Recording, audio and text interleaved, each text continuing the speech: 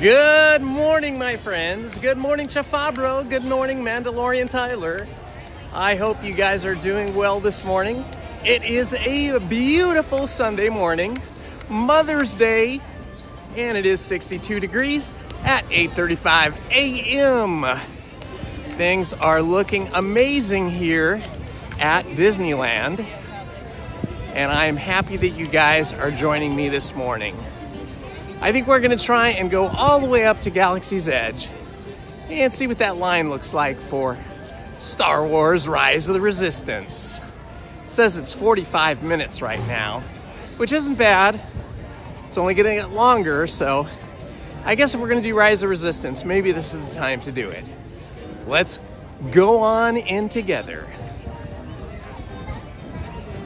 Good morning, Heather D. Smith. Happy to see you here this morning.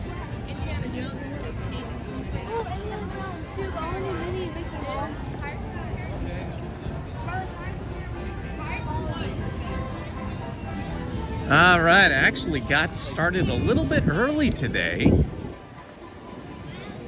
Amazingly, right? Happy Mother's Day to all of the moms out there.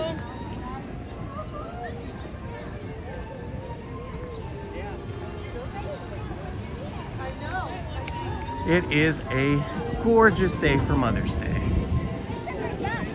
There's the ducks. Christopher, there are ducks. I saw lots of moms in the line at security and on the bus today.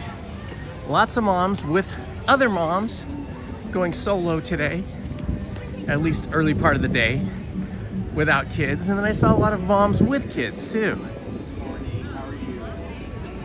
What a great day. It's supposed to get to about 77 or 78 today, but I don't think we'll hit those temperatures till maybe 2 or 3 o'clock. But 62 degrees and blue sky is always great. So great. How is everyone today? Are you guys having a good day? Has it been a good morning? It was great for me. Sunday mornings, there is no traffic on the freeway to get here. It is fantastic. And a very light parking lot too. Look, it's only 10 minutes to Big Thunder Mountain, but I am still recovering from my sore neck, sore back, sore arm. And so I am going to take at least another day today and maybe even tomorrow before I go on any of the attractions that throw you around a bit.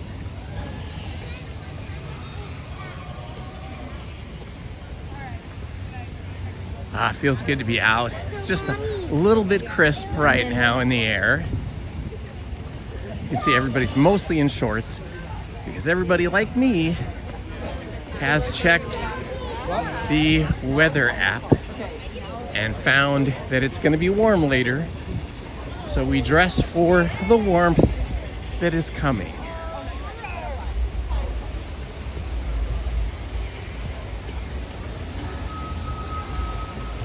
Good morning, Darth Maul. Hello, Johnny, the 1869, and the John. Good morning.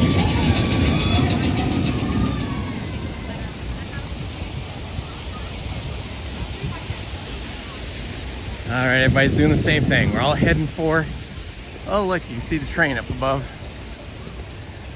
the rocks here as we enter Galaxy's Edge.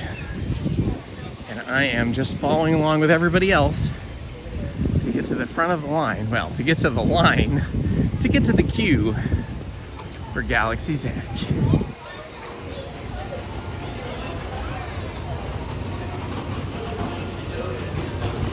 Oh boy, I guess I have to walk all the way to the left to get there.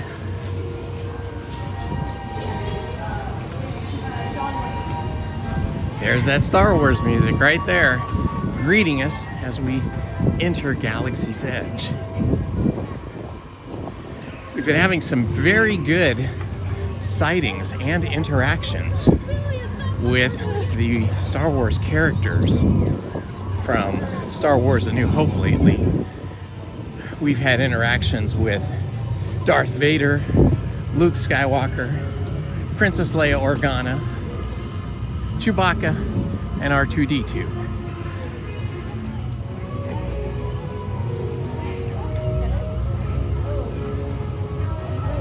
Good morning, Sunny Dave.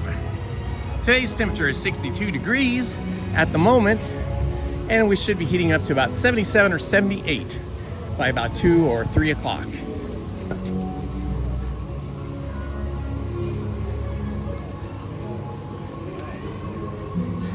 I am walking at a pretty quick clip here so that I can get to Rise of the Resistance before the line gets outrageously long.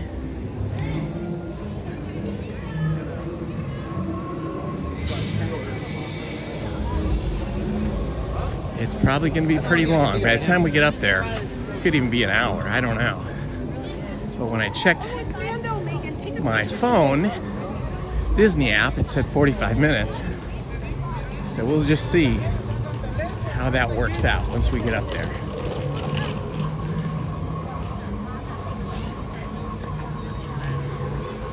Getting my heart rate up here, walking as fast as my feet will take me without running.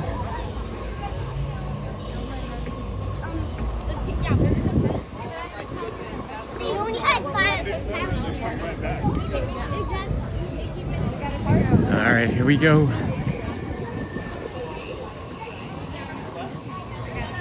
Getting down near the entrance. See if I can speed walk there.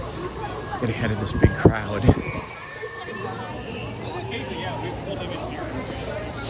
Let's see. Currently, I don't see a time. Oh, because that umbrella's in the way. Now it says 35 minutes. That's pretty awesome. I like 35 minutes so much better than 45.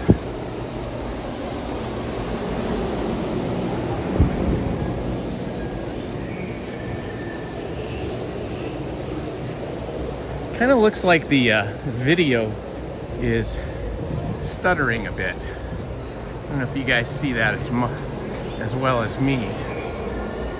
Looks like it's dropping frames.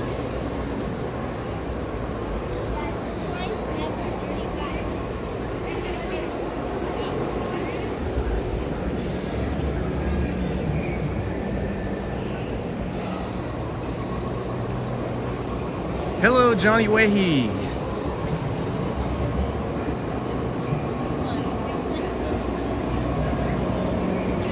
I love all the garden area out here. All the plantings.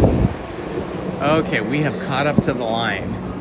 Happily, we're not outside. That means, you know, the big giant lineup that happens every morning at rope drop has already gotten in ahead of us.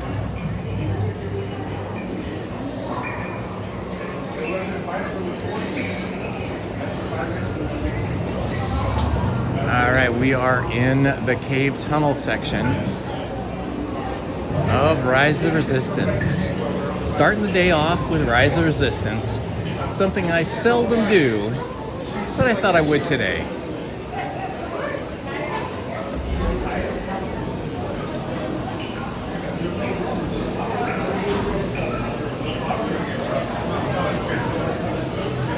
Hello, Marky Mark. Good to see you, my friend. Welcome. Excellent. Yes, I passed the breakfast sandwich because I already had 2 donuts this morning with my 3 cups of coffee.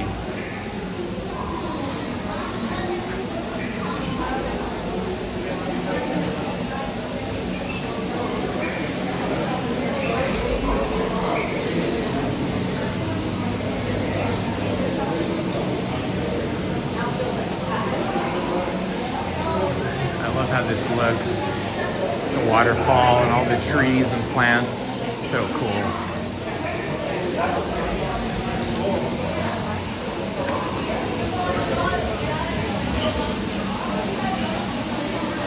Yeah, it does kind of remind you of Jurassic park, doesn't it?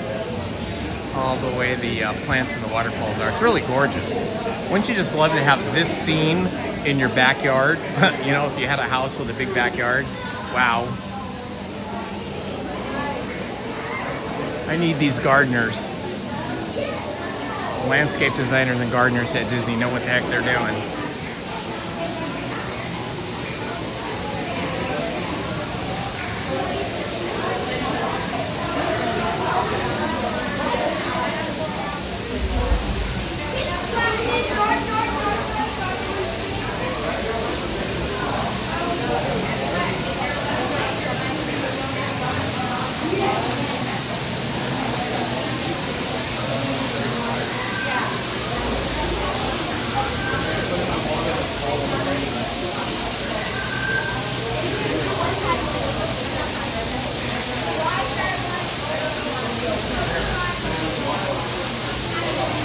Oh, absolutely, Heather. We can absolutely ride the Mark Twain. Let us make sure that we do that. Remind me if I forget.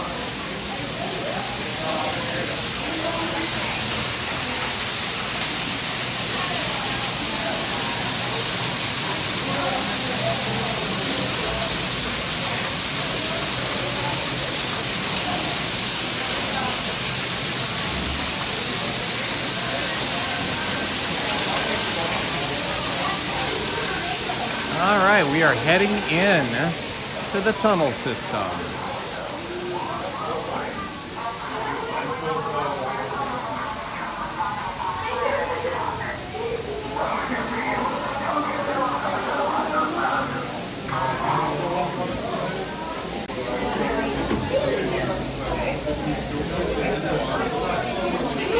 Attention, senior officers. All sectors under 50% utilization. Good morning, Stephen Jordan. Happy Joy. Hope you're having a wonderful day.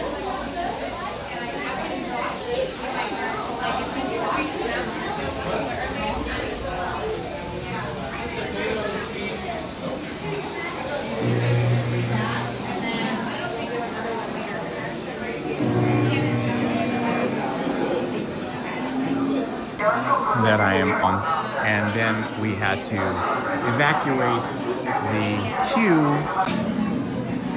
Design of this room with these little alcoves or these holes gouged out of the rock here.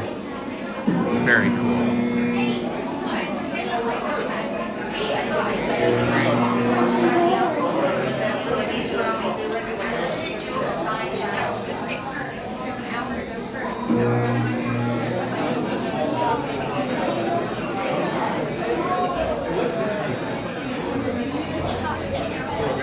Line's moving pretty good though, I gotta say. I am happy about that.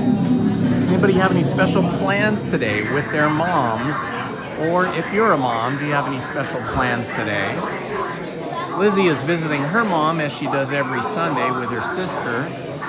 And then we're all gonna reconnoiter, that is meet up at our house this evening. And our oldest daughter, Shelby, is going to cook a special surprise dinner for all of us to honor their mom, my wife, Lizzie.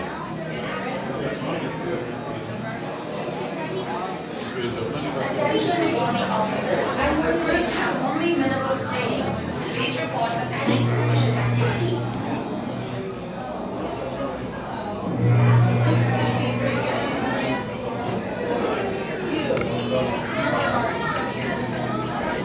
All right, we're just about to enter one of the map rooms. Then after that, the armory and the uniform room. Oh, what are you gonna do, Heather? What kind of special plans do you have? Do you want to share them with us, or are they secret?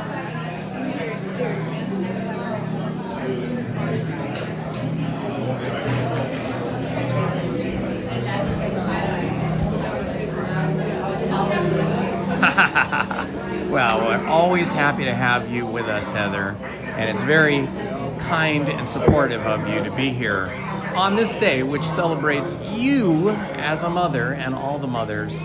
So it's kind of special to have you here on your special day.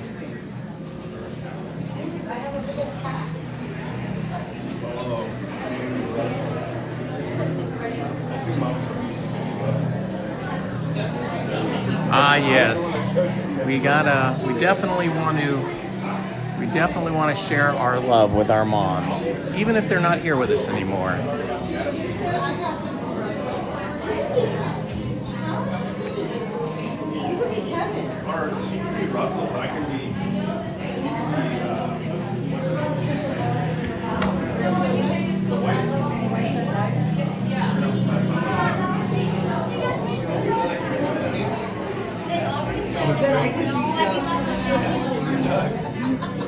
Mandalorian Tyler, which movie are you in the middle of right now on your marathon?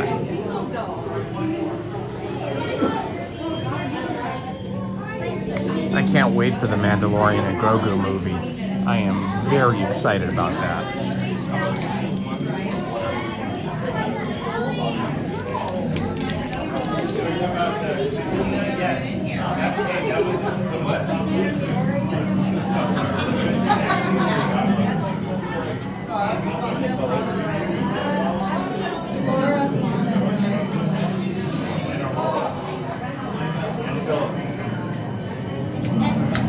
Oh, that's so cool that your husband's making you breakfast.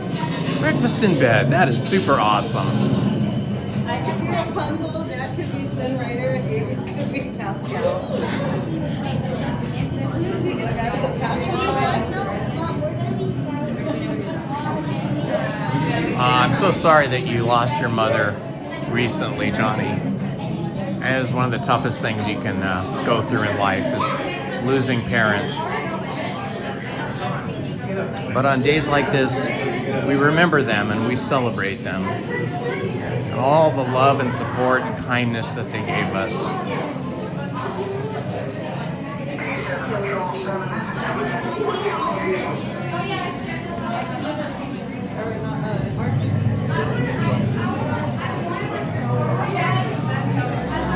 Hello, Heather Estes. Oh, that's so nice that you can go out to dinner with your mom. That is so great.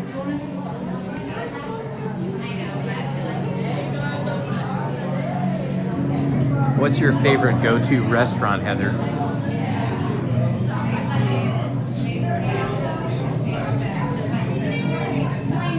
All right, we're just working our way through the armory room very quickly, actually.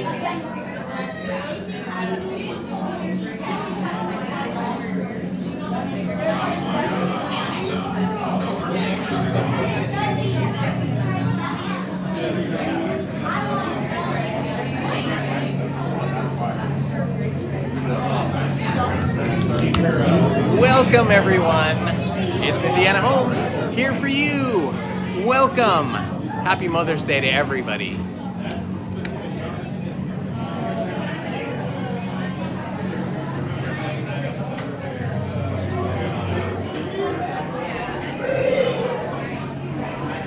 All right, now we're going through the uniform room. We just left the armory.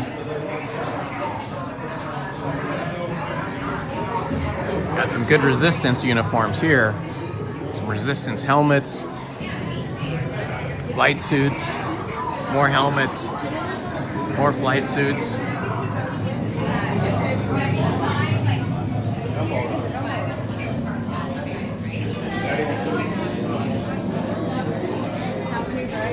Heather, Red Lobster is an excellent choice to take your mom to dinner tonight.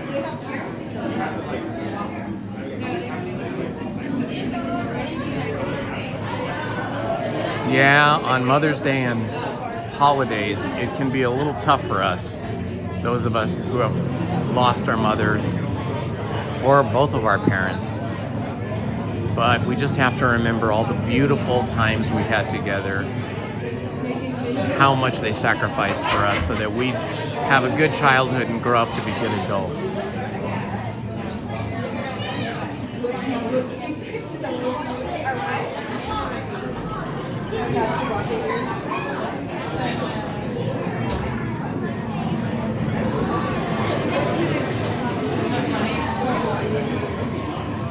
I have so many things to be thankful for from both my parents.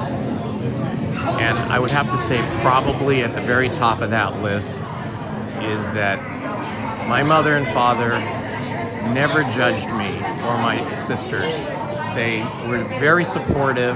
We definitely had rules of behavior, but they never judged us for who we were, or what we wanted to do, or what we wanted to wear, or how we grew our hair out or styled it, or for the friends that we had. I think those of us that had those kind of parents were very, very lucky.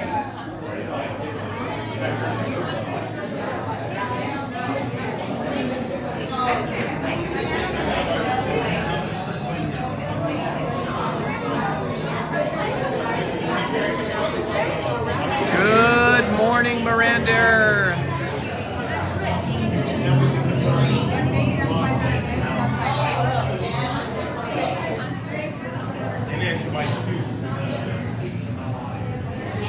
Our daughter, Shelby, our oldest daughter, is coming over this evening to cook a special surprise dinner for Lizzie. Not a surprise to her, but whatever she's cooking is a surprise. So she's going to come over and cook that dinner for the four of us. Lizzie and Shelby will be the chef, and Willow and I.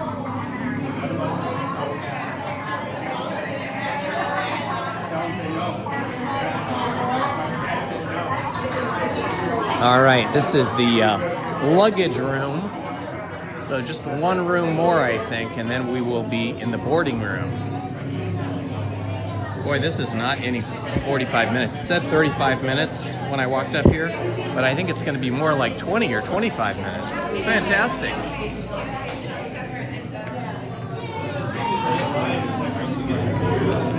Lizzie and I will be back here tomorrow together, having a Disneyland and California Adventure Day. Wow, this was probably like a 15-minute wait, not even 35. What a great way to start the day.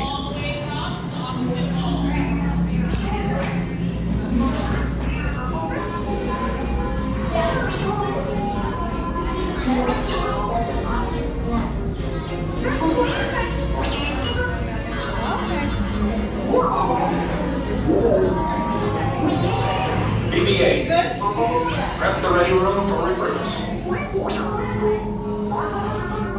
Commander 9-Num, please report back to ITS cockpit.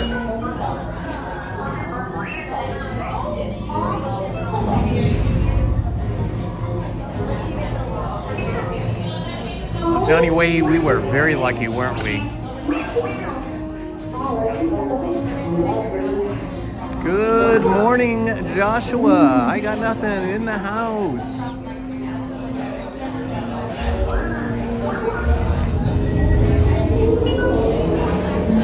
Heather is correct. I will not be speaking or responding to the chat once this attraction begins, starting now. BB-8, is everyone assembled? Good. Shouldn't you be in flight prep? Recruits, thank you for joining the cause. A covert resistance team led by my friend Finn has infiltrated a First Order Star Destroyer that is now headed to this system. Your outpost on Batu is no longer safe. We have transports waiting to take you to General Organa's secret base on Pokhara. I'll regroup with you there. The Resistance desperately needs your help in our fight against Kylo Ren and the First Order. Remember, it is vital that you keep the location of the Pokhara base secret. Lieutenant Beck, one of our top commanders, will lead you. Affirmative. Transport is ready. 9-Num and I shall personally see them delivered. Thank you, Lieutenant. Welcome to the cause. May the Force be with us. Commander Poe Dameron and a squadron of X-Wings shall escort us to the rendezvous point on Pokhara. Roger, this is Black Leader. I hear you're a fine-looking group of recruits. Well, no time to waste. Let's get you on your way to the General.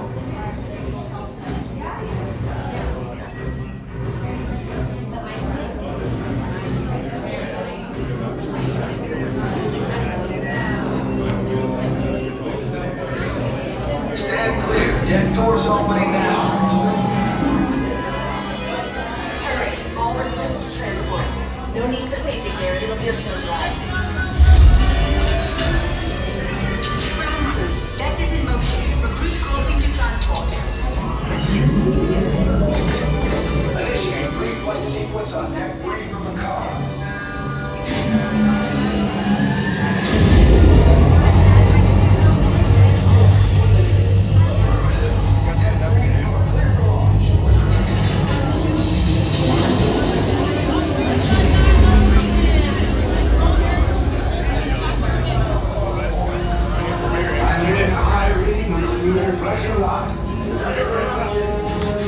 better.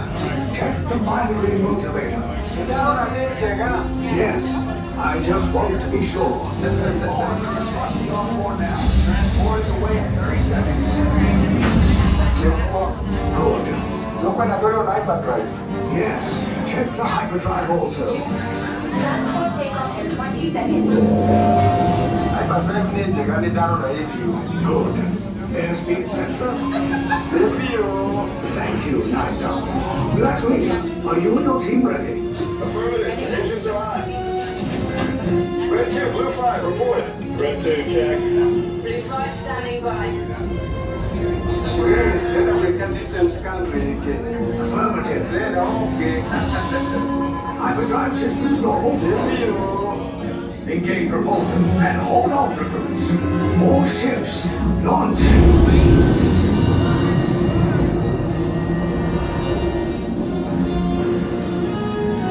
I am Lieutenant Beck. As you heard from Ray, I have been tasked with getting you to Vakara. Red 2, Blue 5, keep tight now. Let's get ready to make that jump to light speed on my mark. Black Leader, we're picking up an unusual signal. Are you spotting anything? Yeah, I see it. We'll check it out. BB-8, what do you got? There appear to be a number of small craft heading our way. Raise the shields. We got company. First order TIE fighters. Reroute! Reroute! Red 2, Blue 5, we gotta clear a path so transport can make the jump. They're all over us! I'm hit! We lost Red 2, more incoming. Blue 5 taking evasive action. Try to shake him, Blue! I'm trying, We lost Blue 5! I'm gonna try to draw them away! Copy that. Get us clear so we can make the jump. Be ready, you won't have much time. Where are all those TIE fighters coming from? Star Destroyers. Get out of there! We can't. We're caught in a tractor beam. It's pulling us in. I'll get your friends and make this a fair fight. Don't worry, I'm coming back for you. Stay strong. Cargo vessel TR-141, identify yourselves and prepare to be boarded. This is TR-141. We are a civilian vessel. By whose authority are we being detained? By the authority of the First Order, Resistance scum. Now bring down your shields and prepare to be boarded. They'll want the location of our secret base. Tell them nothing. The future of the Resistance is at stake. I have a bad feeling about this. Stand back from those doors. Enemies of the First Order, this cargo vessel belongs to us. All of you, get out.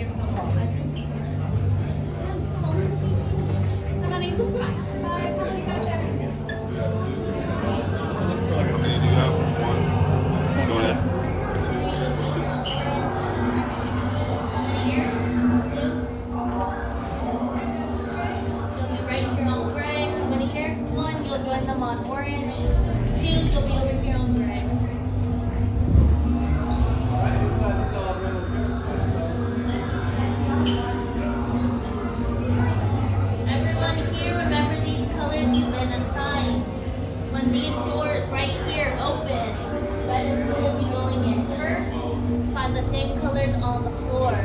They'll be important for your interrogation.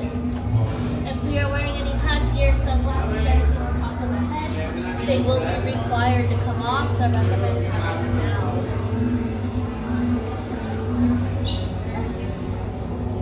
Your hat will be okay because it's strapped. Thank you so much. Stand on your pillar, not the middle of my head. All right, thank you. Stay in the middle of the ECV.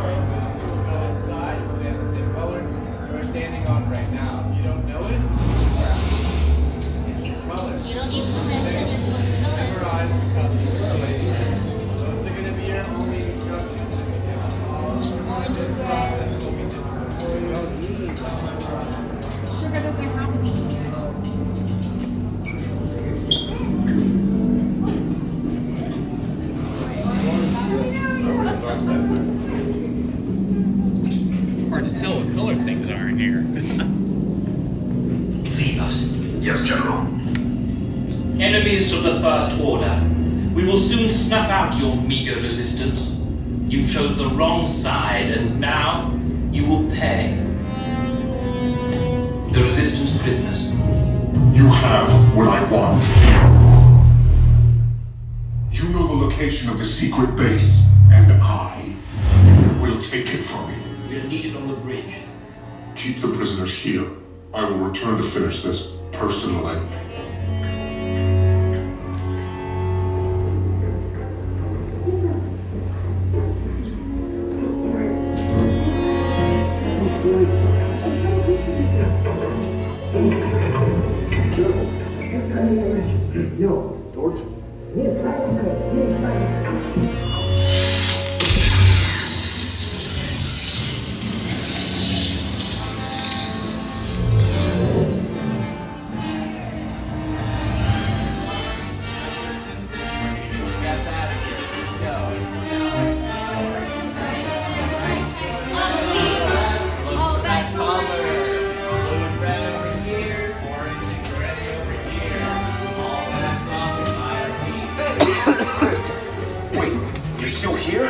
Coming back with an attack force. Get to the escape pods now. Lieutenant Beck, we need to find him a way. Recortos para su seguridad. Permanezcan sentados con su cinturón de seguridad bien ajustado. Mantengan las manos, brazos, pies y piernas dentro del transporte y supervisen a sus niños. Alright, back row, arms up first so I can see the seatbelt. Can you pull the sweatshirt out from underneath? There you go, go and tug on the yellow tab on your right. All the way on the yellow part where it plugged in on the other side as well. There you go, and then the hats need to come off. And front row, arms up first so I can see the seatbelt. Go and tug on the yellow tab on your right. All the way on the yellow part where it plugged in. Perfect, watch your fingers and toes away from this door, it's gonna close. This is R5, he's gonna get you out of here. Those are his operating instructions. How's your air wash? Okay. Got that all the way Corridor right to there? the turbo list. Then head down to the escape pod base. Those droids are programmed to return you to Bayou. Hurry and don't get caught. Lieutenant Beck, what are you? Recruits, For your safety, stay seated with seatbelts securely fastened. Keep hands, arms, feet, and legs inside the transport and supervise your children. Tell them it's a prisoner transfer. Did it work? Good. Now get a move on. There's a clear path to the turbo lifts at the end of the hallway. Turn right. Probe droid. You're lucky it didn't spot you. Take those turbo lifts and stay out of trouble. Hey, you're not authorized. Wait, those are the prisoners.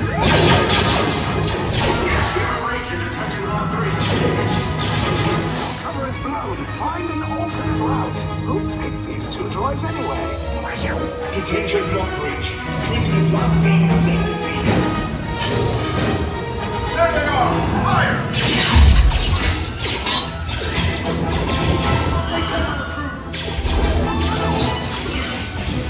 These three parties are flawless. Take them down. Hurry! No, not up! I said down!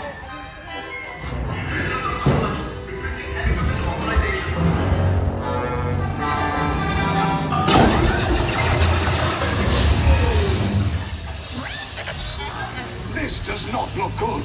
Try to find another way down to the escape pods. The Resistance will attempt to rescue the prisoners. They have neither the resources nor the courage to engage us. You underestimate their conviction. Raise the shields! Shields? I see no evidence. Now! Sound the alarm! All personnel to their stations! Sir, the prisoners have escaped. How brave, but ultimately hopeless. There's nowhere to run.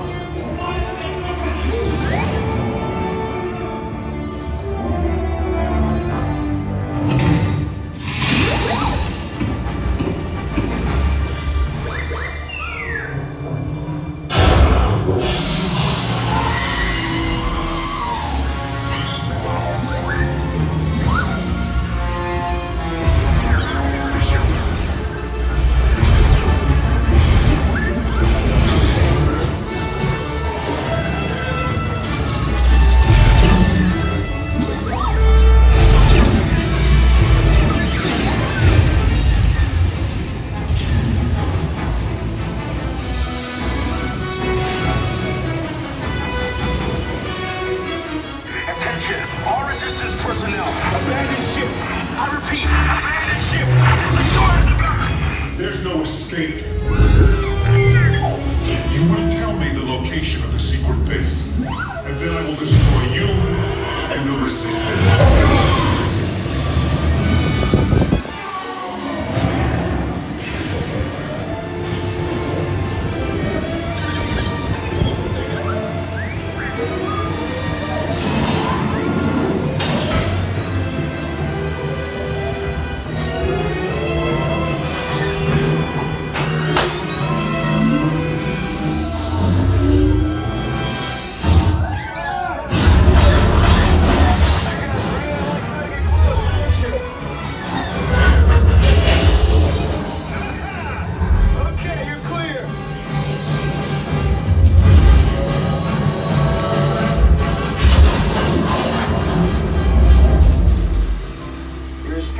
Came in a little off target. Ground crews will meet you outside the wreck. All right, nice job, recruits. Not what you signed on for, but hey, you're Resistance now. I think I have that authority. Right, Beck? Where's the lieutenant? I need eyes on Beck. I know, scan for his pod beacon. More escape pods down in Sector 4. Verification pending from Key Command personnel. Lieutenant Beck here. Beck! You're alive! I should hope so. Great job, recruits. Thanks to your heroism, the location of the Resistance base is secure. Bravo! Yes, R5, you too.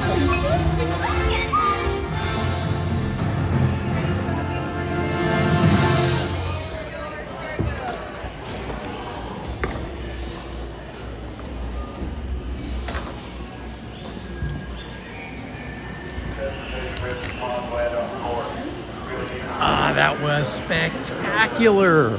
What a great way to start the day. Happy Mother's Day to everybody.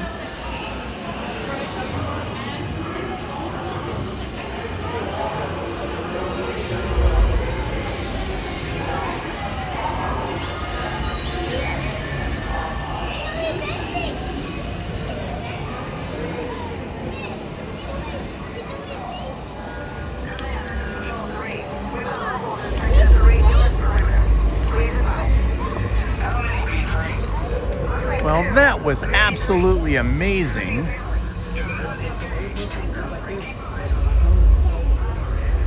We did not rope drop Rise of the Resistance.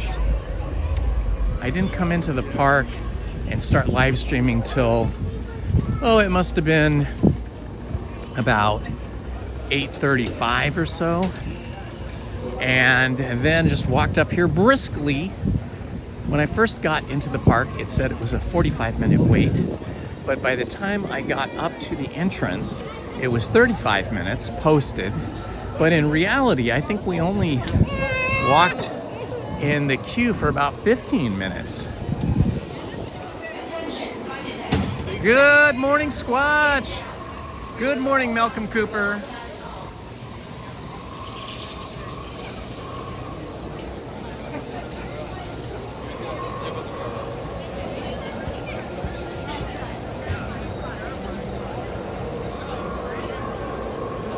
Hello, Cesputer.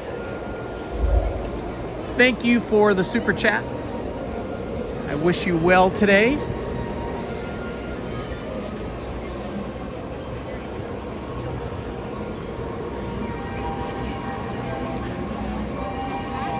Hello, Robert Grove. Welcome, my friend.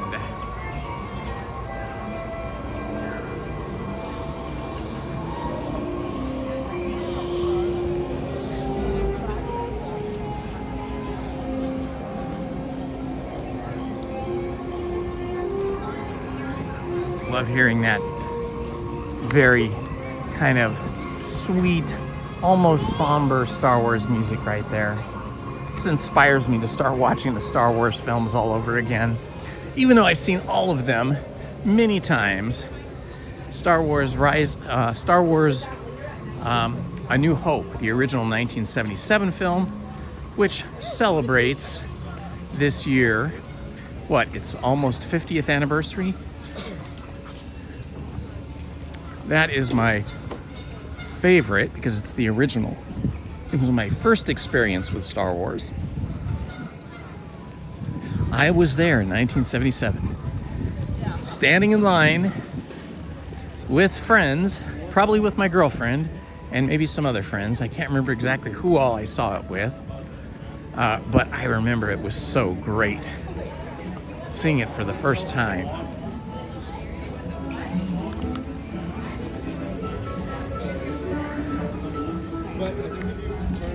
It was really different, you know. Star Wars really changed the genre of science fiction forever.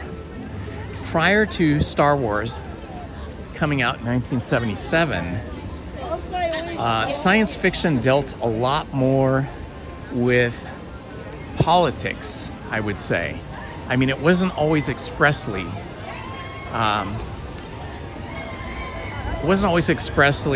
shown or mentioned, but a lot of what science fiction dealt with was the unknown and the dangers of different things happening in the world.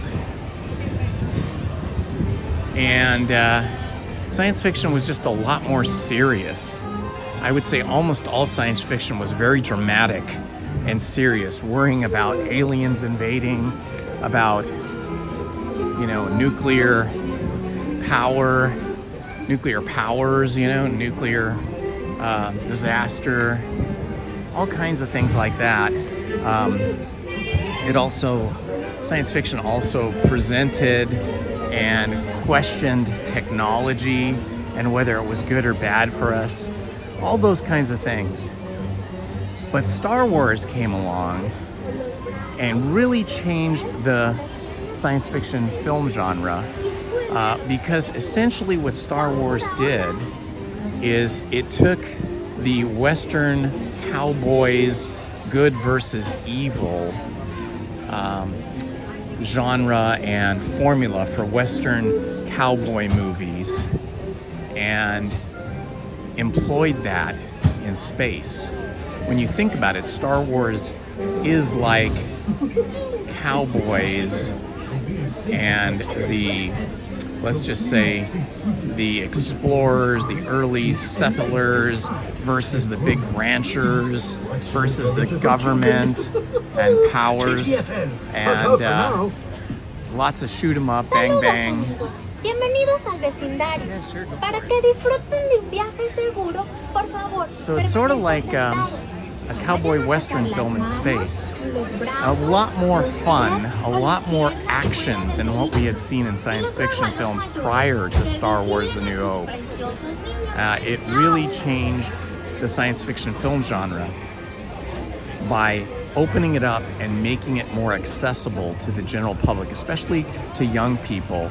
It took a lot of the super serious stuff of present day, whatever day that was, you know, whatever time period you were watching a Western film, and transformed the genre by making the film both exciting for young people and still having an underlying kind of political struggle, right? The Empire versus the Resistance.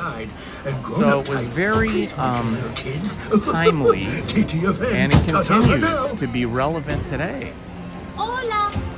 Bueno, nosotros somos unos apasionados de la seguridad. Oh wow, J Super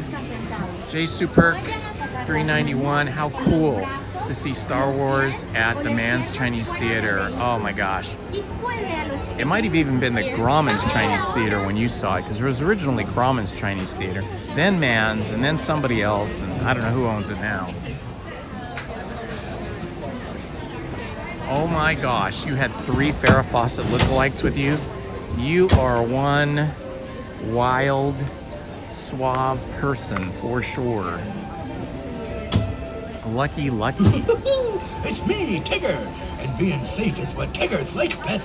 So please stay seated with your hands, arms, feet, and legs inside.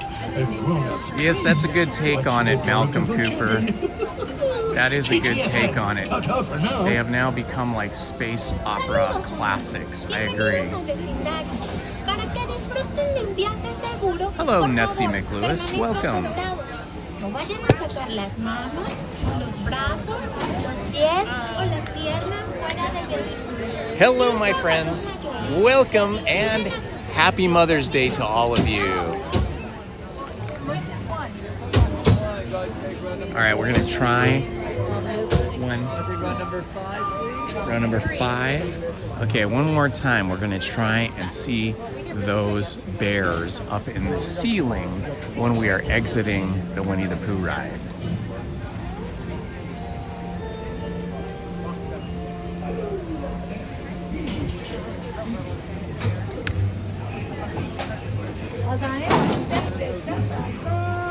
Next party up to the honey line, case closing shortly.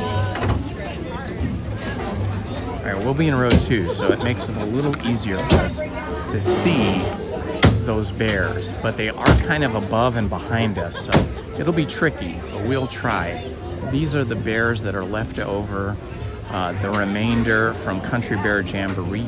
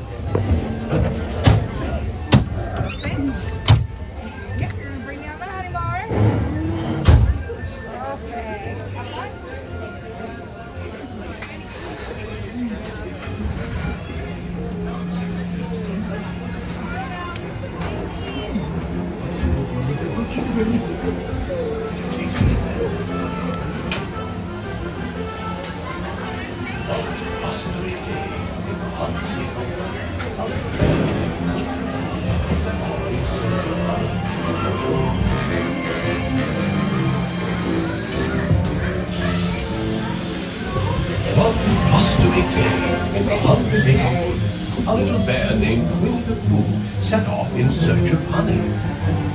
Look, Mom, look! I'm a flying on tightly rule. Happy Wednesday.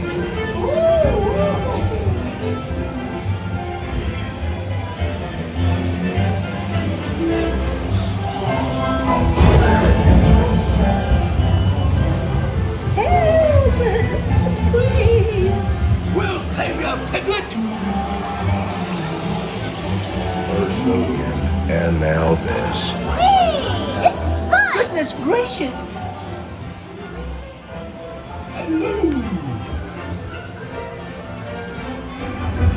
Right this way.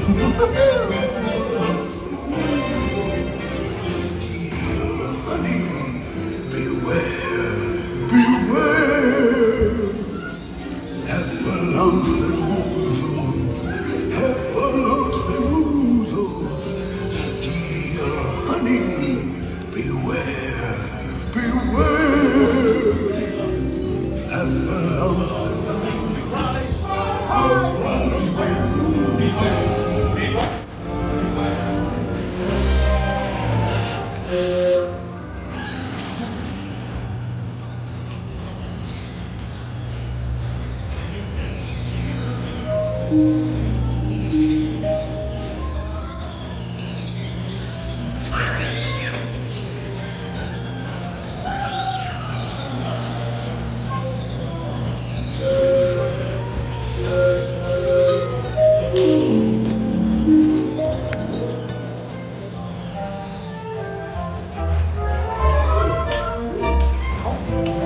what a wonderful dream. Okay, we gotta start looking up here for the country bears here in a moment. Wake up! Wake up! Wake up! Not there. Maybe here. Oh boy, it's your birthday. It's time for you. Not there. Hooray! Happy birthday! Hooray! Happy birthday! Hooray! Okay. I don't know. I just do not see them. If you don't like my present, I'll take it back. I could not see them. Wasn't that fun? I'll try this last one here. Nope, could not see them. We looked up too.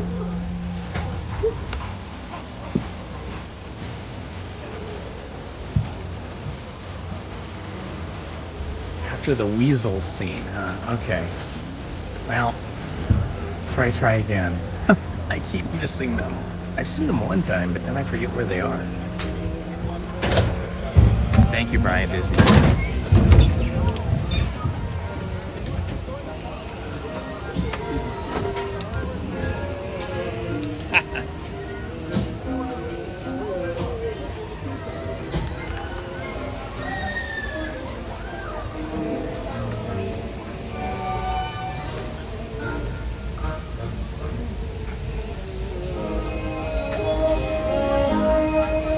Yeah, they're there, but it's so hard to see them, you know, because you're in this bright room and you're looking at all the colorful, bright characters and all of the set, and then, you know, you're trying to look up and it's dark and it's just hard to see it.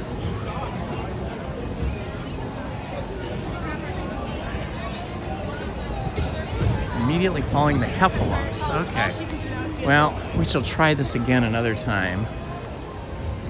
There goes the Lily Bell.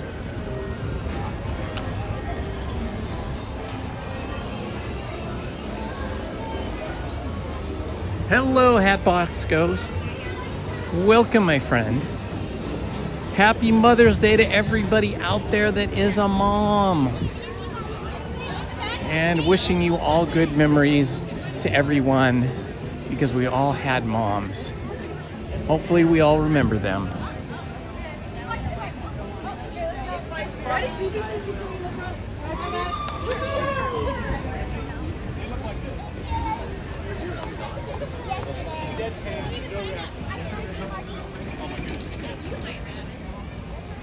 I will let Lizzie know, Joshua. She's not here with us today. She's visiting her mom, her sister, Lizzie's sister, Jennifer, and her visit their mom every Sunday. Occasionally they switch to Saturday. Well, this has been a fun way to start the day. Starting the day with Rise of the Resistance and only about a 15-minute line to get in. And then Winnie the Pooh for all the warm and fuzzies. And now, maybe on to Haunted Mansion.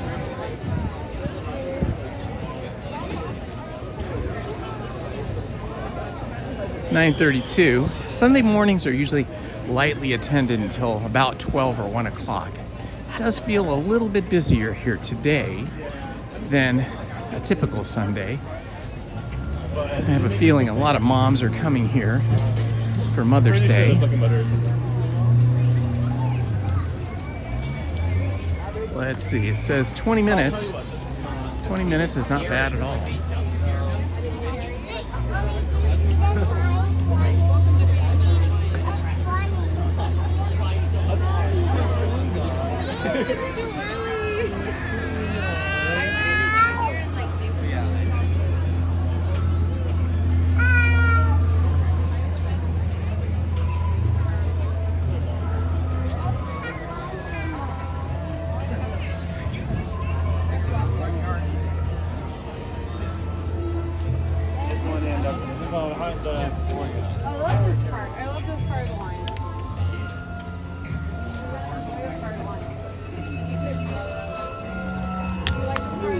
It is now 64 degrees, and it feels wonderful out here.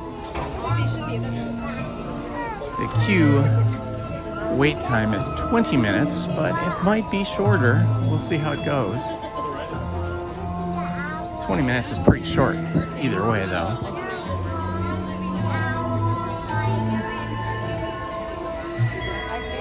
You know, I did not notice if Disney was giving out flowers. Driving here, I did see lots of flower sellers. I mean, as soon as I left my neighborhood, there were flower sellers with flowers and buckets, like all the way down the blocks. And I have seen a few people here with flowers today.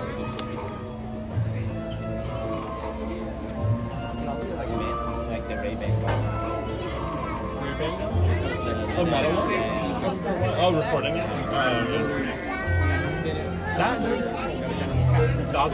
Good morning, my friends. Happy Mother's Day to all the moms.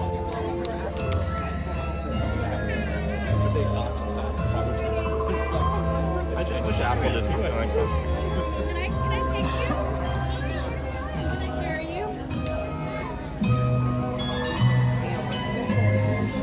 Maybe they have, Brian, but I wasn't noticing that. I was in such a hurry just to get through the entrance gate.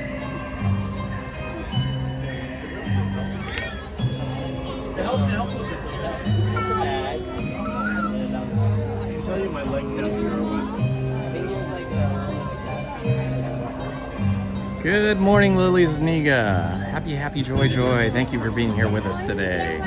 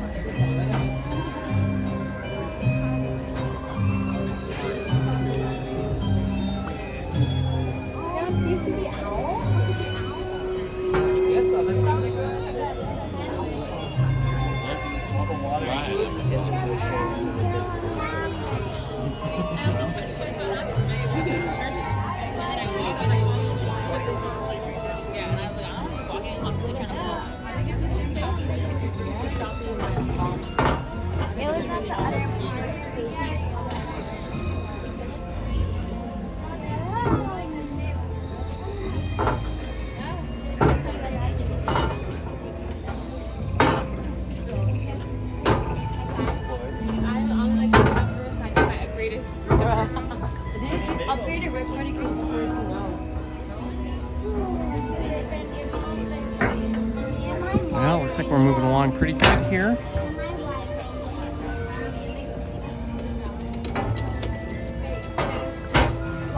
Last two times we did Haunted Mansion, I rode with you. Yes, it is actually.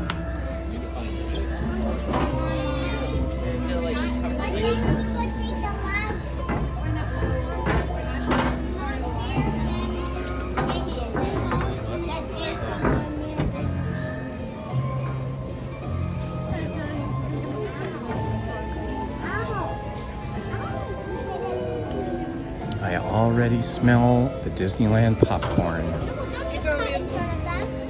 It has that, Disneyland controls the scents or the smells throughout the parks so that it gently encourages you to suddenly feel hungry.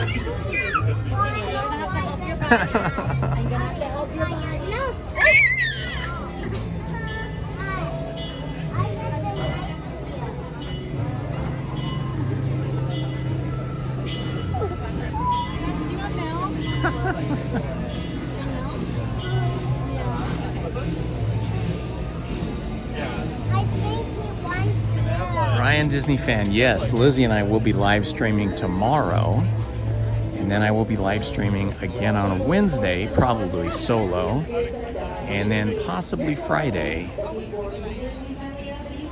but definitely tomorrow.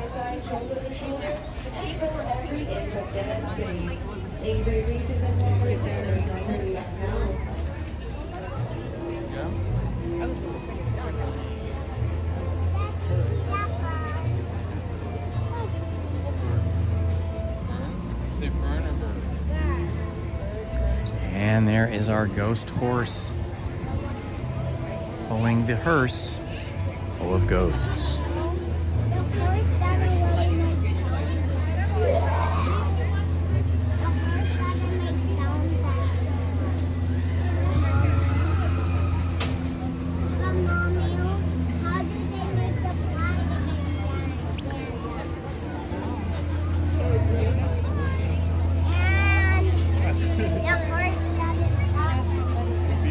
Good morning, Laura Boo. I am having a wonderful day. The weather is fantastic. And starting the day off with Rise the Resistance is always a good way to start the day.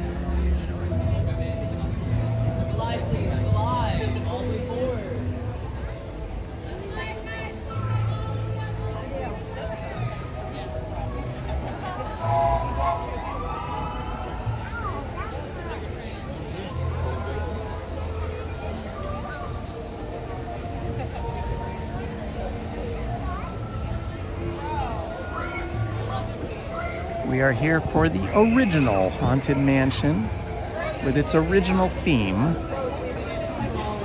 All the way here. I learned my lesson.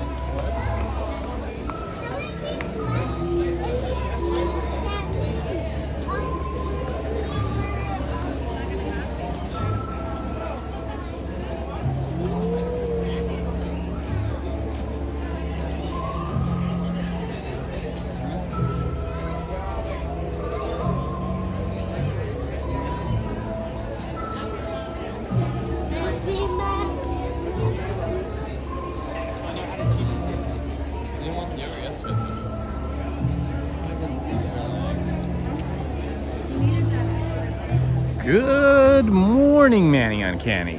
Welcome, my friend. Good to see you here this morning with us. I hope you're having an awesome day.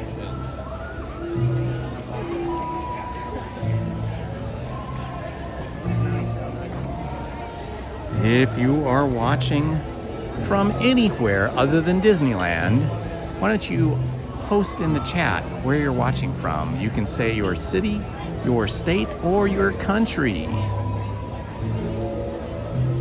One day I would like to have someone post from the International Space Station that they are watching our live stream from the International Space Station.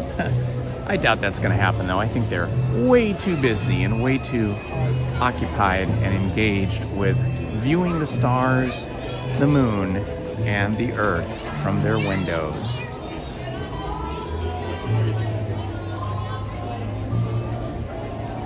All right, Laura Boo is watching from Missouri, a state I have not yet been to. I've been to all the western states, and I've been to many of the southern states, traveling along, I think it was Highway 10. We went through, obviously starting in California, we went through Arizona, Nevada, New Mexico, Texas, Louisiana, Mississippi, on to Florida, missed Georgia, and I have been to Florida, but never up the coast to Georgia, South Carolina, North Carolina, and so on, and have flown into New York a couple of times. I love New Orleans, which is sort of what a Haunted Mansion represents here, an old antebellum mansion.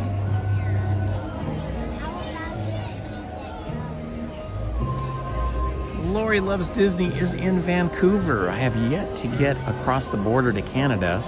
The couple times I've been there, been at the border, I did not have my passport with me and was unable to go. I actually need to get a new passport. I haven't had one in many, many years.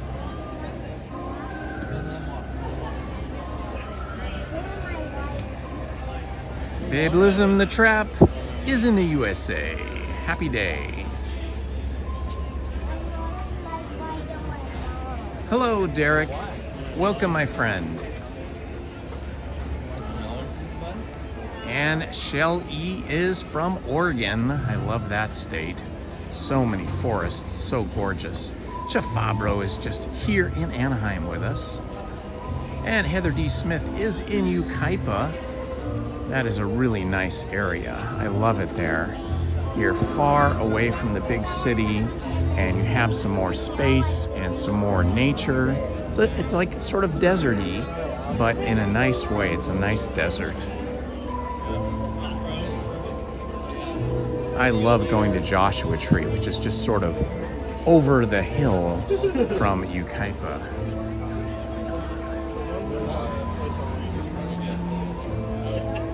Hello, Kathy Larson. Welcome. Lemon Valley, Nevada. I've never been there.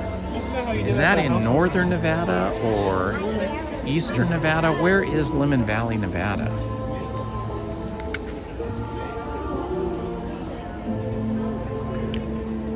Why doesn't everybody type into the chat the one thing in your area of the country or the world that is your favorite thing to go see and do in your part of the world? Something local. Obviously for me, Disneyland is my favorite thing.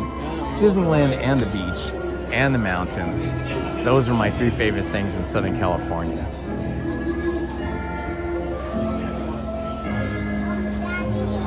Manny and Kenny is in West Covina.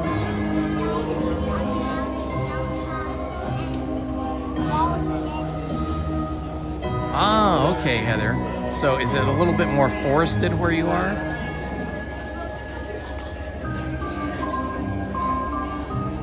Ooh, the cruise ships, yeah. Orlando, Florida. Jeremy Russell, you are so lucky you're in Orlando. Haha, I got nothing, says Disneyland is also his favorite thing.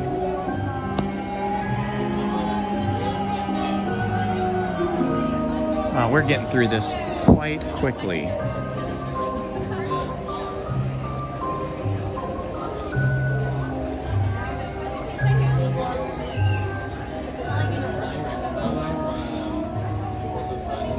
Wish upon a star.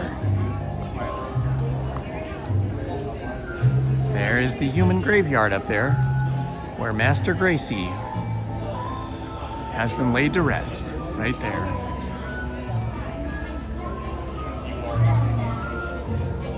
Ooh, the Columbia River. Oh yeah, that sounds awesome. Shelly, you're so lucky you live near the Columbia. Good morning, Maria Morales from Tucson, Arizona. I do like Tucson.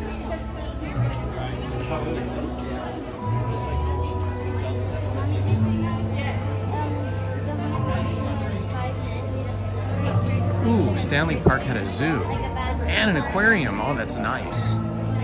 Beaumont. My sister lives in Beaumont. My oldest sister, Linda, I think she's 82 now. She lives in one of those 55 plus communities.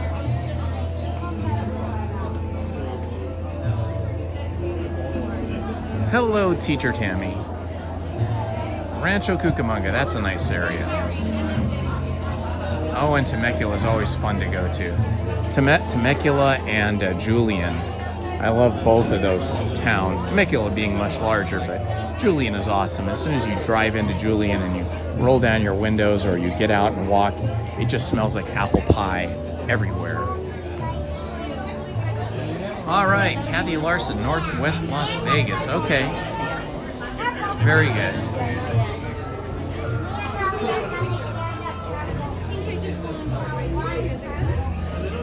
All right, my friends, as usual, I will not be speaking or responding to the chat once we enter the Haunted Mansion. Out of respect for other guests, I don't want to disturb their experience, so I will be putting away the chat, but you guys will be able to chat amongst each other during the attraction, and our moderators will keep everybody safe and happy.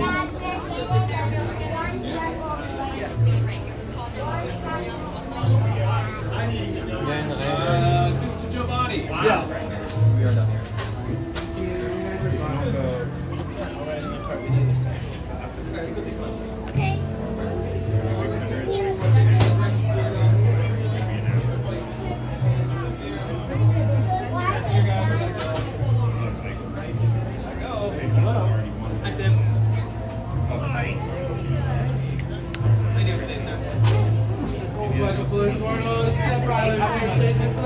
Space inside the room. Oh, there's no dying halfway.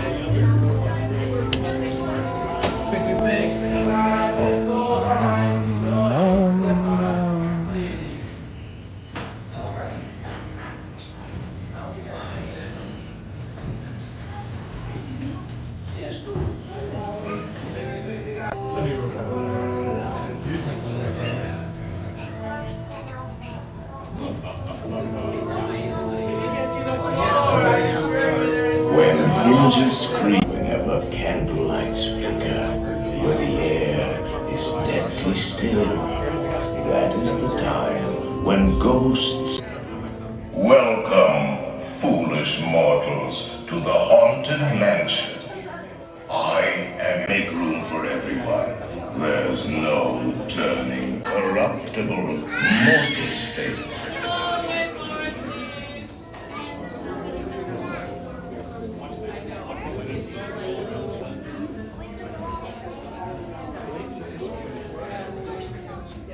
Your cadaverous pallor betrays an aura of foreboding, almost as though you see nation.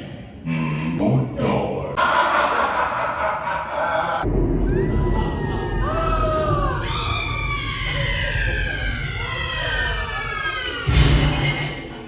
Oh, I didn't mean to frighten you prematurely. The real chills come later. Please. Sorry. Right here. There are several prominent ghosts who have retired here from creepy old crypts all over the world. Actually, we have 999 happy haunts here, but there's room for 1,000. Any volunteers? If you insist on lagging behind, you may not need to volunteer. And now, It's a haunted house. to take you into the boundless realm of the supernatural. Take your loved ones by the hand, please, and hide cautiously. Oh yes, and no flash actions, please. Spirits are frightfully sensitive like these.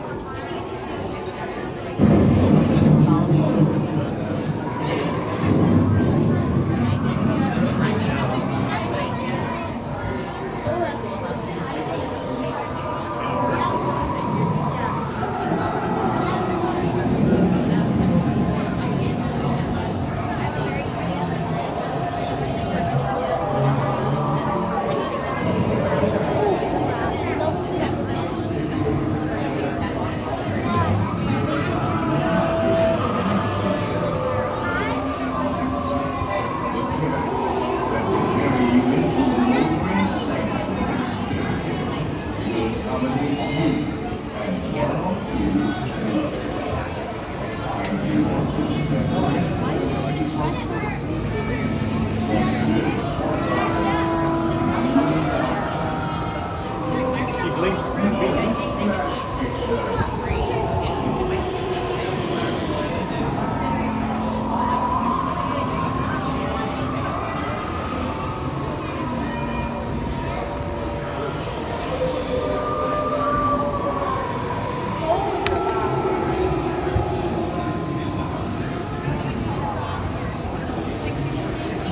can be with mom? Or do you want me to be?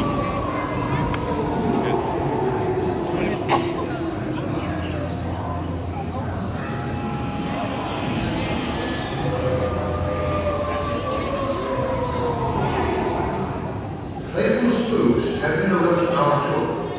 Please remain seated in your dune buggy. We will proceed in just a moment.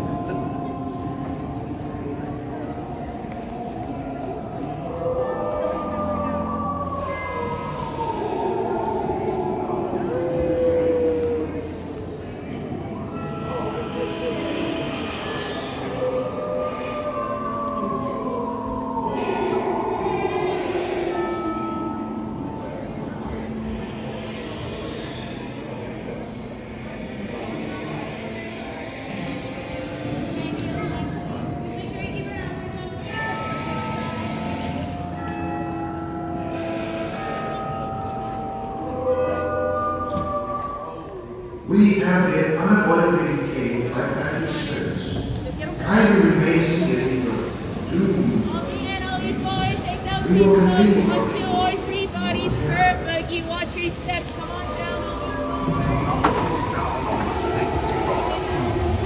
I will lower it for you, and heed this warning.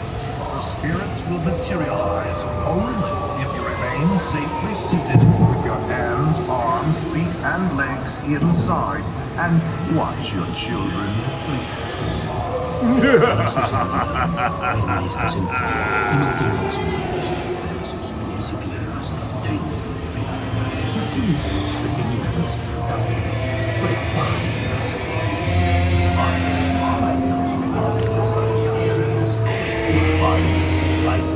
unlivable here in this ghostly retreat. Every room has wall-to-wall creeps, and hot and cold running chills. Listen.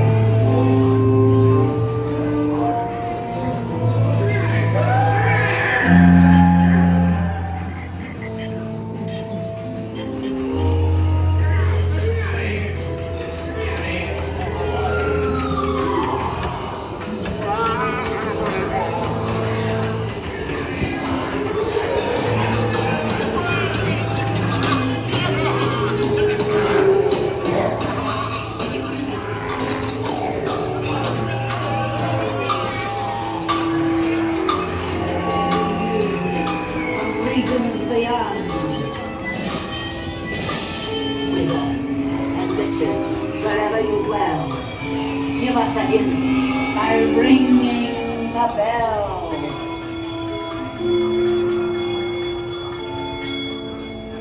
Serpents and spiders, tail of a rat, call in the spirits wherever they're at.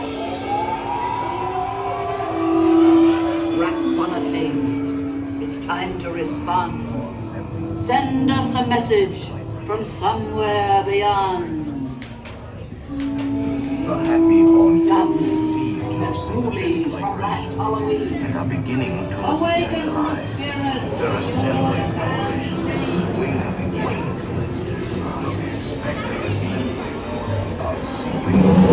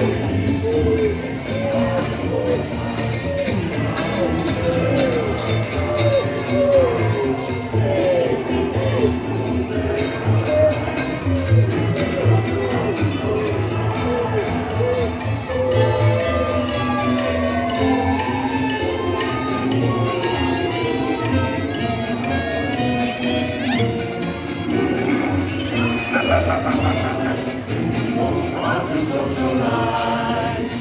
We're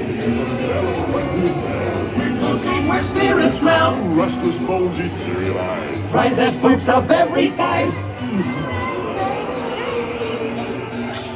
When the curtain doors creak and the tombstones quake, talking about what's winning way, happy thoughts for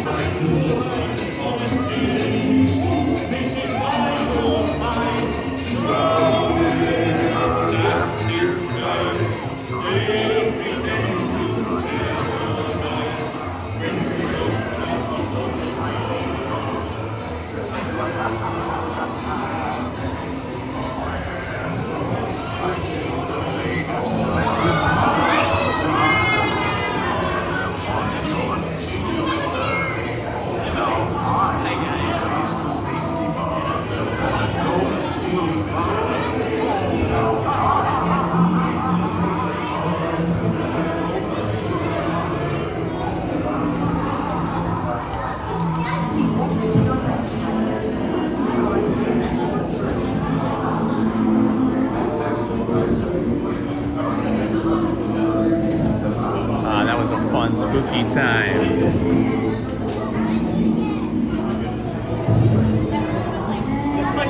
This is like a game. Be sure to bring your death certificate. If you decide to join us, make a final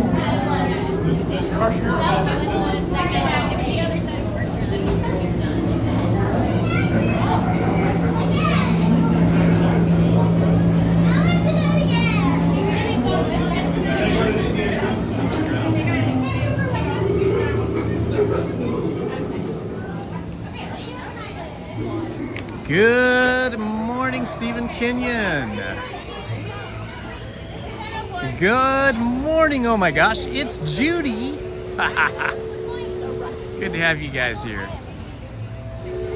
Hello, Kevin. Welcome, my friend. Happy Mother's Day to everyone around the world and here in the chat with us today. Hello, friends. Indiana Holmes here. Happy Mother's Day to all of you.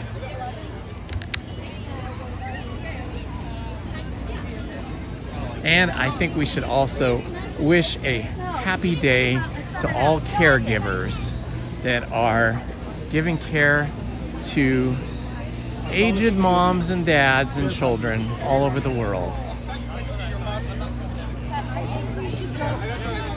Our moms are our first caregivers.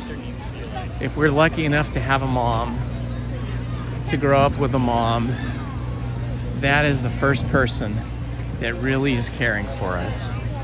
Really, from the time we are conceived forward, our moms are looking out for us, watching what they eat and drink, abstaining from things like alcohol and other foods and drinks that might not be good for a baby.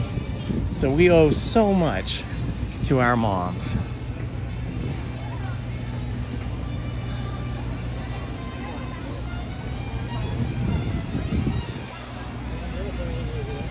Seems pretty quiet here. Of course, as you may or may not know, the Pirates of the Caribbean is currently closed for refurbishment, so that's why we don't have a big line here. But it's pretty early on Sunday. Even if they were open, it would probably be a quick queue, and I would be in it.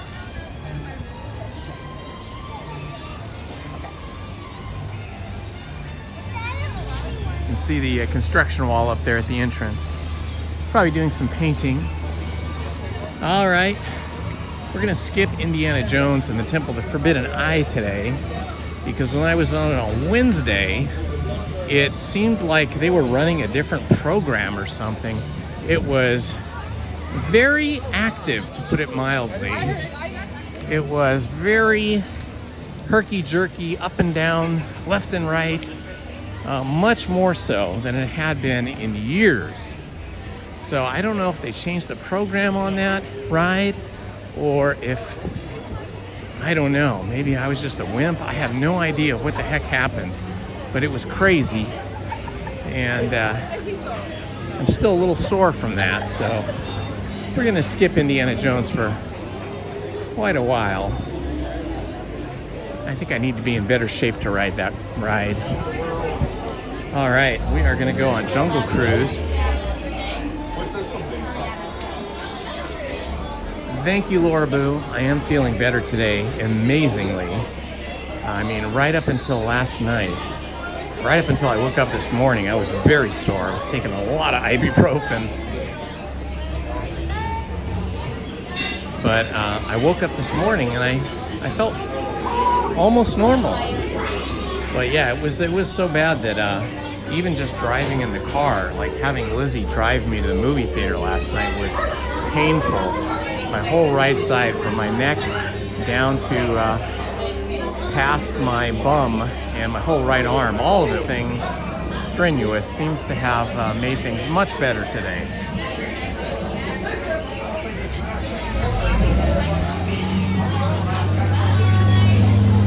I love all these tools down here.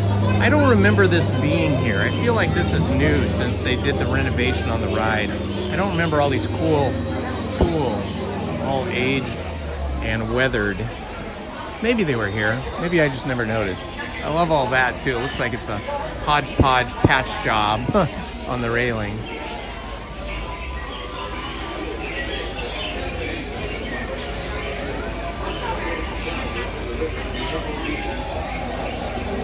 Thank you, Heather. Yeah, I know.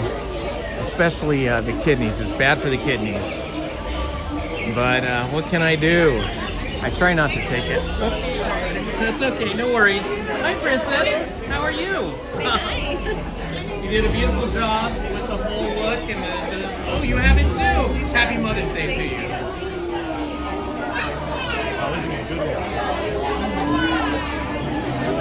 I know, ibuprofen is probably not really good for your kidneys or your liver. But it is my go-to over-the-counter medication for when I am sore or injured. I do have another prescription NSAID. I think it's an NSAID that the doctors gave me. I think it's called Etodolic. It's supposed to be easier on your system, but it definitely does not work as good as I do. You know, what do you take? I mean, drinking, I'm a pretty tough guy, but I also know that inflammation is really, I've been told, I'm no doctor. This is not medical advice, this is just my experience.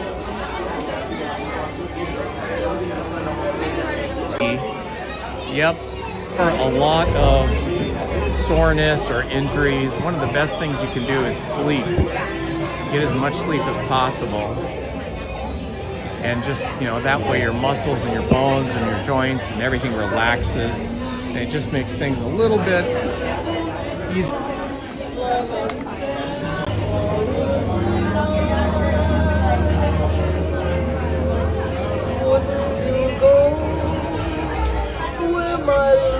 Dominguez family that owned this property that Jungle Cruise sits on, because the Dominguez family were farmers and they have a lot of citrus trees and stuff right here on this property, and they agreed to sell this to Walt Disney, providing he always kept a specific tree that they planted on the property. In fact, that tree is just outside.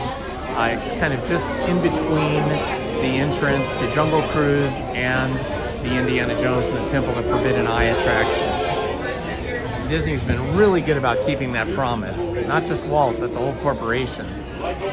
They've had to move the tree 2 or 3 times, but they have always been careful to keep it alive and keep their promise.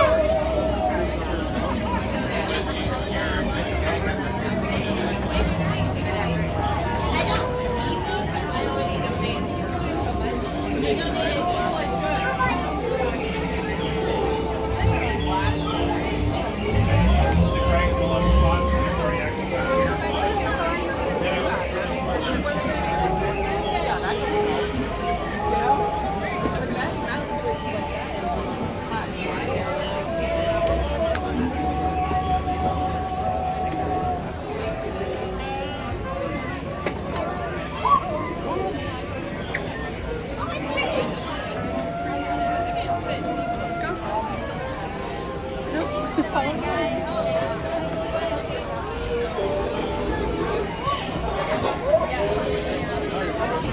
right, we're on the top deck of the queue here. Let's make a loop around. Let's see if we're gonna go. Yeah, we're gonna make a loop around, then we're gonna go inside, and then we'll be down the stairs and on our jungle cruise.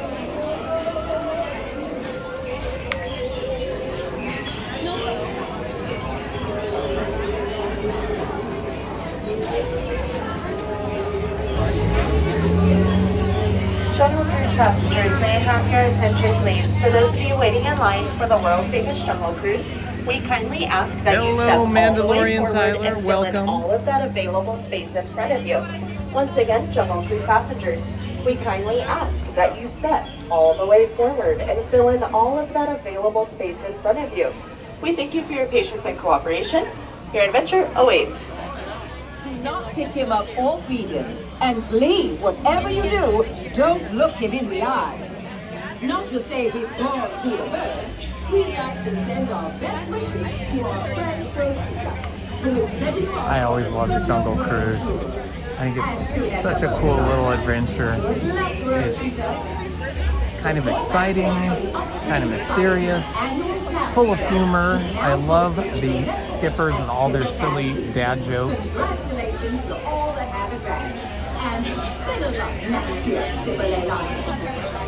Will the owner of a book featuring 101 jokes about animals and plants for kids please each take a stand for the lost and found?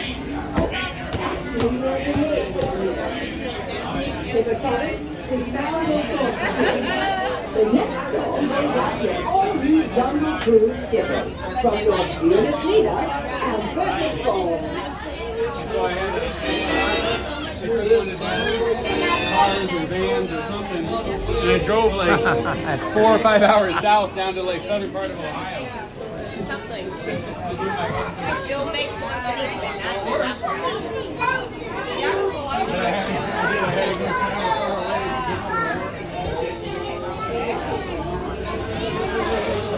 Back and forth, through the switchbacks we go. Won't be long now. Hopefully next year. Another ground.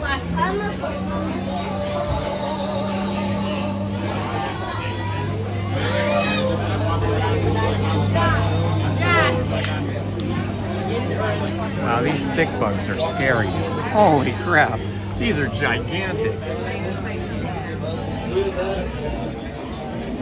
I have never been a fan of insects. I'll take a lizard any day, or a snake, but not insects. Although I do love butterflies. Butterflies are great.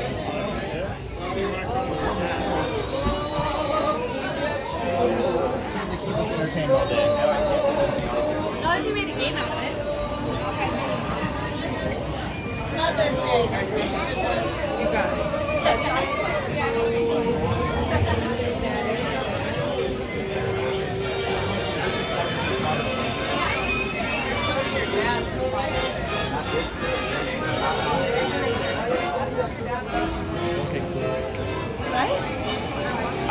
I gotta get me one of these for a pet. Yeah. Hello, Travis. Feeling much better today so far. Let's see how it goes the rest of the day. I'm being very careful to not go on any attractions that are that have a lot of herky-jerky kind of movements that would slam me around. So I'm trying to be careful. We did start off the day with Rise of Resistance, but that's pretty mild.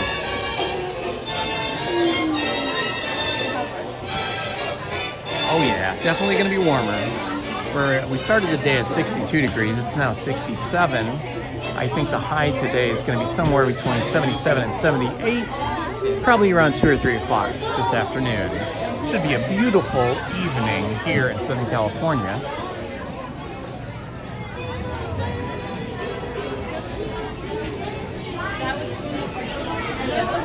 Attention, attention, attention all Jungle Cruise passengers. If you're airline to the Jungle Cruise, can I please have your attention? Your attention, please. I need everyone's attention. Your attention. Can I have your attention, please?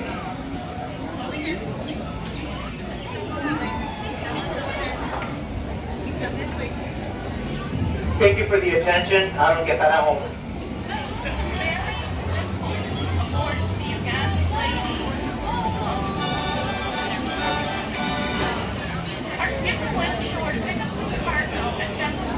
Yes, indeed. Lizzie and I will be here tomorrow live streaming again. And then I should be here again on Wednesday live streaming. And possibly Friday.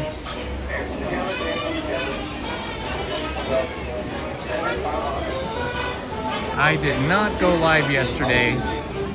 Yesterday was sort of a chill day. Lizzie and I went and saw, oh, I gotta recommend this movie. Lizzie and I last night went to go see the new Billie Eilish concert movie that was directed by James Cameron and Billie Eilish, but it was a concert film about her concert tour, the Hit Me Hard, Hit Me Soft tour. We actually saw it in 3D. They gave us like brand new 3D glasses when we walked in there, and it was like laser projection 3D on a big screen. Quite a wonderful experience. Lizzie and I are fans of Billie Eilish. We think she's a special artist, both she and her brother Phineas. And this particular tour was the first time she toured without Phineas, so she was touring solo, but boy, what an experience. It was not just the concert, but it was like behind the scenes of like how they build the stage and the production and all the effects, and also, you know, interviews with her. James Cameron was interviewing her, asking her about her music, her life, what everything means to her. And I have to say, it was probably the best concert film I've ever seen. I highly recommend it.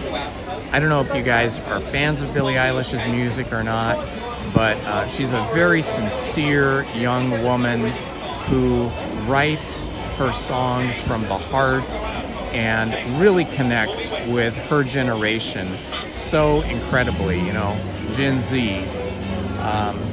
You can just see it like in the faces and the emotions of the young, mostly young women, but also some young men that are in the audience. I mean, so many of them just in tears, crying, sobbing during these songs because they're getting to see her and hear the lyrics. For those of you waiting in line for the world famous Jungle Cruise, we kindly ask that you step all the way forward and fill in all of that available space in front of you. Once again, step all the way forward and fill in all of that available space in front of you. These announcers are having fun with us today.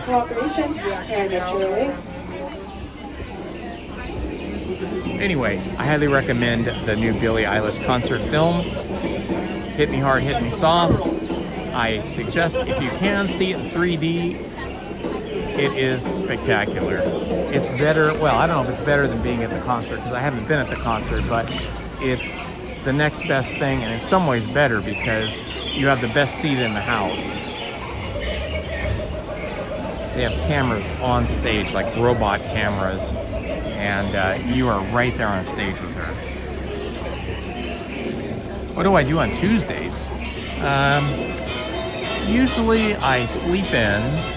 I have a lot of coffee. I like to read the news and other articles for about 2 hours every morning. Sometimes that leaks over into 3 hours. I like to be on top of all the events, and I like to read about, you know, I have like digital magazine subscriptions through the Apple app system, and so I like to read about art, different art periodicals. I like to read about culture, all different kinds of things, and play with our little dog Meadow on Tuesdays, and usually do things like go get the car washed and go for a walk, do some editing, I don't have much editing to do for these live streams because it's live. But if I'm making other videos like history videos or something like that, then I have a lot of editing to do. And then for the storybook channel, I have to read usually an hour's worth of chapters and post those. I don't always get them posted every single day. So if I'm here at Disneyland and I don't get home until like 4 o'clock, then I'm usually a little too tired to read. So that's kind of becoming not quite an everyday post, but a few times a week. And then if Willow, my young daughter, has seen a movie that I've seen, or if we've seen a movie together, then we usually will see a movie on Tuesday and then record our review of the movie on Tuesday. So that's kind of my Tuesday schedule.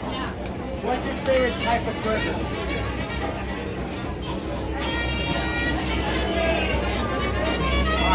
Good morning, Steve Reno. Welcome, my friend.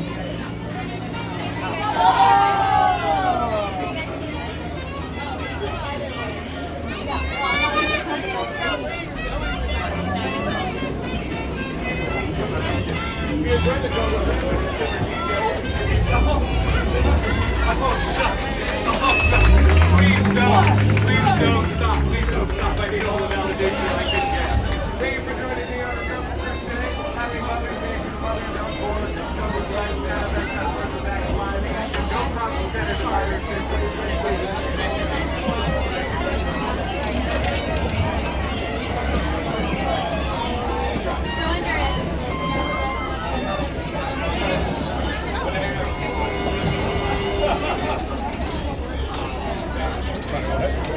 Yeah, I can appreciate that, Trioxin. I think we have to recognize with artists and athletes, singers, performers, artists, they all have opinions too, just like all of us. They just have a bigger platform. So I don't fault them for expressing their views on politics, culture, life, whatever it might be. I find that's just part of being a human. We don't talk about politics here on the channel because it can be divisive, but if an artist wants to talk about politics either on or off stage, that's their right. And it's also your right to no longer support them or no longer listen to them if that's what you choose. So I feel everybody's perspective on that. Okay, so here is the outrigger canoe that the Disney Imagineers recently rebuilt. The old one was made of wood, it was rotting away. They 3D printed this with some kind of probably giant 3D printer. It's pretty cool.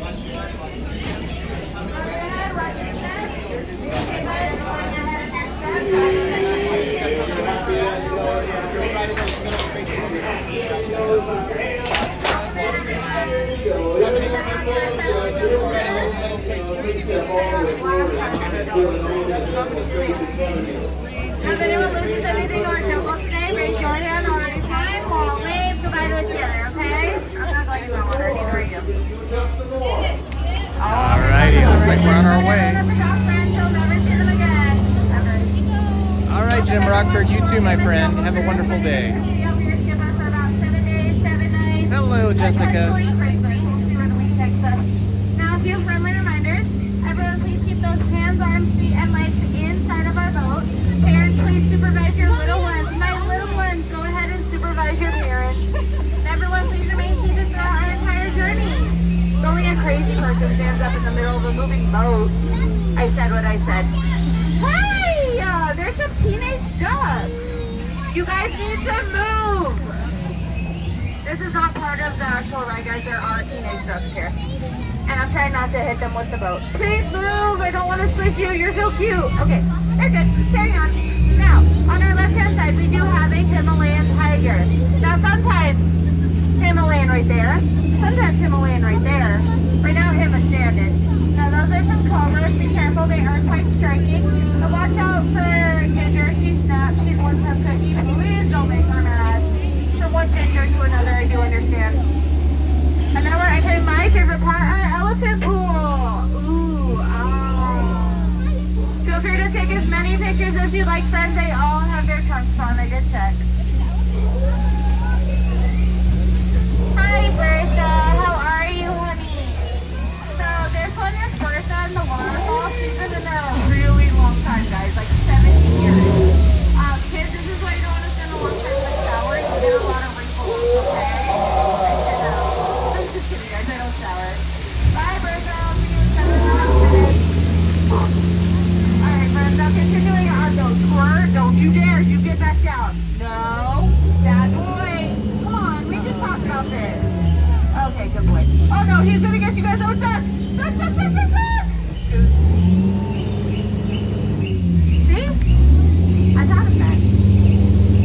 Now, continuing on with our journey, we do have our gorilla camp on the right-hand side. An explosion! Let's get closer. Now, our gorilla camp is on the right-hand side. Oh no, why does that one have a gun? Oh man! There's a gun on! That one has a gun. Oh well, let's take my bananas. Now, on our left-hand side, we do have tons of bamboo. Did you guys know bamboo is said to go up to 7 stories tall? Some skippers say 8 stories. That's a whole nother story. Yeah. Hi, greedy gorilla. How are you? Still trying to get those bananas? You're so close. Keep hanging in there. Now, up ahead is the world famous Whitehair Falls, named after our founder. That is right, Dr. Albert Falls. Don't worry about that one time. We'll go over that a little later, okay? The Nile River, York friend. Now, on our left-hand side, there's an African bull elephant. Fun fact about him, he is so rare. You'll never see another one like him ever in the world. Isn't that cool? That's an aardvark on your right. Pay no attention to him. Now, is everyone ready to meet the biggest celebrity that we have here in the channel? You ready? The Rock, ladies and gentlemen, The Rock. Hi, Rock. These are some of your biggest fans. They just want to say hey. You're welcome. Oh, look at the spotted horses up ahead. Oh, the stripy ones are so cute, too. You guys, look at that. Those lions are protecting that sleeping striped horse with its neck bent. Looking pretty dead. Tired, dead tired. Yeah. Oh, hi, Felix. There you are. So that's Skipper Felix. We once took a group of Yankees out on tour and everything. We didn't really know what happened to him. Yes, now I do. Bye, Felix. Oh, yeah, I'll come back to you in a minute. Bye. I'm not coming back for him at all. He just doesn't know that. No one say anything. We're in this together now. Because we're in a boat together. Yeah. So, is anyone a fan of hippos? Yeah, hippos. Yeah, cool, because you're going to see some. Now, hippos are normally very sweet. You only really need to worry if they're wiggling their ears. Oh, no. I'm going to scare them off like I scared off my last relationship. I love you. Look at that. I scared him stiff. I saved your life. You're welcome. Now, there's Skipper Felix's boat. Where's the rest of it? Anyone see a boat around here around, like, yay big? No? Okay, well, that's not good. Oh! Okay, well, Felix did once tell me our jobs are so easy a monkey could do it. I'm about 99% sure that those are anything around. Now, I would like to take this opportunity to point out all of the I don't really get it either. Beautiful eighth wonder of the world, the backside of water! Oh, 2-8! Oh, 2-8! Oh, 2-8! Kids, do not try that at home, it will hurt your head. Speaking ahead on the left. Yep, that's the head on the left. Now, if that's the backside of water, would that make this the front side of rock? Backside of water, front side of rock. Don't try to sediment that in your head. Make it very concrete. Here for like 8 more hours, guys. I have to come up with something. Now, does anyone know the difference between a python and a boa? You're right, no feathers, good job. So that's a python. Sitting in a tree. H-I-S-S. Bayou G, you're right, thank you. And now we made it back to Trader Sam's. Do you guys know what that means? You have just survived the world famous jungle cruise and my terrible, terrible jokes. Give yourselves a round of applause. Yay! And now my best friend Ellie will take your picture. Smile! I'm just kidding, guys. There's no pictures. I just want to see everyone smile. You know, a lot of people like to think that that's water coming out of her trunk. Don't worry, it's not. Hi, Ellie.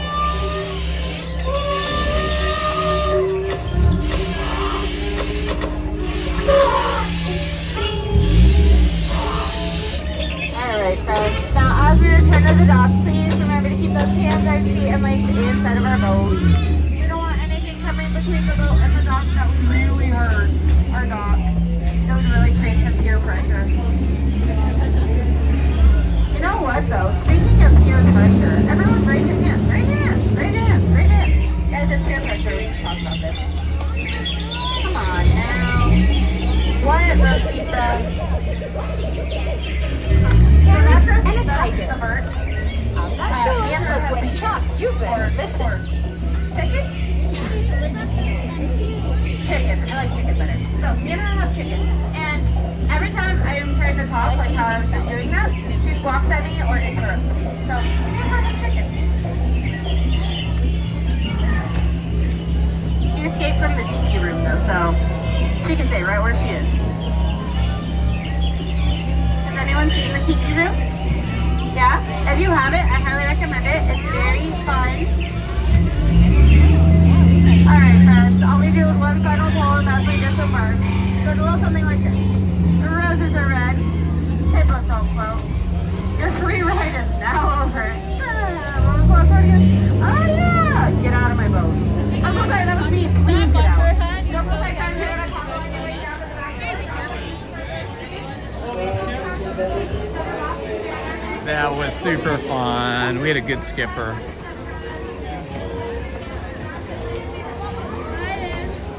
He wasn't wearing it, so I'm like, oh, is he looking over the background? Ah, that was excellent. Where are you going to?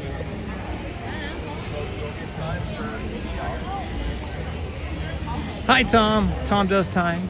I'm not sure that they added any scenes, but I think they added to the scenes with some minor changes, additions. It seems definitely refreshed in some ways. I can't really pinpoint them. I have to go back and look at some of the older videos, like from 6 months or a year ago.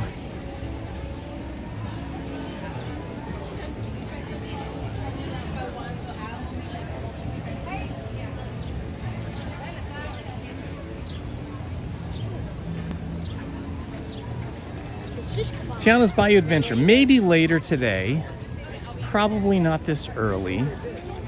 I don't really want to be wet so early in the day, but maybe a little bit later.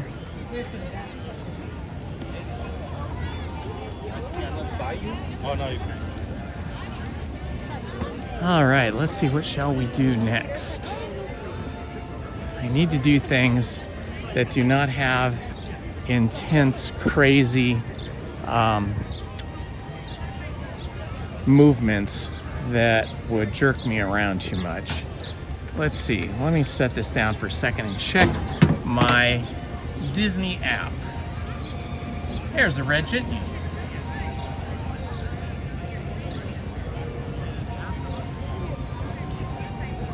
All right, let's see what we got here with regards to wait times today. Alice in Wonderland, 25 minutes. Astro Orbiter, 20. I could do the Astro Orbiter. Let's do that. We don't do that often enough. Let's get in line for Astro Orbiter. That's always a fun one. And as much as I can't do my favorite Astro Blaster because it's under renovation, we will do Astro Orbiter instead.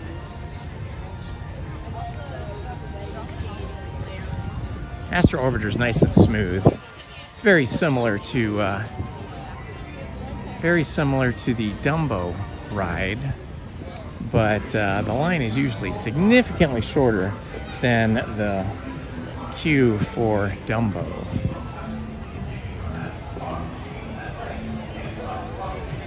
Hello, Andy Radu. Welcome to you too.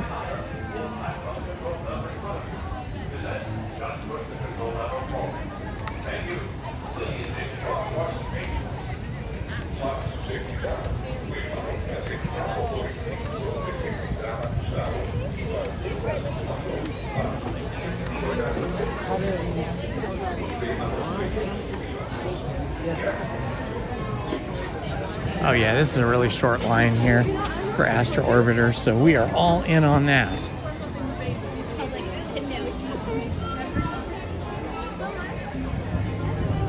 So, the Walt Disney Corporation has officially made an announcement. They announced around the middle of last week, I believe. They've made the official announcement, like 2 years ago. They announced that they were planning to replace the Autopia cars with electric cars, but they did not give us a date for when they were going to actually do that. Now they have given us a time frame. They have officially said that they will replace all the Autopia cars with electric cars in early 2027. Andy. Well, I'm not going to get any high score today because Astro Blaster is closed for renovation. These are all scrims and scaffolding for painting. But thank you anyway. Yeah, I know, right, wrong way. That's okay, Andy.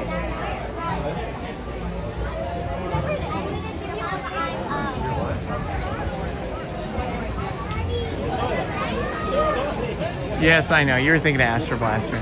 No worries. Welcome, my friends, and happy Mother's Day to everyone that is a mom. And for those of you that have moms still living, enjoy the day with them, or at least give them a call. And for those of us whose moms have moved on and left the planet, we keep them in our memory fondly.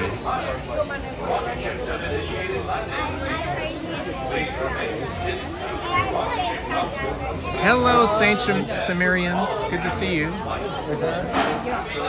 Travis Libby. This is a fun ride. It can be a little difficult to get in and out if you're with two people. If you're an adult, I suggest you just ride solo, unless you have a little tiny kid with you, like your son or daughter or grandchild. But two humans, two full-size humans. Lizzie and I are not very tall. I'm like 5'8", and she's like 5'5" or 5'6", something like that. I forget how tall she is actually. But the two of us in one rocket is not fun at all. So yeah, riding solo is much better. Andy, I'm so sorry.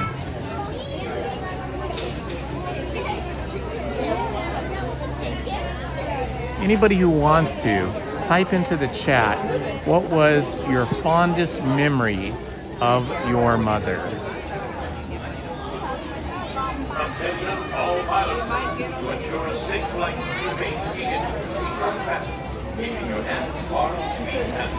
Cars Land rides, probably not today. I'm still recovering from some soreness from last Wednesday, so I'm probably not going to want to do Mater's Junkyard Jamboree or Luigi's Rockin' Roadsters, because those do swing you around, throw you around quite a bit, and I'm just healing up right now, so I think I'm going to stay off of those today.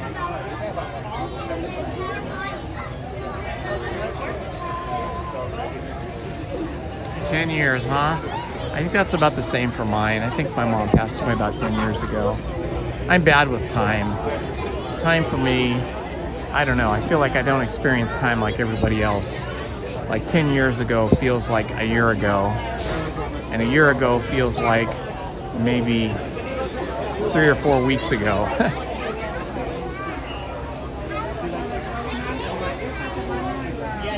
Oh my gosh, Trioxin, that is such a cool idea to have hover cars, like with magnets. Oh my gosh, that would be amazing. Can you please email that to Josh D'Amaro, the new CEO of Disney, and tell them that that would truly be something that would be appropriate for Tomorrowland. I think they call that maglev, like magnetic levitation. The Japanese kind of perfected that. They have some of their high-speed bullet trains that run on maglev.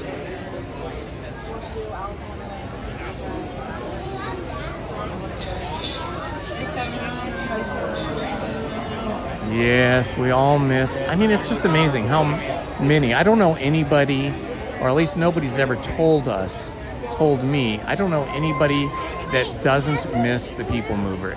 As slow and mellow and undramatic as the People Mover was, everybody loved it. You know, it was a cool way to sit with your family and chill and get a nice slow ride through Tomorrowland and be able to look down on everything. And it even went through some of the buildings, some of the attractions, and look down in them.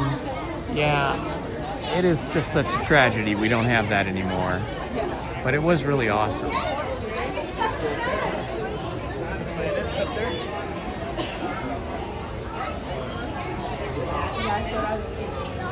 See, everybody loved the People Mover. I don't know anybody who didn't.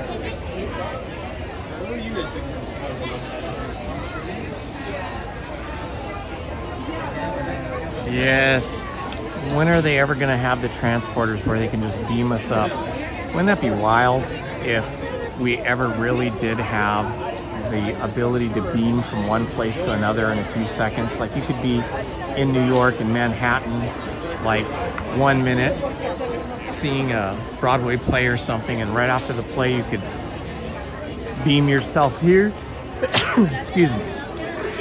You could beam yourself to Disneyland, beam yourself to Hawaii, beam yourself to Alaska, beam yourself to Venice, Italy.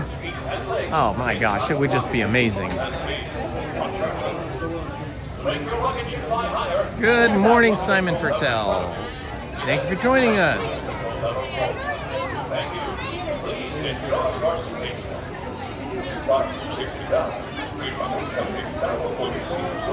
Hello, Eanderstar. Yeah, that would be cool if the People Mover could be like WALL-E, and we could be like in big lounge chairs like on WALL-E, where we're just laying in lounge chairs and being moved around. That scene on the cruise ship in WALL-E was so funny. I just always remember it. If any of you are new to the channel, or you haven't yet subscribed, please do me a favor. Hit the like button, subscribe, and hit the notifications button so you don't miss any of our live streams or the other content that I produce and post to this channel, like my history videos. I know, Skyway gondolas were the coolest too.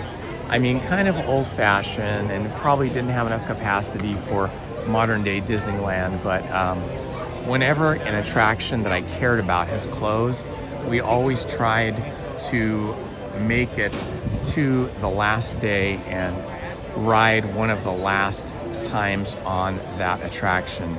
And we did that for the Skyway. Lizzie and I and our children were little at that time, Willow and Shelby.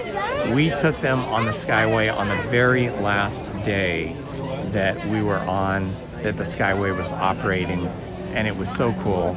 I think that was even before digital cameras. I think the pictures we have from that are still photographs, or they're really old, really primitive digital film pictures. I haven't seen those photos in decades.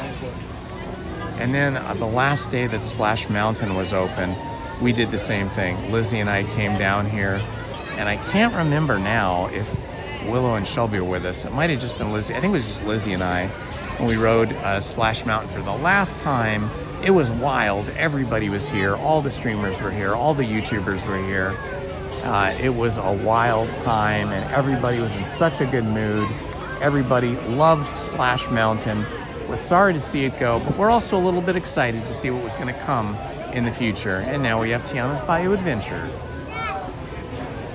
See, this is the entrance right here, where the People Mover used to go into this attraction building when this building was, I always forget the name of that attraction. It's where there was a giant microscope.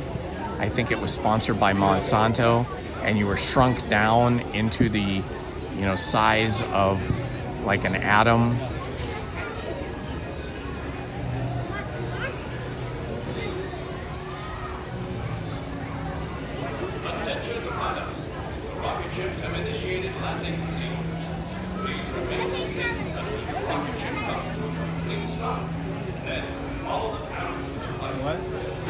Futurama, about traveling the way they did in the pipes. Yeah, I think I have seen that. When I was a kid, that always used to amaze me. We'd go to department stores or banks, and they had these pipes where they used to put like a tube filled with money or checks, and then they would have them sucked back to the office, I suppose. I remember seeing that. They had them in department stores and banks a lot. Back in the old days, when we had analog, prior to the digital world.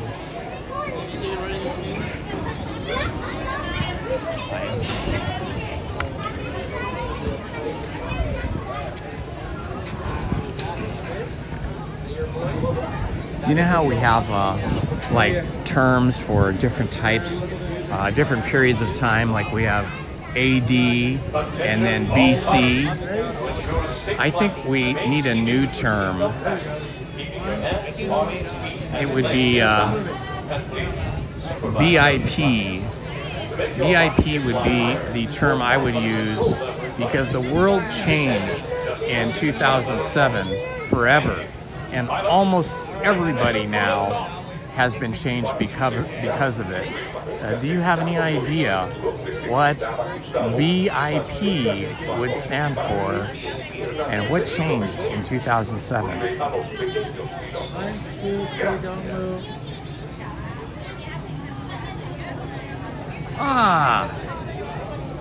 Fiddle Leaf 5731, thank you for subscribing, my friend. Welcome to the family. We're here at Disneyland, and you're listening to Indiana Holmes. I live stream on Wednesdays and Sundays, and sometimes Mondays, and sometimes Fridays. My wife, Lizzie, a former Disney animator, will be live streaming with me tomorrow. So if you can join us tomorrow, we'll probably be in the park by 9 o'clock.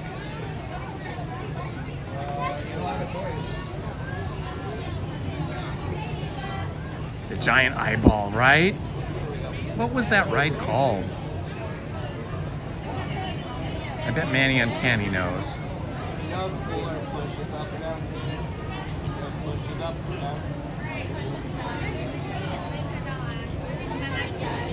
Okay, who knows what the acronym that I just invented, the acronym BIP stands for? This would be a acronym that would signify a time where something happened before, where things happened before this time, and then it changed the world and things happened afterwards and continue to happen. BIP, can anybody guess? I pegged BIP at 2007. That is correct! Saint Cimarron, you got it, before the iPhone. Yes, Lizzie and I were talking about that the other day, and I said, yeah, I think it was actually Lizzie that said it. She said, yeah, there were the before times, before the iPhone and after the iPhone. Like it or not, the iPhone changed our world completely in terms of communication. We had texting, but never like what we have now. And then FaceTime, and then being able to track your loved ones, and being able to do everything on your phone now. You can make movies on your phone. The iPhone dramatically changed the way photography was. Cameras are not nearly as popular now. The #1 camera in the world, worldwide, is the iPhone. Adventure through inner space, thank you, Andy Radu. That's what that was, the Adventures through inner space, and that was the entrance there where the People Mover traveled through and above part of that attraction.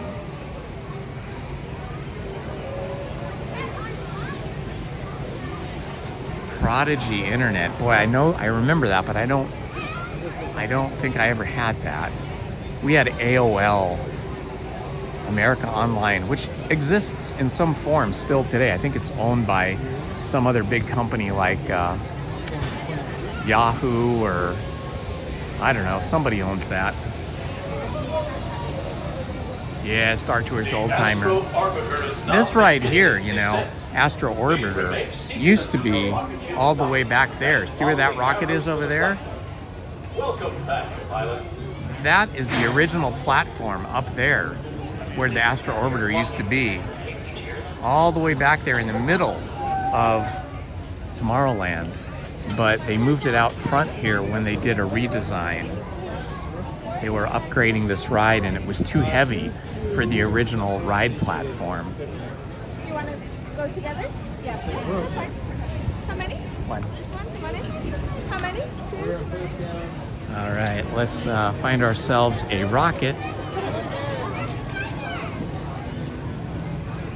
I think this one will do over here. Getting in and out of these rockets is not that easy because they are at an angle and you have to step up onto this and then step into it. And it's a little difficult when you're holding a gimbal and a cell phone. Oh, and I have my backpack on. I gotta take that off. Okay, let's put that down first. It's tricky. Attention all pilots. To ensure a safe flight, remain seated with your seatbelt fastened, keeping your hands, arms, feet, and legs And I gotta buckle myself in with one hand. Also tricky. To make your rocket ship fly higher, pull back on the control lever in front of you. To descend, just push the control lever forward. Thank you. Pilots, prepare for the... I don't know what happened there. Seguridad, permanezca sentado con el cinturón de seguridad ajustado y mantenga sus manos, brazos, pies y piernas. Gimbal went all crazy there for a minute. Cuide a los pequeños pilotos. Gracias.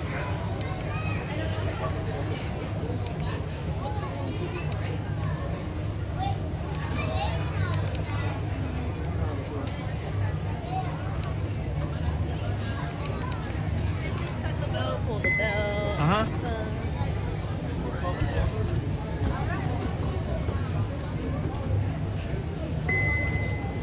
Okay, I'm not sure what's happening here with my cell phone gimbal, but we will try to start it again. Maybe I should just have to hold it, I don't know.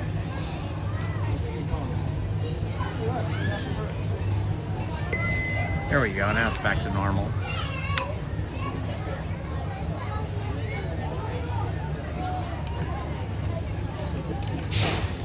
Oh, here we go.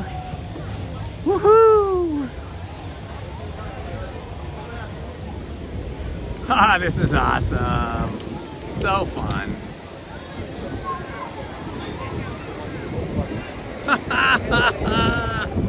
Oh, the gimbal does not like this. It does not like it at all. Hey guys.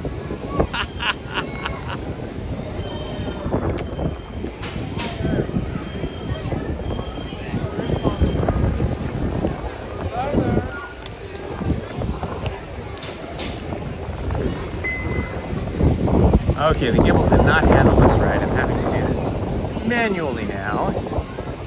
Woohoo! That feeling of flight, feeling the breeze on your face, a nice cool wind. Ah, this is amazing. I love this.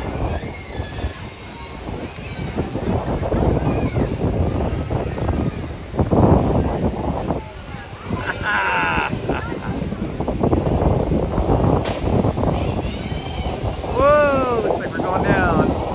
We're going down. Oh, it's pressing me into the side of the rocket.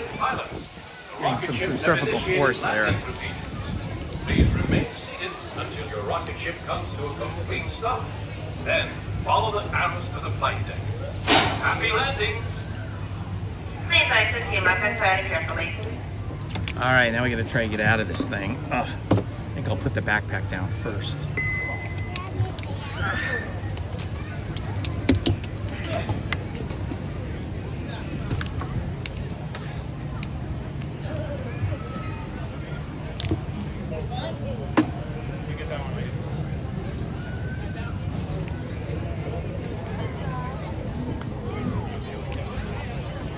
All right, we made it successfully. Let's see, what is that, our fourth or fifth ride of the day? Something like that. We started off with Rise of the Resistance, so if any of you guys want to see Star Wars Rise of the Resistance, you can rewind the live stream After Star Wars Rise of the Resistance, we did the mini adventures of Winnie the Pooh, and then we followed that up with the Haunted Mansion, and then we went to the Jungle Cruise, and just now Astro Orbiter. Feels like a quiet day so far. Of course, a lot of Sundays feel like this. A lot of Sundays are quiet until about 12 noon. Then it starts to get busy from 12 noon to 1 o'clock, and then it gets really busy as it gets into the late afternoon and evening.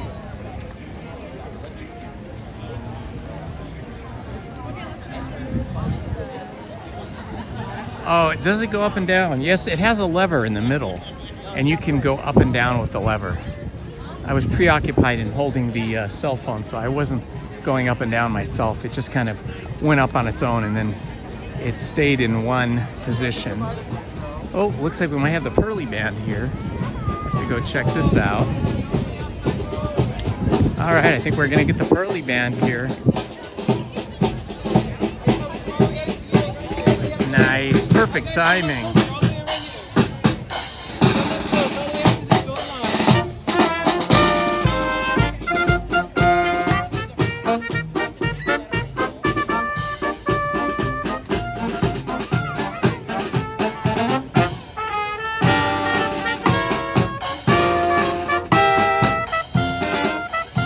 Pearly Band is the only cartoon band that ever became a human band.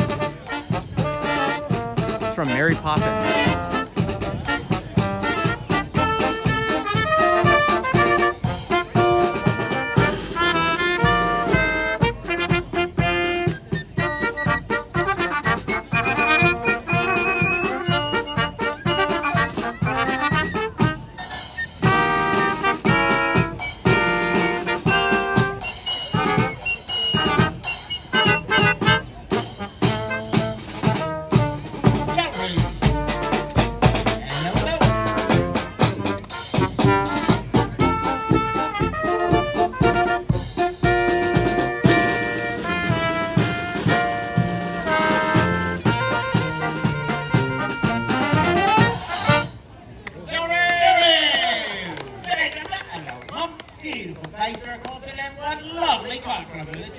Oh, outstanding indeed. We have just the song for the occasion. Here we go, mate.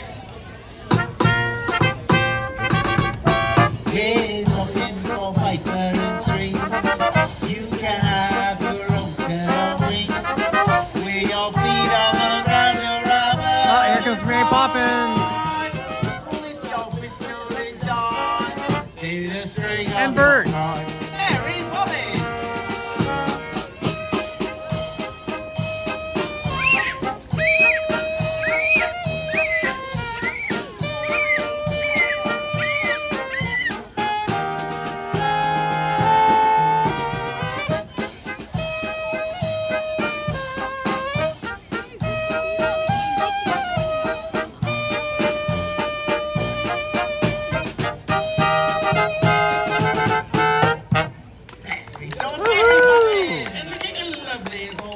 She said, yes. Oh, we can't get a good jump. Bert! Here comes Bert. Dick Van Dyke played Bert in Mary Poppins, and he is 100 years old right now and still can dance and sing. G'day, Bert. This, of course, is not Dick Van Dyke, but somebody standing in for him. We got Toe Tap and Tim. There's Dazzler and Dusty. Come on, sit today, Sydney. Robert and Rob. Rockers Robert. And Dreamy Danny. Yes. Oh, and me. I'm Mark Omanita of the parade.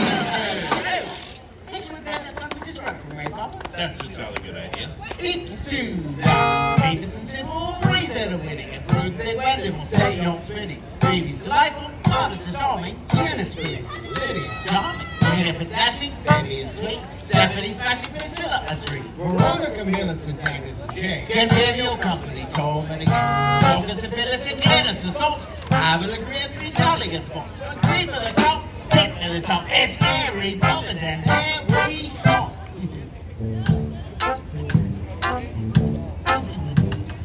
Ain't it a glorious day?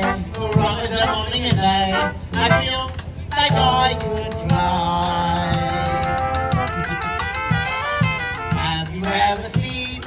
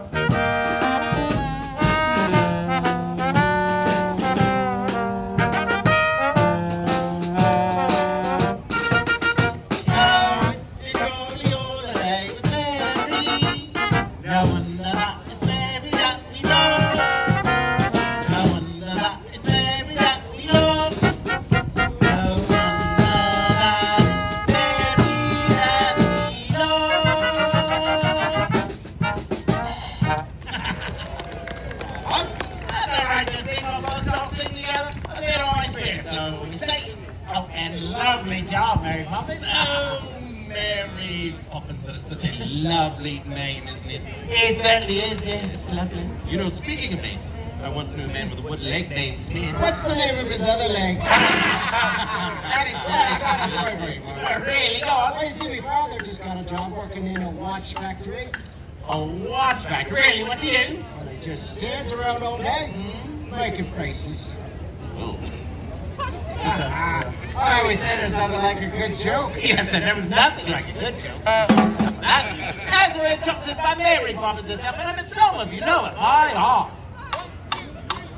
I'm the lily, I'm the lie, I'm the lily, I'm the lie, I'm the lily, I'm the lie, I'm the lily, I'm the lie. It's because I'm fragile, it's against the island. Even though the sound of it is something quite atrocious. If you say it loud enough, you probably something goes. It's because I'm fragile, it's against the island. I'm the lily, I'm the lie, I'm the lily, I'm the lie, I'm the lily, I'm the lie, I'm the lily, I'm the lie. Cause I was afraid to speak when I was just a lad.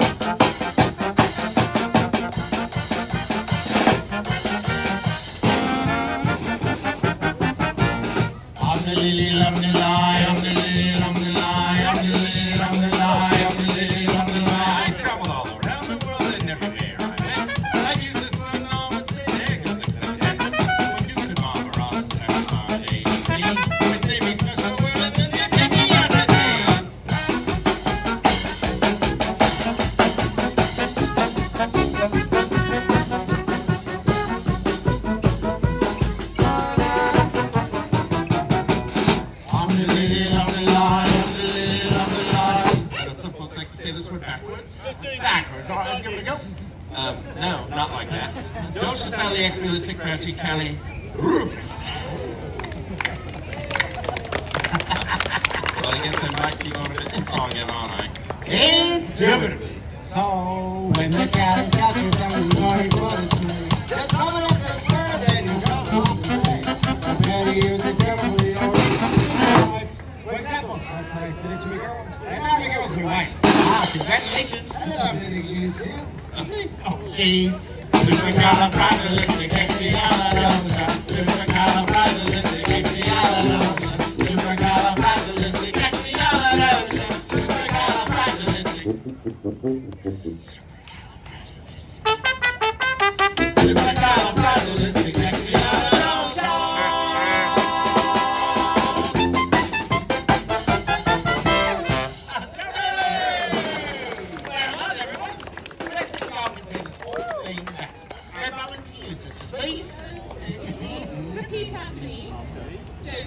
Doses, Ali, XP, Listed, Fatty, Rufus. All together now.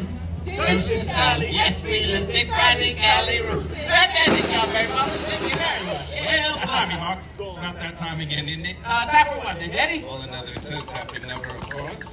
Tapping number. You were thinking of that chimney sweep somewhere? Yes, that's the one. Fantastic. This extra takes a bit of magic, and we could use your help. It's easy, but you think so.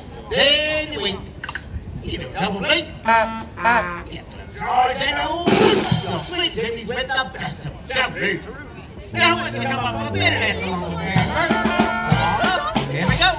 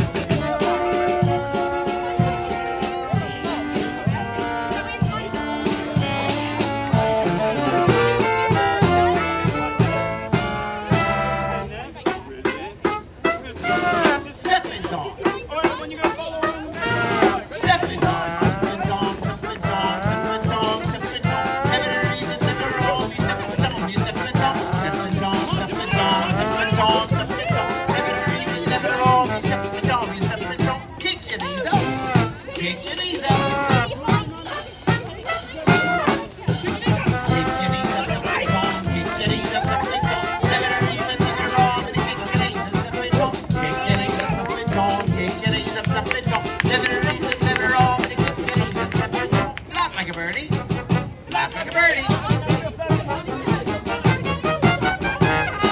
like a birdie, step like a song, flap like a birdie, step like a song. Down a reason, never wrong, you flap like a birdie. Flap like a birdie, step like a song, flap like a birdie, step like a song. Never a reason, never wrong, flap like a birdie, step like a song. Around the chimney, around the chimney.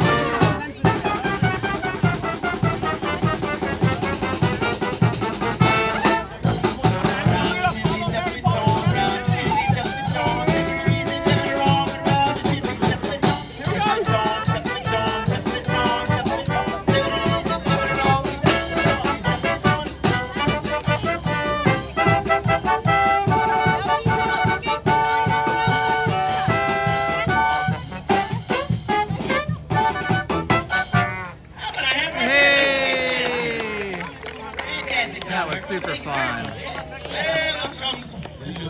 It's changing. The wind is indeed changing. And you know what that means. It's time for Mary Poppins to take her leave. Cheers. What? Cheers, Mom. Mary Poppins, please don't stay away too long.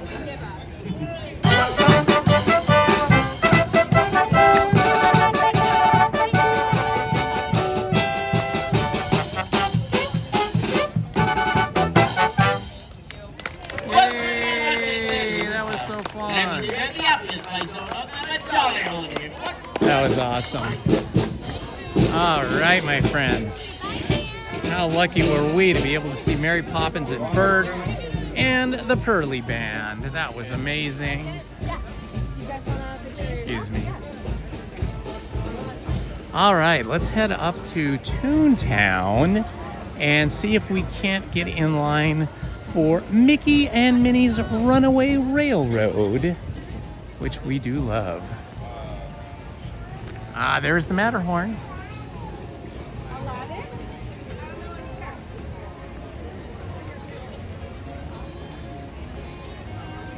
How cool is this? The waterfall is not running on a Matterhorn. That's interesting. Usually it is.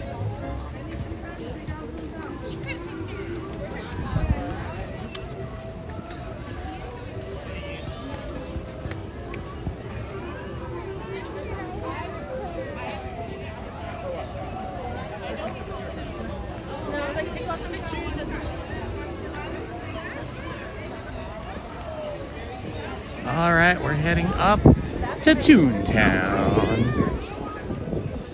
to get our tune on.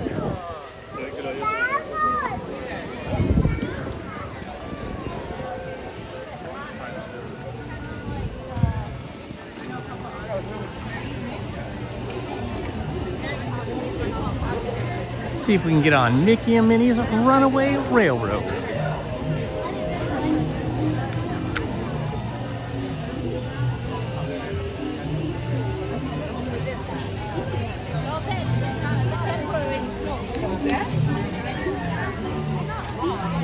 About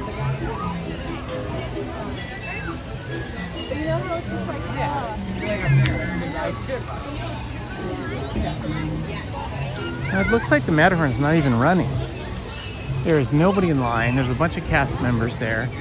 Maybe it either wasn't running yet and they're about to start it, or maybe it was running and they had some kind of an issue and now they are not letting anybody on. Which is fine with me though, because I would not be on the Matterhorn today. That is a very rough ride. And one my back and neck will not be happy about.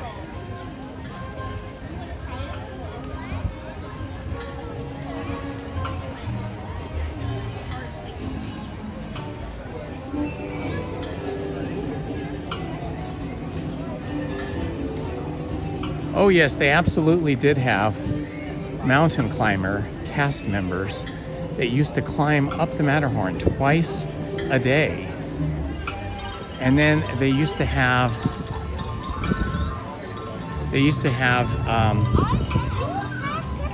hold on a second, I gotta navigate the crowds here. Keep my eyes forward. Charlie. They used to have Tinkerbell fly across the sky and land somewhere inside the Matterhorn.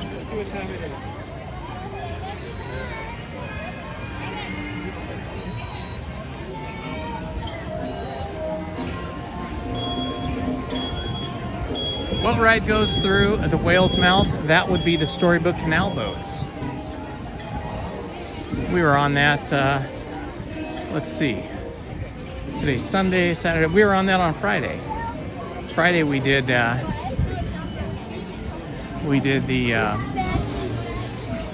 Storybook Canal boats, and we also did Casey Jr.'s circus train, which go through the same Storybook land, but in different ways. Okay, the current time for Mickey Minnie's Runaway Railroad, when I looked on my app, was 35 minutes, so that's pretty good. That usually means if it's 35, it's probably really 25. But sometimes you look on the app and then you get up here and things have changed. So let's see what happens when we get up here.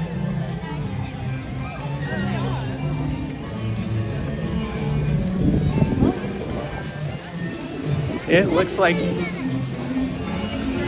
it says 30 minutes right now. So that's pretty awesome. That means it's probably more like 20 minutes. Woohoo, here we go.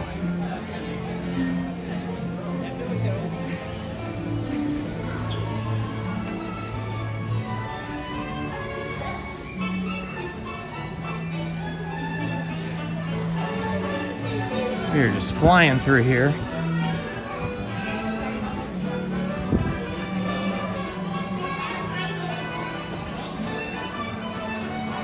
Okay, Manny, we'll see you in a little while.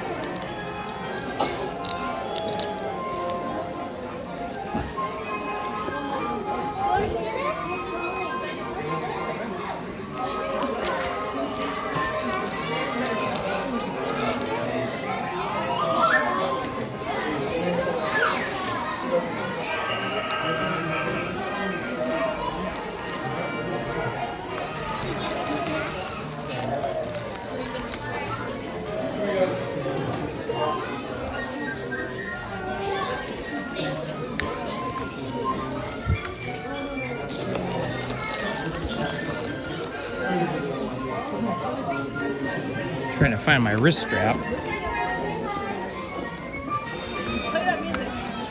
Because you cannot hold anything in your hand here once you're on the attraction unless you have a wrist strap. And hopefully mine is in here somewhere.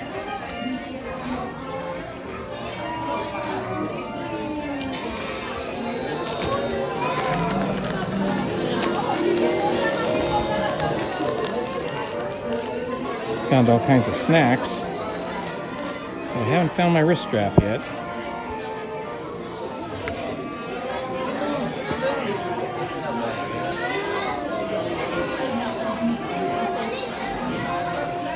Interestingly, it has stopped. I'm going to put you guys down for a moment.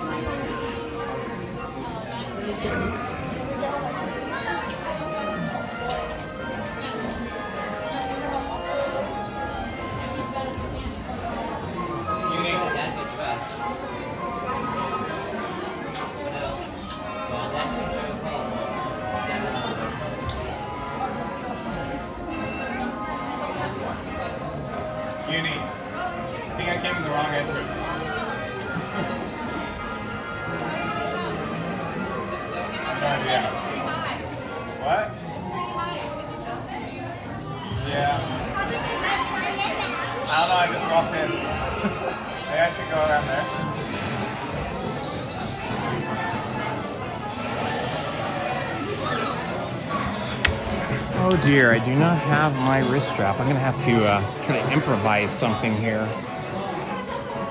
I think it's in my other shirt that I'm not wearing.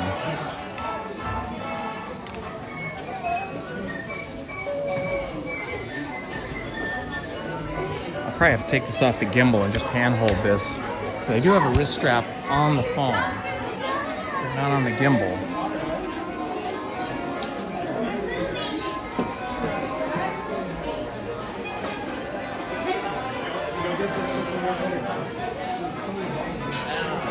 I think I can use a bandana I have as a wrist strap.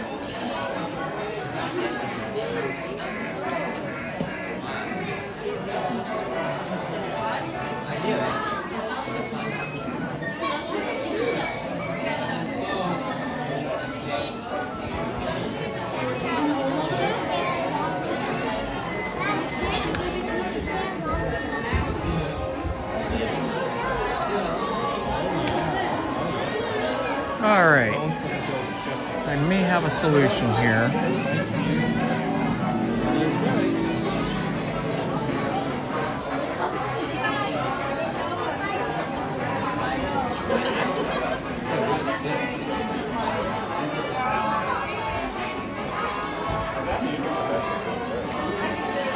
Okay, hopefully this will work.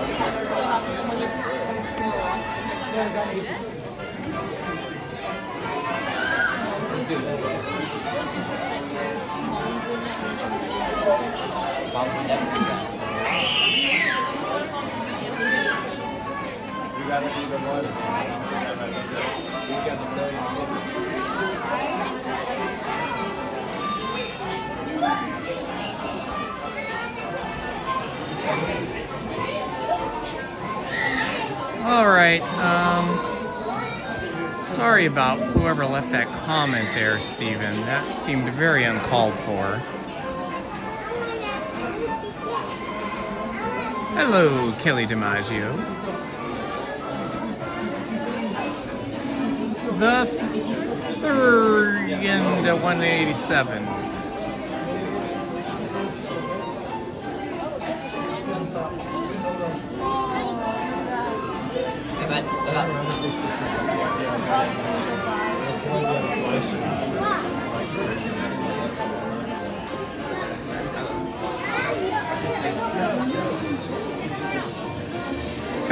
I wish I had some duct tape, but I have a long handkerchief here that I am going to use as a wrist strap.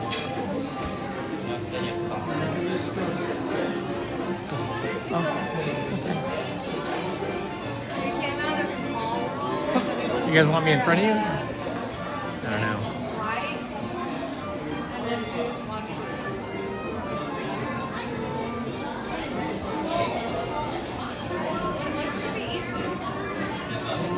Good day, Sherry. How are you? Good to see you, Cherry. Thank you. You have a terrific day, too.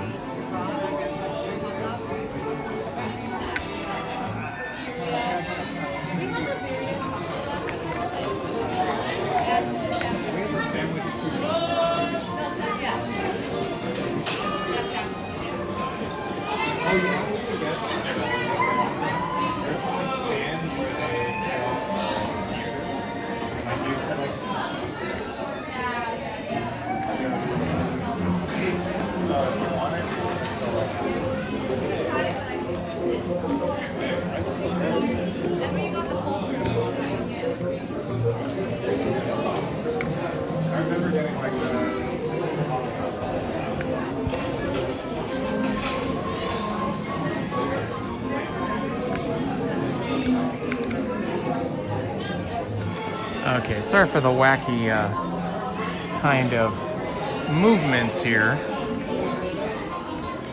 Just trying to secure this handkerchief onto my gimbal so I can wrap it around my wrist so I can make it appear as if it is a wrist strap.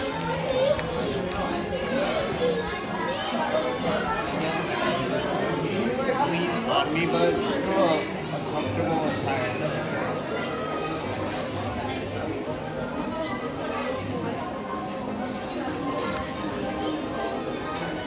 Yeah, the tricky part is tying it onto my wrist.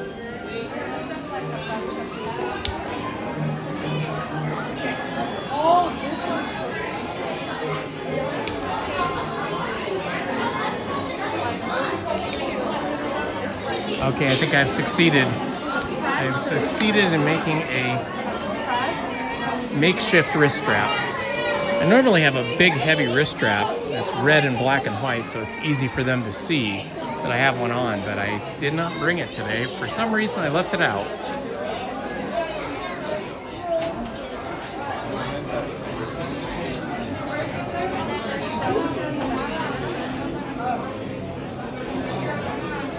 Waffles O'Halloran, welcome my friend. 142 days for now, you are counting down. Hello Travis Libby. The best rides that I like, Travis, I would say in order of the rides that I like at Disneyland, it would be Rise of the Resistance, Star Wars Rise of the Resistance, which was the first ride we rode today.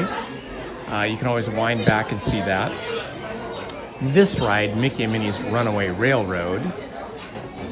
Then, probably after that, I really like Astro Blaster, even though it's not really a ride, it's kind of a first-person shooter thing. I like Astro Blaster, which is currently closed for renovation. Of course, Indiana Jones and the Temple of the Forbidden Eye is up there in the top 3. And then, of course, Pirates of the Caribbean is up there in the top 4. And then, let's see, after that, I would have to say I love Casey Jr. Circus Train and the Storybook Canal Boats. And then all of the rides in Fantasyland. Probably my favorite ride in Fantasyland is the Peter Pan ride.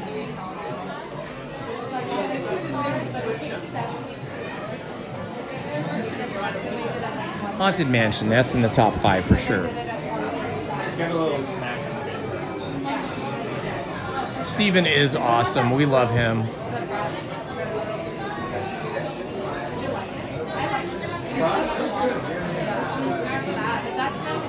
All of our moderators are amazing, and we love all of our subscribers as well.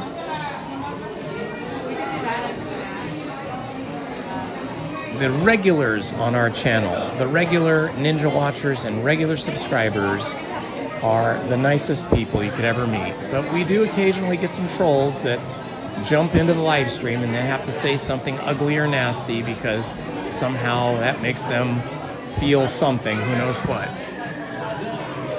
Hello, Linda, welcome. I know, I only wish the Peter Pan attraction was like twice as long. It goes by so quickly and you stand in that line for so long. Okay, now when we enter this room, and especially when we get over to the popcorn candy stand over there at concessions, the cellular connection here can be very poor. So just hang in there and be patient, and it will resolve itself when we get past the concession stand.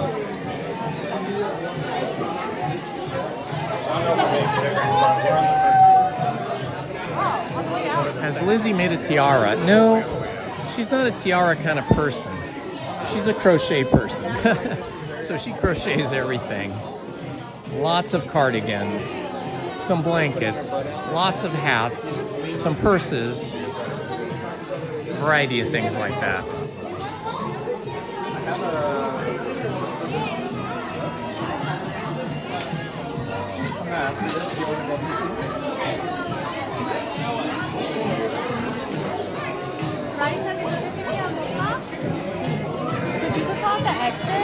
Sorry, we still keep getting that troll in here.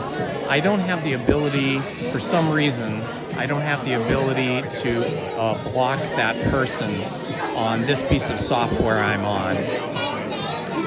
If any of the moderators have the ability on the software that they're on to block the troll, please block them. Ah, Saint Cimarron. Saint Cimarron, thank you so much for the super thanks, $4.99, $5. Very sweet of you. Thank you so much. Very kind of you, my friend. Thank you for the support.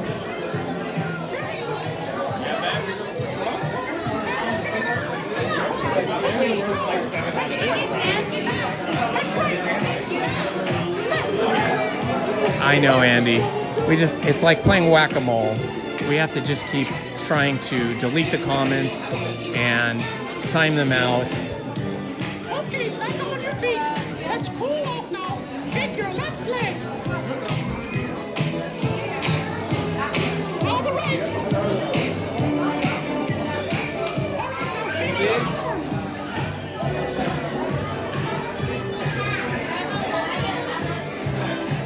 Absolutely, Waffles O'Halloran.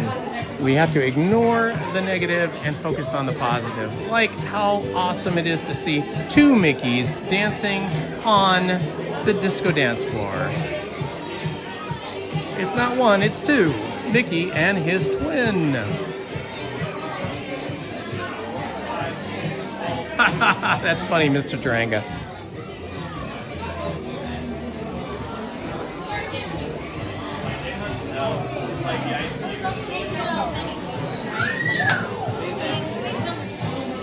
Why are you moving?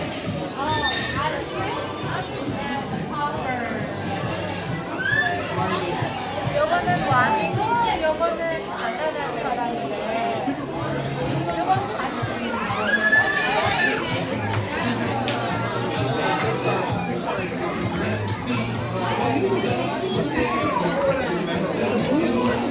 I'm going to plug my cell phone into the battery now so we don't run out of battery.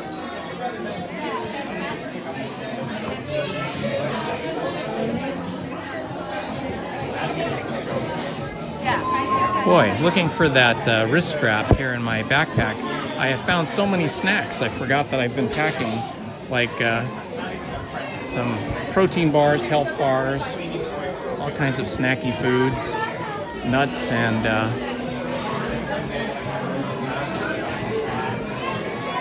some trail mix.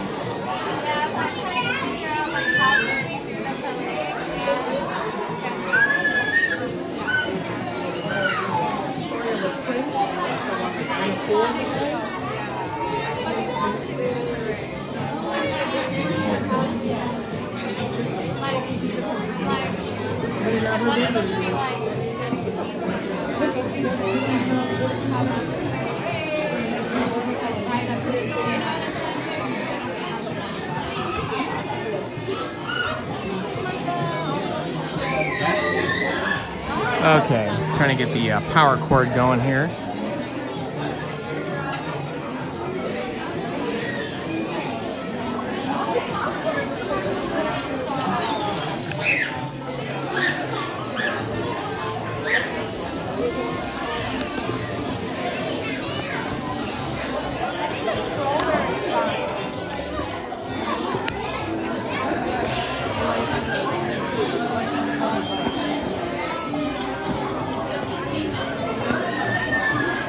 All right, I think I got that squared away.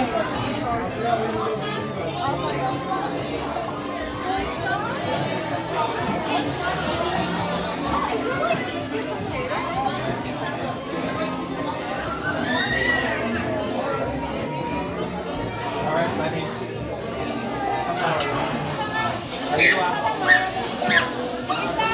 Ooh, oatmeal cookies. Oatmeal cookies with chocolate chips and walnuts in them are my favorite. Then you get that sweet and slightly bitter, the sweet from the chocolate chips, semi-sweet chocolate chips, and the slightly bitter walnut mixed with the wonderful texture of the oatmeal cookie. Oh my gosh, it's Judy, that's awesome. I'm glad they made breakfast for you.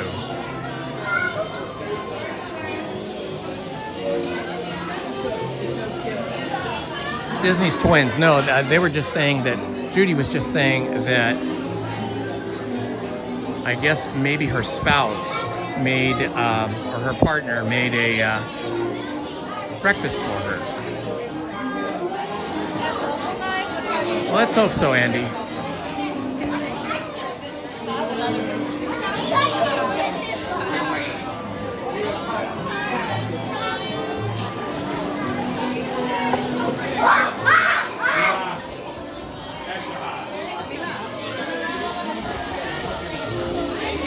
Okay, so this is probably where we're going to have the worst cellular connectivity, is right in this room here. But we'll be through here in a moment.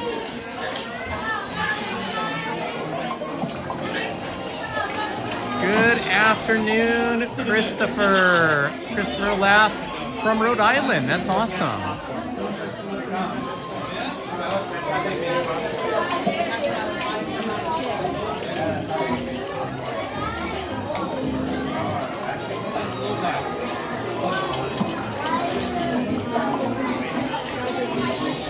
Yeah, they do have refreshed, I mean, they probably do have oatmeal cookies here somewhere.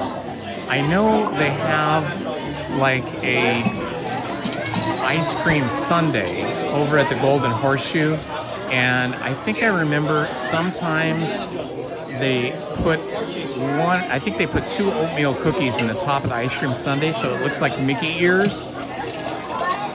But I haven't had that in a while, so I don't know if they still have that or not.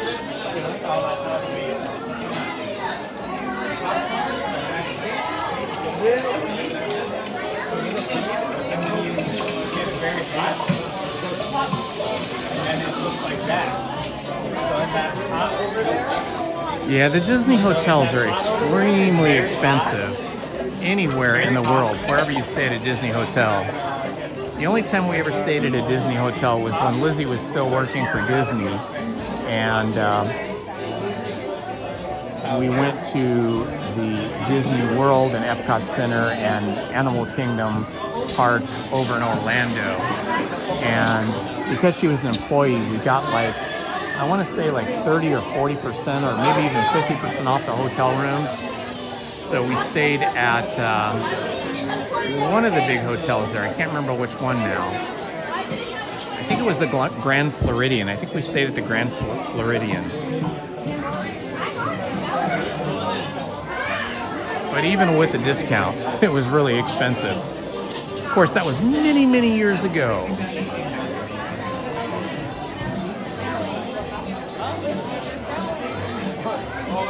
Yeah, this is pretty nostalgic. Back, you know, my very first job outside of working for my dad's company, my very first job when I was 15, I believe, was working at a movie theater. It was the Sands Movie Theater in Glendale, California on Brand Boulevard. And I worked the snack stand, sold a lot of popcorn, soda, and candy. That movie theater was an independent movie theater that was owned by a little old couple that had owned that for decades and decades. They were the sweetest people.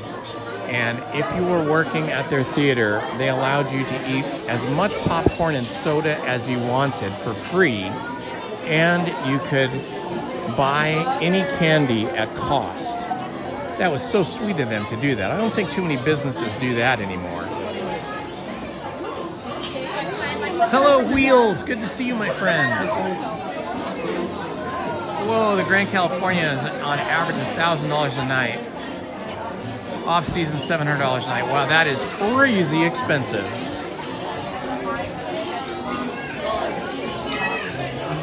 Well, for those that can afford it, good for them.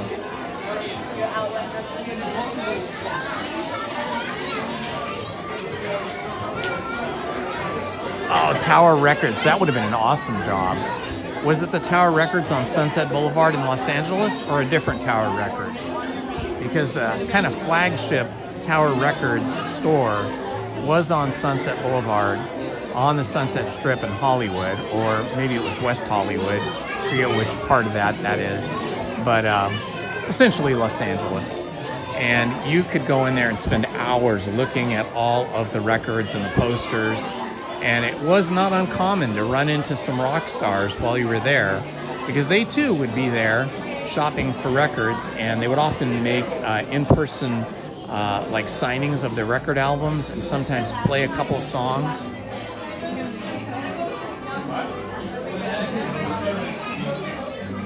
Yeah, there are so many hotels on Harbor Boulevard, and the further south on Harbor Boulevard you go, the cheaper it gets.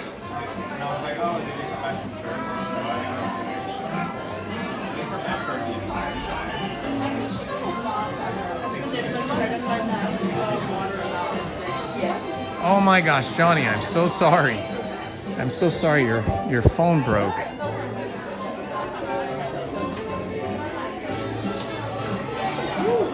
Travis Libby, I think that is something they're rolling out. I noticed this about a week or two ago, where it seems different now when you go through the turnstiles and you scan your QR code.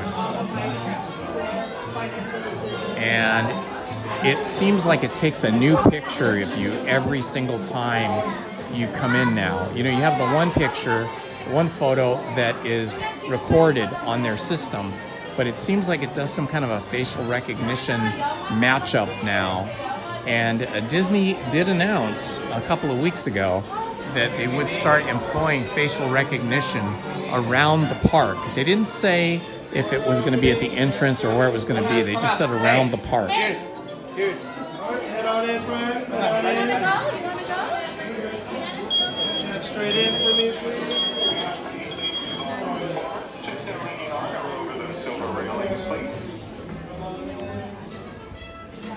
All right, we're going to stand back here.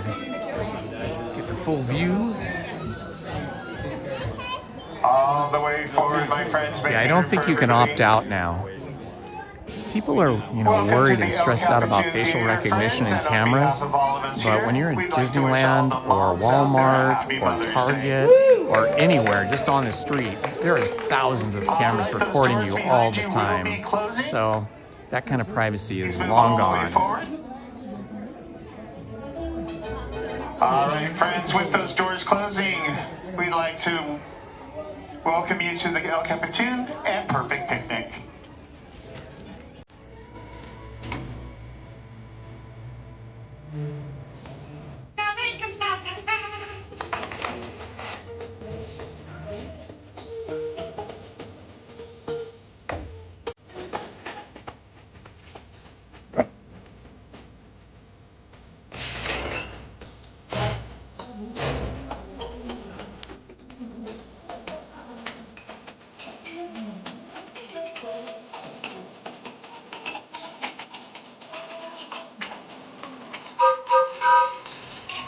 Hi, Goofy!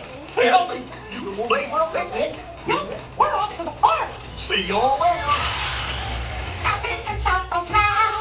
And a very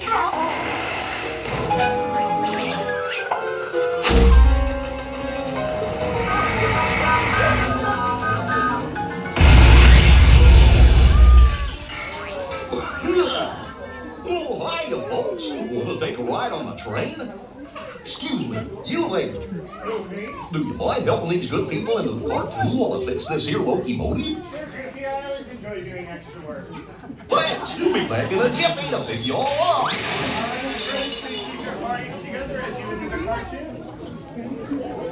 All right, here we go in. I like that.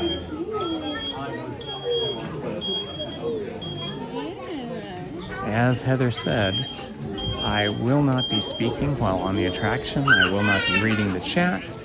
And if there are any trolls that come into the chat, I will ask the moderators to time them out, delete their comments, and block them if you can.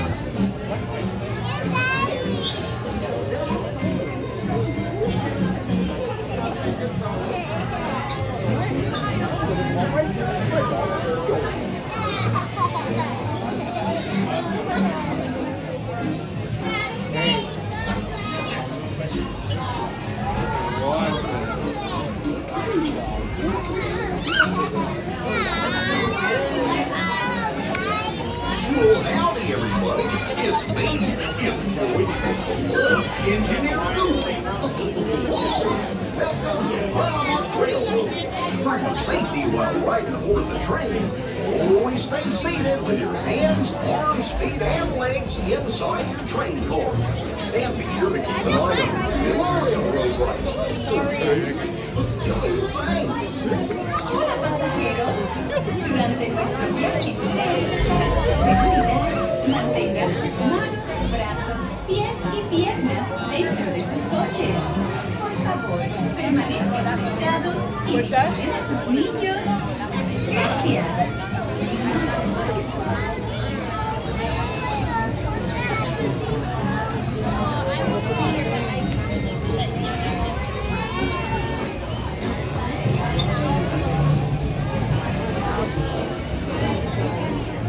Thank you, Andy. I'll see you next time. Maybe tomorrow on Monday. Thanks for joining us, Andy. Have a good afternoon.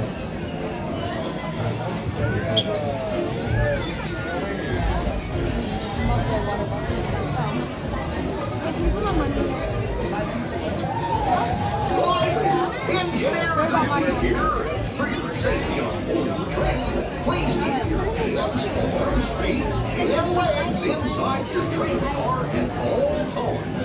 Be sure to stay in your seats and keep a watchful eye on your little railroad ride. Okay? Thanks. De su seguridad, mantengan sus manos, pies y piernas dentro de sus coches. Por favor, permanezcan sentados y procuren a sus niños. Gracias.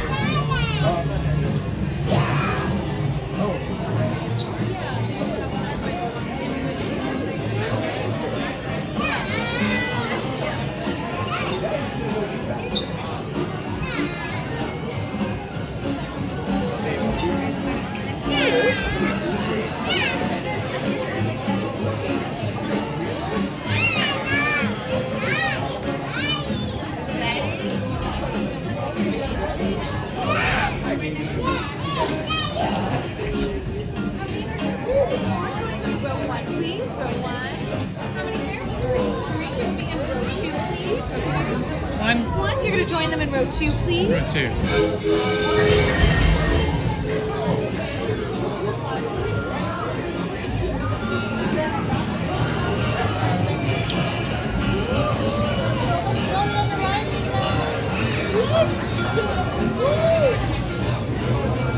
Okay, cool, Wheels. Thanks for the update.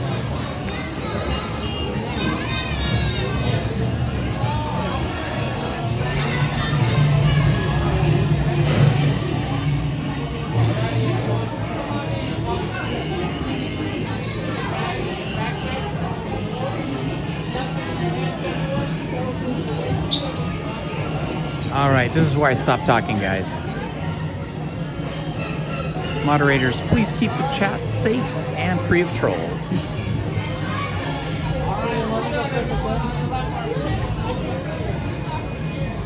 First row, we have y'all push up on the left one. Second row, push up on the left one. Alrighty, guys, nothing in your hands. Make sure your cell phones are put away, please.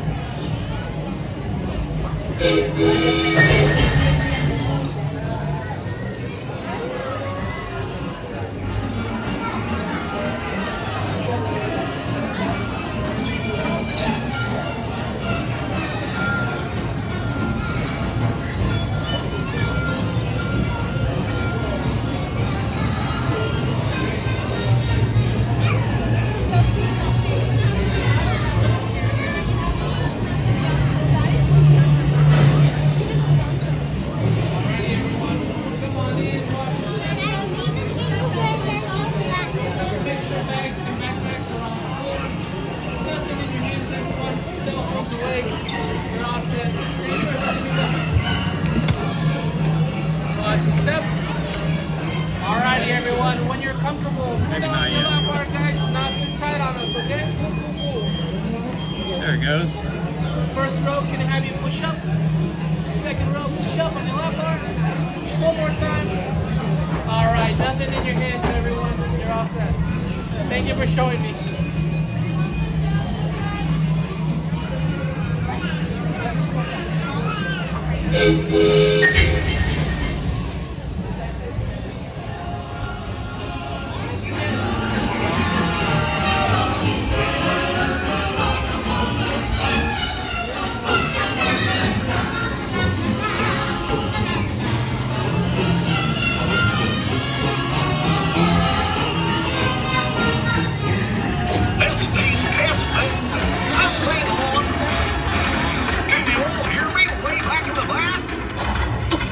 Welcome aboard, folks. We're ready for a relaxing ride around the park. Morning, folks. Hello there. You sure did take good care of our friends.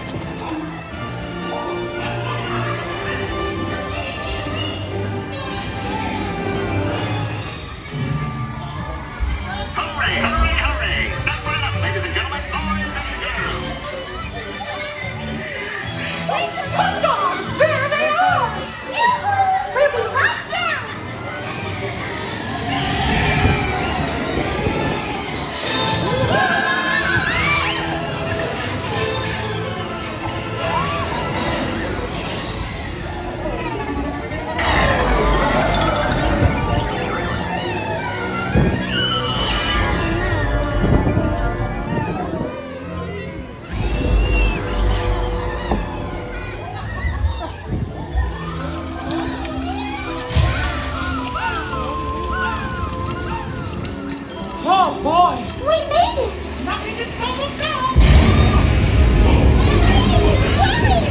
We have to stop them before they go over the...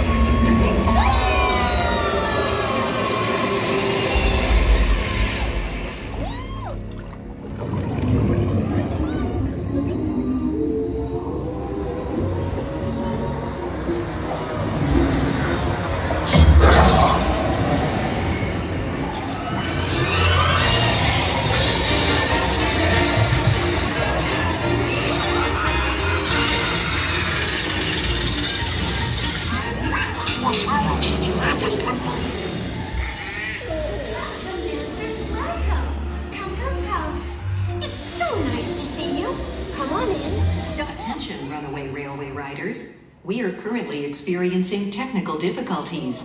Please remain seated in your train car until a cast member arrives to assist you. Uh-oh. Thank you. Wonder what happened.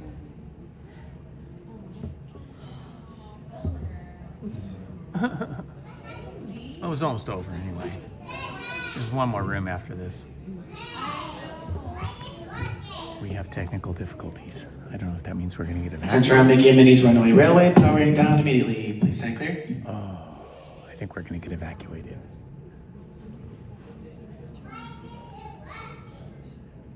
Yep, all the lights are going on. This is the first time I've been evacuated off this ride.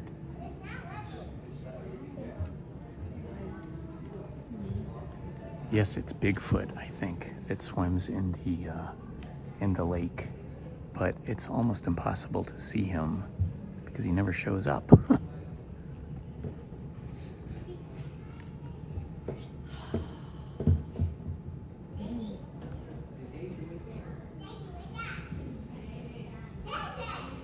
Looks like this is looks like this is see-through glass or two-way glass, so with the lights on you can see back here. Looks like some maintenance stuff back there.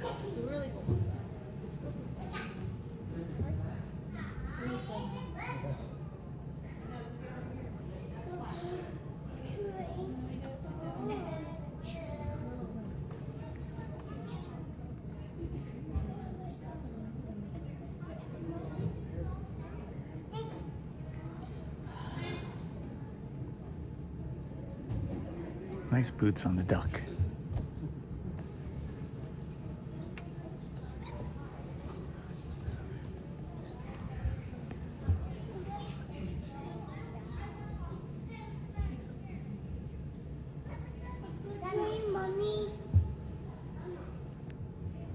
Oh, look, there's a mirror ball up there I never noticed before.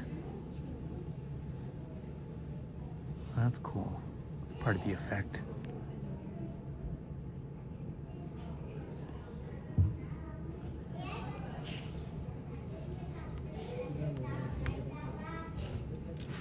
Where's the rescue team?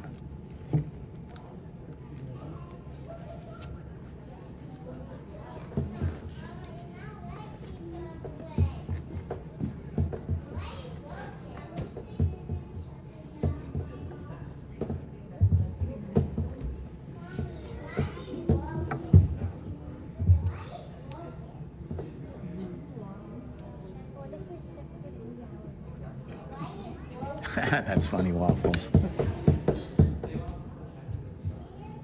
Well, let's see. I've been evacuated from Tiana's Bayou Adventure and from the Haunted Mansion. I think those are the only two, so this will be the third ride I've been evacuated from. Attention, runaway railway riders. We are currently experiencing technical difficulties. Please remain seated in your train car until a Runamuck Railroad representative arrives to assist you. Thank you. I am guessing the DD logo up here is for Daisy Duck. Isn't there also a Daphne Duck? Or is that not Disney? Okay, we can look at some of the posters here that we normally don't take much time to look at. Donald Quixote, that's funny. And Swan Lake.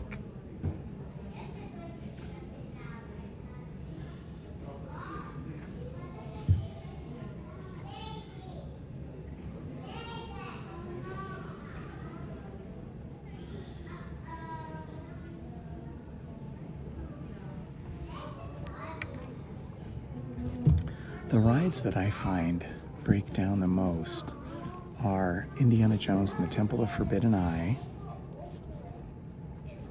this ride, Mickey and Minnie's Runaway Railroad, and let's see what else.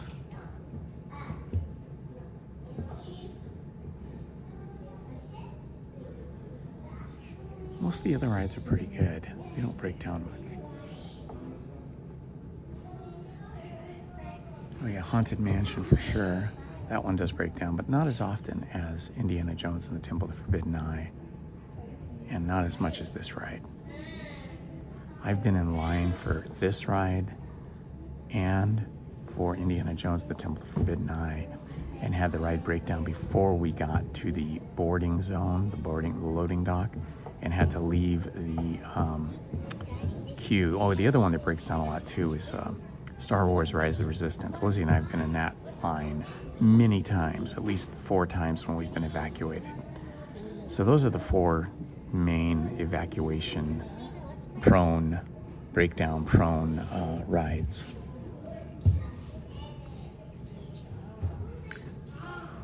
Tiana's Bayou Adventure, I've been on that twice when that's broken down.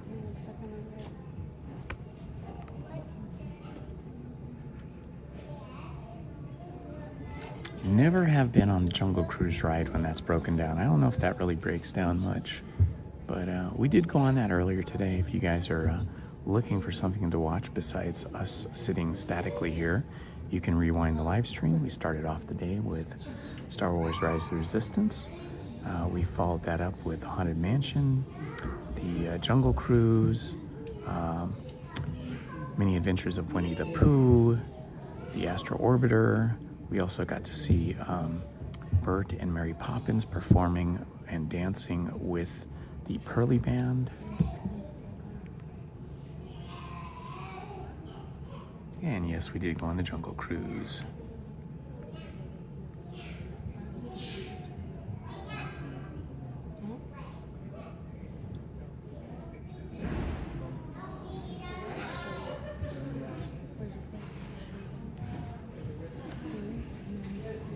Oh, here comes cast members.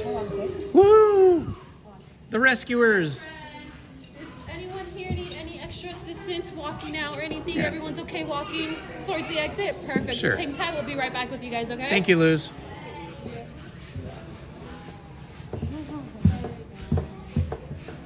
That was fun though, right?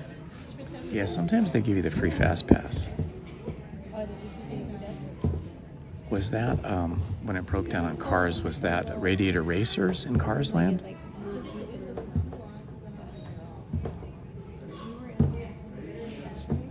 I think they should give us free lunch. That would be better than a fast pass. I would take that. Please remain seated underneath the lap bar. Shut it down and then Oh, there's another poster back there we can look at.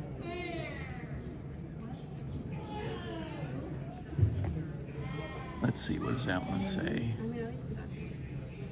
Roll Mallard and Julie Egg. Oh, it's like Romeo and Juliet. It's Roll Mallard, like a mallard duck, and Julie Egg, because she's an egg layer. Oh, there's another one over there, the Firebird. So we never pay attention to these because we're always looking at Daisy Duck and her dancing. Well, she doesn't really dance, but she plays like the conductor and orchestrates our dancing.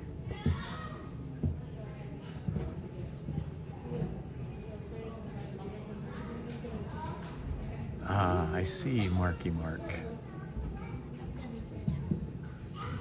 Edwin, you have read my mind.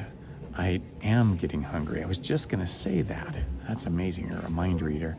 I was thinking all this waiting is making me hungry. It is noon.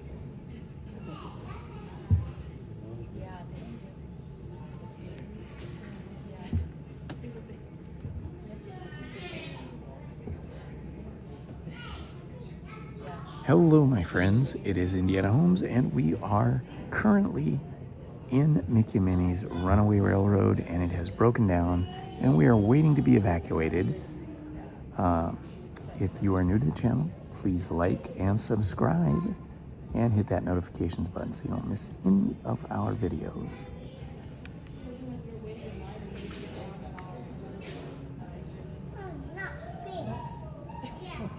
I don't see any hidden Mickeys here.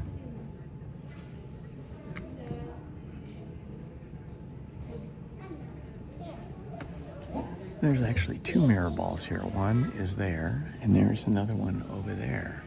So two mirror balls. Okay, we're seeing the evacuees. Looks like they were starting from the back, and they're going to be coming to us shortly.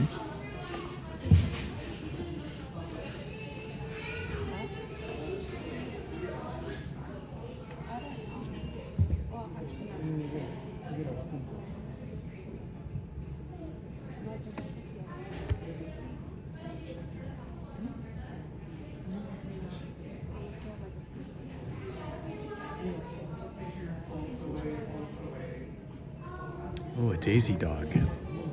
That does sound kind of good right now.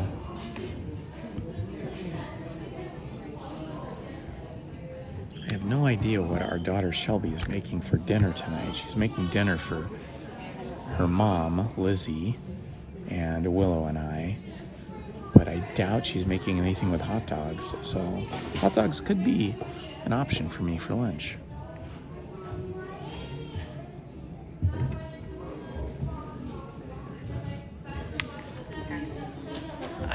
Hi Travis, how you doing, my friend?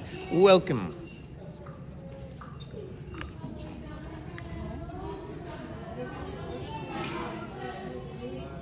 You can also see me right over here. If we look in the mirror, you can see me right there.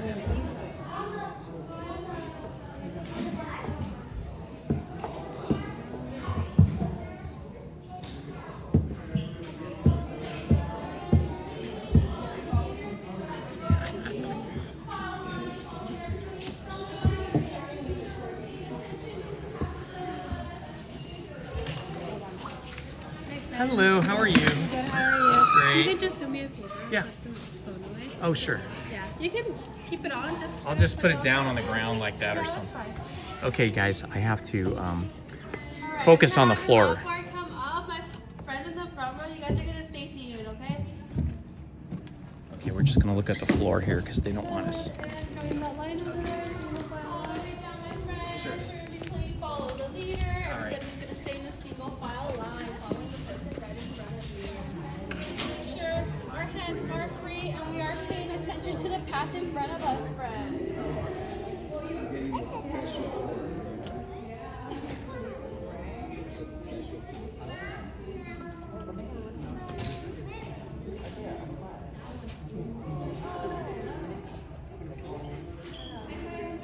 Make sure we're following the person in front of us and continue.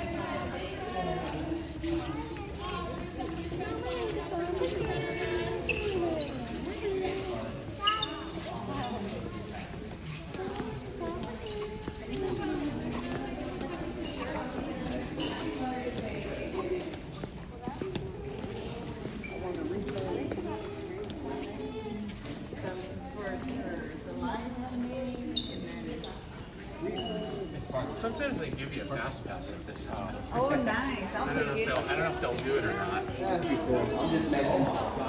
Thank you.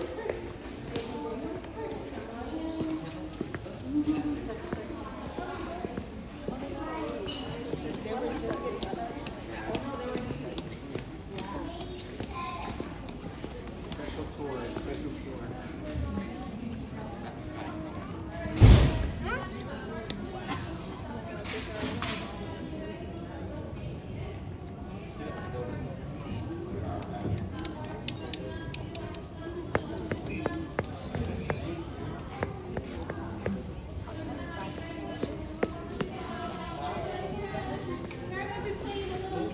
Make sure you stay in the single file line. Please don't touch any props. Thank you.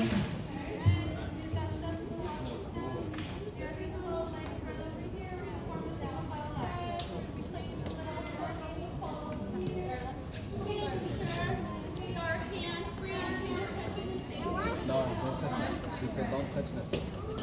Let me see it again.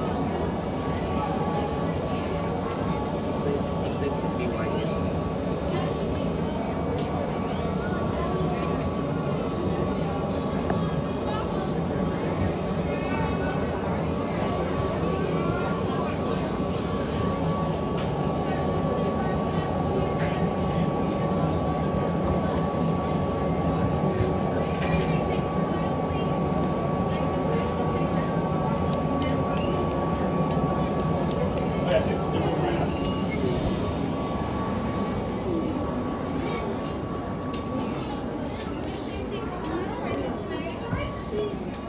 single file.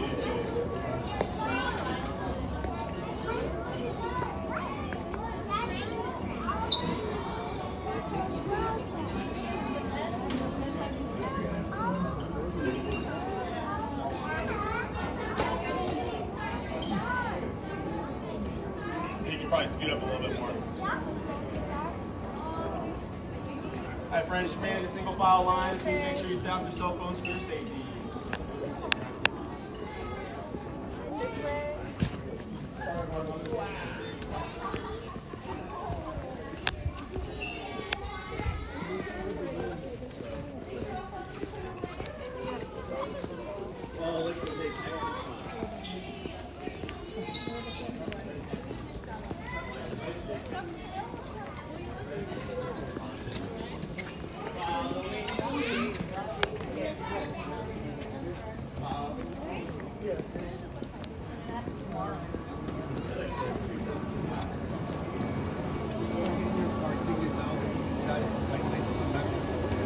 Thank you. Up the stairs to the right. Get your park tickets or magic bands ready. They'll give you guys a final link to come back and start here. Show for the door. Oh, looks like they're going to give us a lightning lane ticket.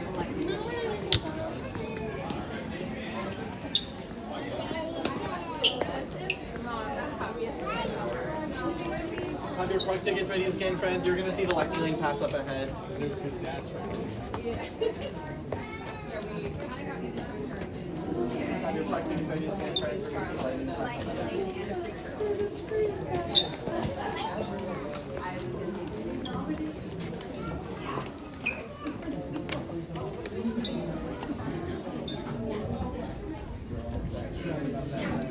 Free food all day.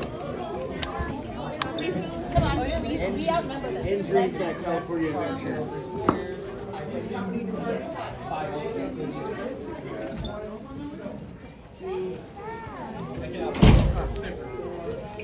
This will be a lightning pass to return anytime we're opening it for the rest of the day. For this ride or anywhere? Anywhere but Rise of the Resistance, Roger Rabbit, and Ready to Train. Okay, great, thank you. Why'd you try that was such a cool. I did. All right, my friends. Sorry I could not show you the backstage. Look at this cute shirt. Oh, this is really cute. I love that.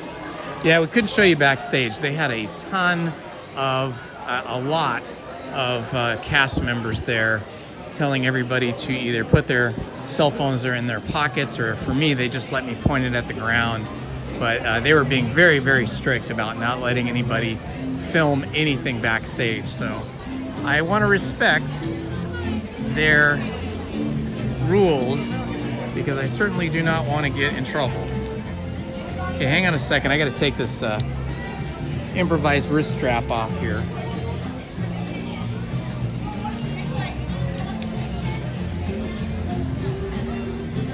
I did such a good job of improvising this wrist strap, I can't get it off now.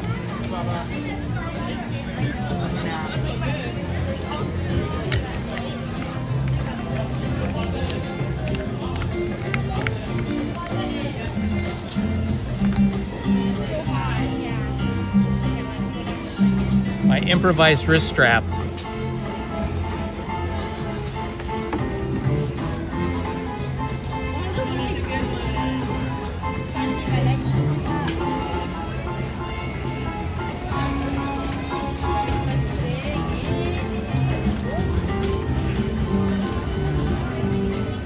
All right, well, they give us a lightning lane pass to come back in like 2 hours.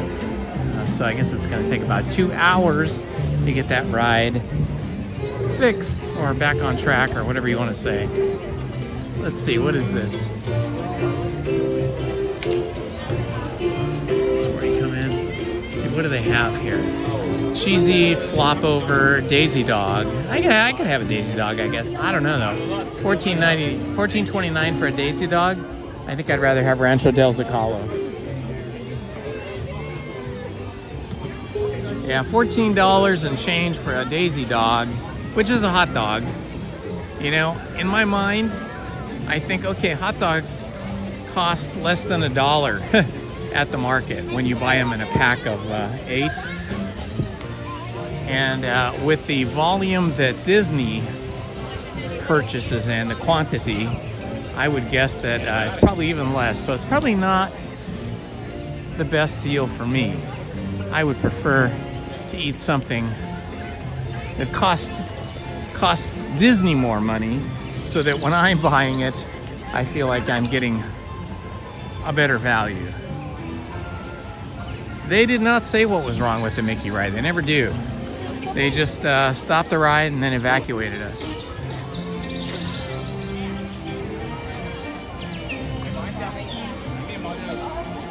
Thank you for hanging in there, guys. That was a long time to be looking at a mirror and then also looking at the floor there, watching my feet walk.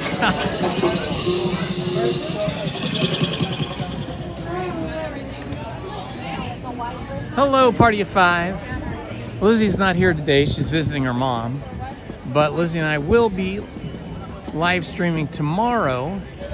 We'll probably start out here and then head over to California Adventure for a few rides over there and maybe lunch over at California Adventure. Although who knows, maybe if we can rope drop. Well, let's see. I think we are scheduled for Disneyland though, so we have to go there first. I was thinking maybe we could rope drop California Adventure and then do Radiator Racers, but I remember that we are scheduled for Disneyland, which means that we would not be able to rope drop Radiator Racers because we can't get over to that park till 11. Oh, it is much busier now. I was going to go on Small World, but it is packed over there. Wow, there's a huge line over there. Look at that, Bluey's Best Day Ever Parking. That's a new digital sign.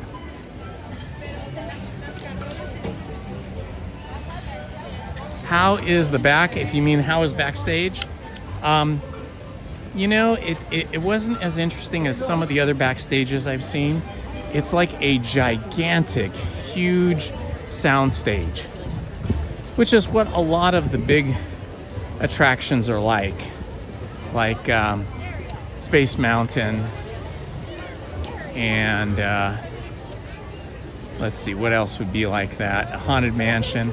They're like giant sound stages. If you've ever been on a sound stage at a movie studio or you've ever seen that on TV, the sound stages are huge, super tall buildings. Ceilings that are like, you know, I don't know how tall, 60 feet up or so, maybe 50 feet. And if I can describe the way it looks with all the lights on, all of the painted elements inside Mickey and Minnie's Runaway Railroad look like sheet metal that were screwed down to the ground and screwed together and painted. And then most of what you see on the walls are a combination of that or projections. Wow, it got really busy here. This is the line for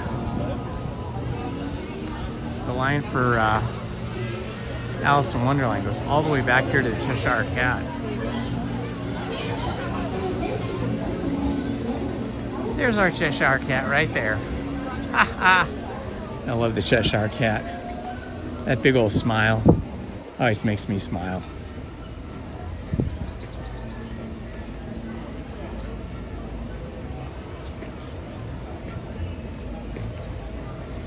All right, I'm going to stop here for a quick bathroom break. So I'm going to put you guys in my backpack and I'm going to give you something to watch, and I'm going to turn off the microphone.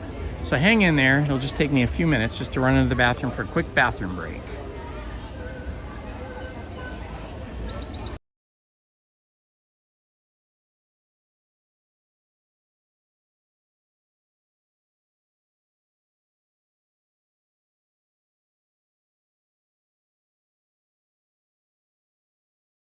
Here, their regular repertoire. All right, I think I see some pink lanyards out there.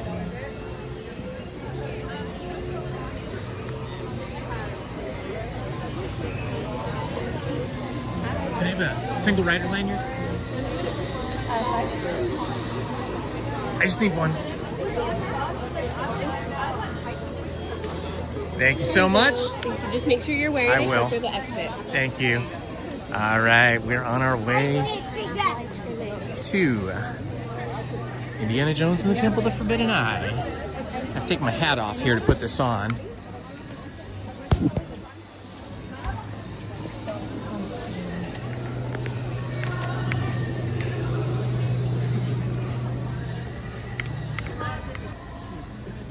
Cut a lot.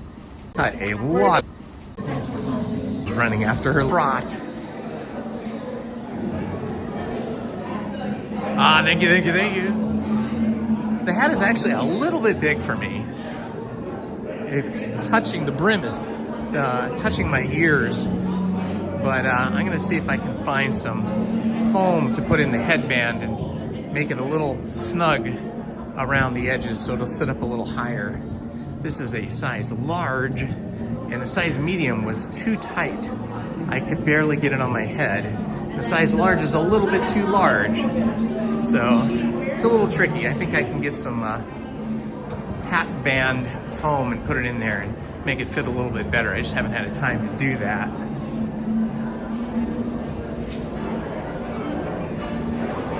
Hello. All right, thank you.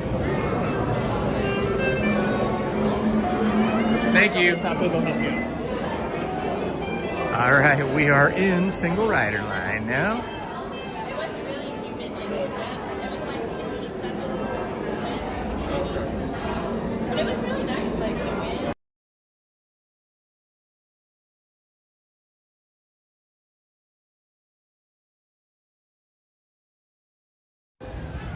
All right, I am back, my friends.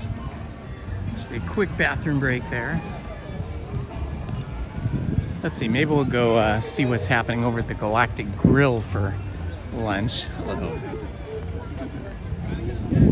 As much as the Galactic Grill is right here, I'm not super hungry, but sitting there at Mickey and Minnie's Runaway Railroad, waiting to be rescued, did start my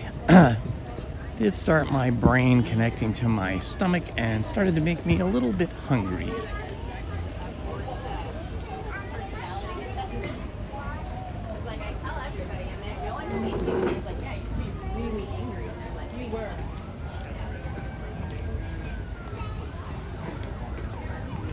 A lot of people eating. It is lunchtime, 12:26 p.m.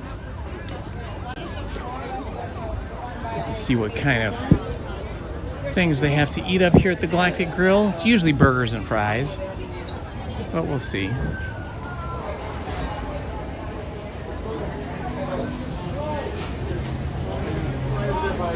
Let's see here. Galaxy Fish and Chips. Cheeseburger Constellation. What is the Tenderverse? Oh, that's chicken tenders. Grilled chopped chicken salad. Galaxy Fish and Chips. I don't know, that burger doesn't seem that special. Have to see what one of those burgers looks like. I think I might pass on this today. I'll go find something else to eat. It's tempting to go get another piece of pizza, but pizza here is not my favorite, but it's all right. But we are very close to the Plaza Inn, so I may have to go to the Plaza Inn and have a salad. They make a really good Cobb salad.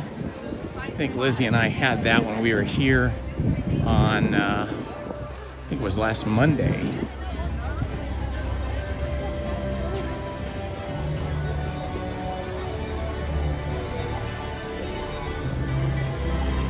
Yeah, they used to have a really super good burger at the Galactic Grill that had chimichurri sauce on it and an onion ring and cheese and a bunch of other stuff. but it is not on the menu anymore. It just says Celestial or Galactic Burger or something like that, and it doesn't say what's in it, where it usually gives a big description. So that makes me think that it's probably just a regular old cheeseburger. We'll see if there's a line over here at the Plaza Inn.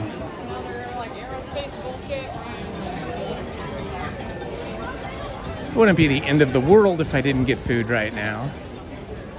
I could manage, but it would be nice. Oh, look, Tigger's up there in the Plaza Inn. How fun!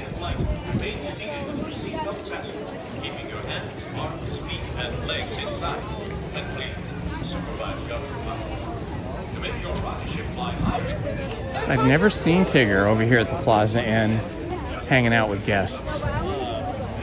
That's pretty neat. Whoa, it's getting very people-y here now. We're at 12:30. We got into the park about 8:35 this morning. There is a lineup here for the Plaza Inn.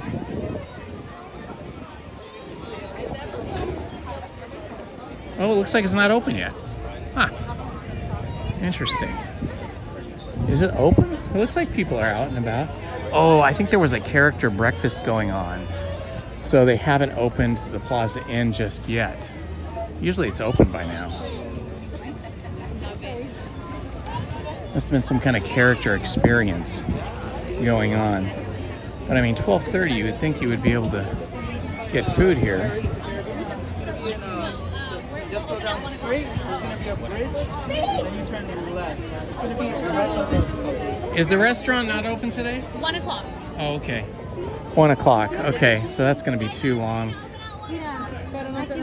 I think it's some kind of a special character brunch or breakfast or something for people.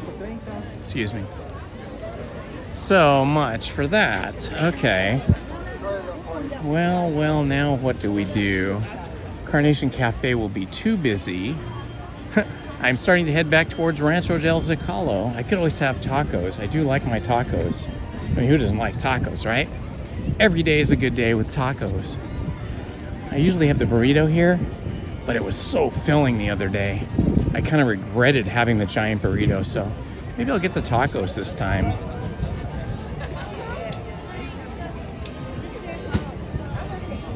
Probably a lot of other people going there too because of the Plaza Inn being closed.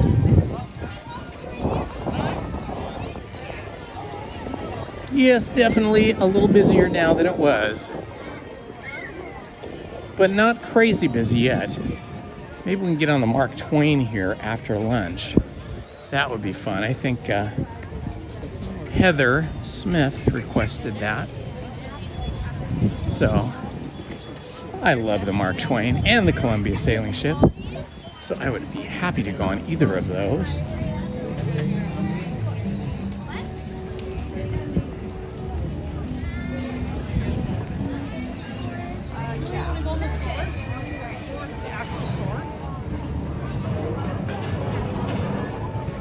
All right, let's work our way over here to Rancho del Zocalo, past the shooting gallery.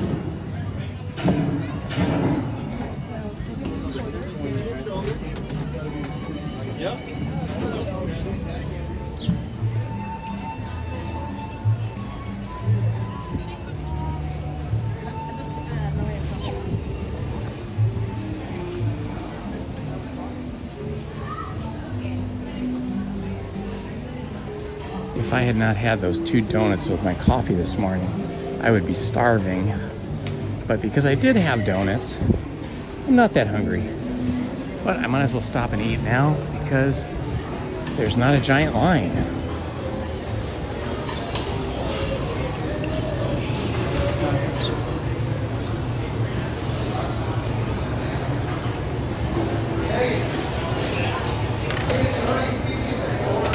Bowl is good too. The Zocalo fries.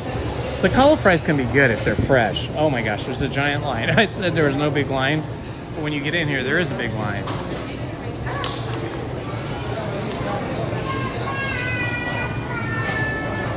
I think I'm gonna get either tacos or I'm not sure. Probably tacos. We'll see. Sometimes I change my mind right as I get up there when I see the food.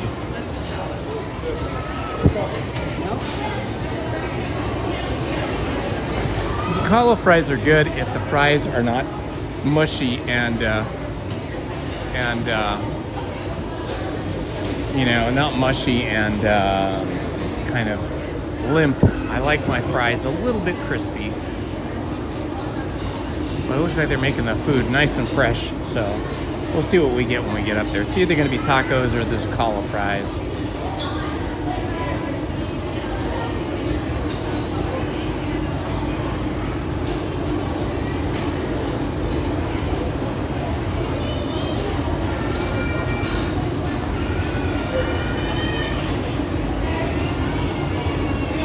Oh, summer hours start. Thank you, Wheels. Wheel 2025, thank you for that info. Summer hours should mean that we stay open later on the weekdays. Weekends usually end at midnight, but weekdays often close at 10 or 11, depending on which park you're in. So we'll see what happens.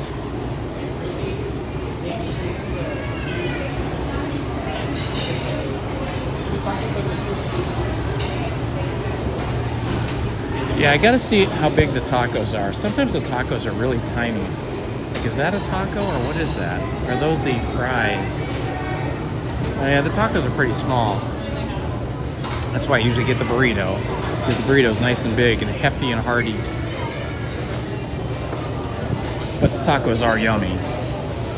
Can't go wrong with tacos. But the burrito's good here too.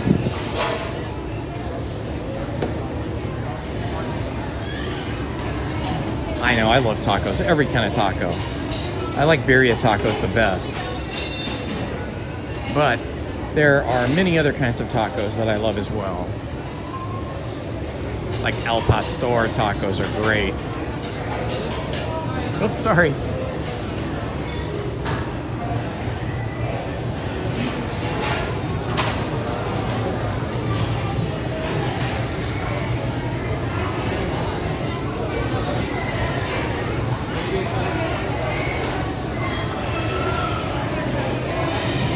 Party of 5, we started off the day with Star Wars Rise of the Resistance, and then we followed that up with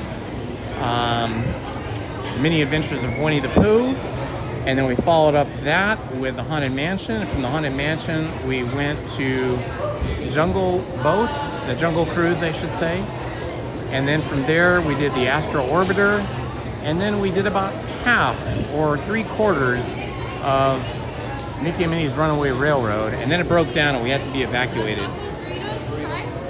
Burritos section will be all the way on that side. Tacos and burritos. Kids meal. What is it, tacos over here? Tacos will be on that side. Down there or right here? Right here. I might get tacos, yeah.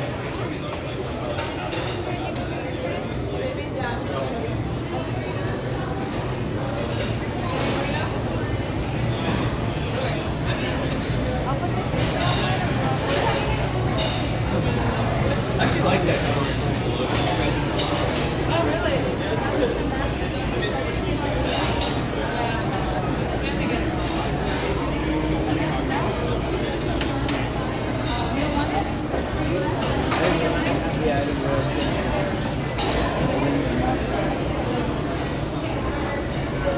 This is the kids meal and esquites section here. We're gonna bypass that, I think. I definitely do not want mac and cheese or a cheese quesadilla. You don't want to take I mean, I give this all the time to this one girl. It's such a good compliment. I always tell her that I'm so impressed with how hard she perseveres through difficult. Well, Party of 5, you can just rewind the live stream and you can see Astro Orbiter, you can see Star Wars Rise of the Resistance, all the different rides we went on.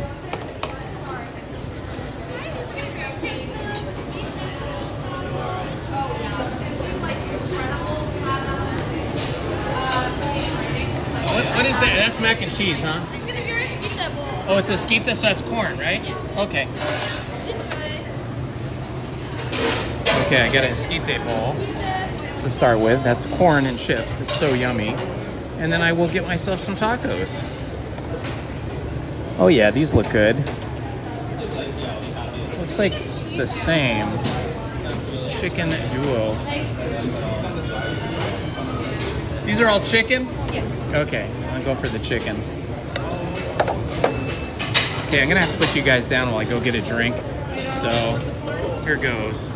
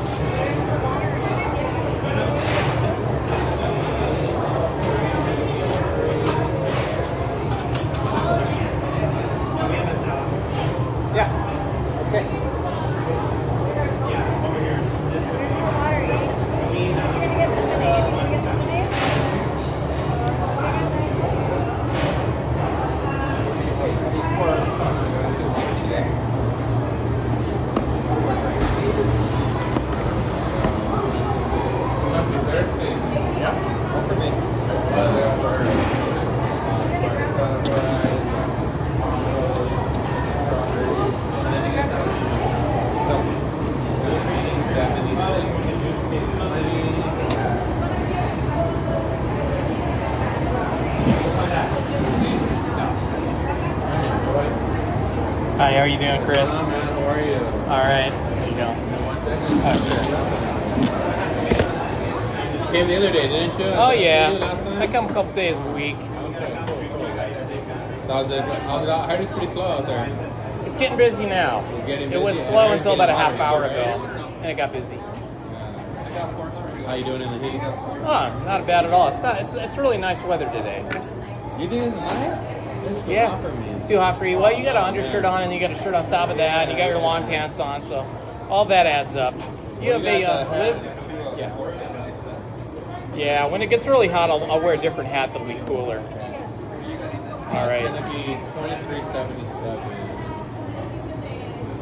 Are you staying the whole day or just a few hours? Just a few hours. I always come for like 4 to 6 hours. Just remove. You say you come like once a week or? Okay, try it again. Well, are you able to tap or it's just insert? I don't know what's happening here. Try that. Okay, there it goes. Yeah, the machines are really bad. We need new ones. You want a receipt? Sure.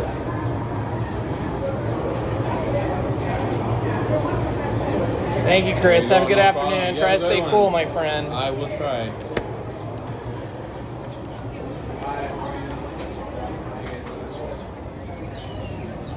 Oh yeah, it is busy out here today.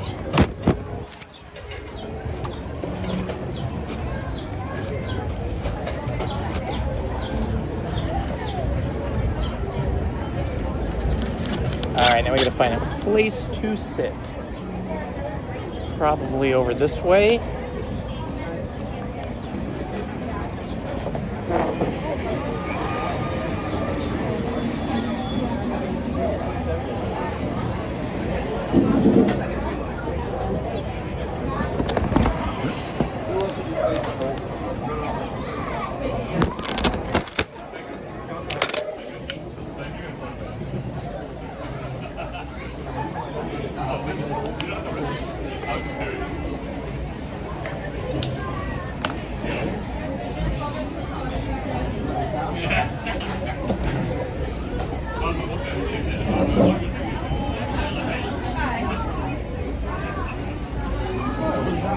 All right. This is pretty nice.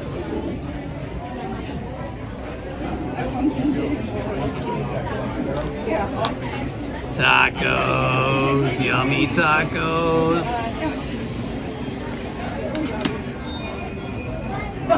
And the esquite bowl, also very yummy.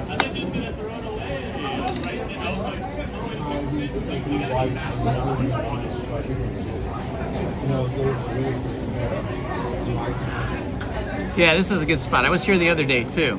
The train goes by, sort of over more in that corner though. Woo! A little bit warm, huh? Thank you.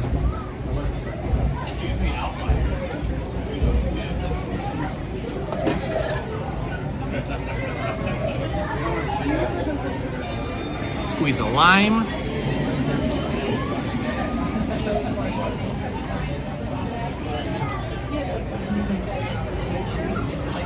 Look at this yummy corn. Esquite. So good.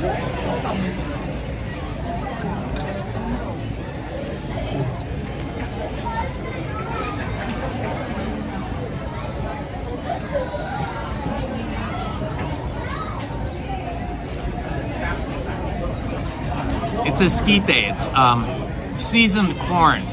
It's like corn. There's usually cream in it, and like some chili powder on top. And chicken tacos.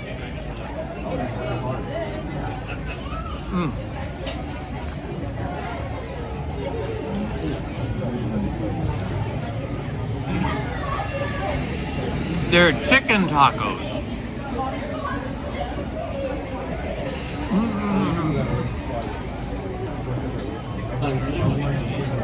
Ayo King. Those things are addicting. They're so good though.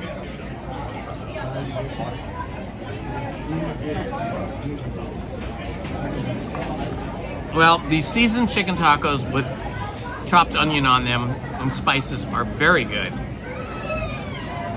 It also comes with some salsa, but it's not really necessary. But it does have chips with it, so you can dip your chips in the salsa.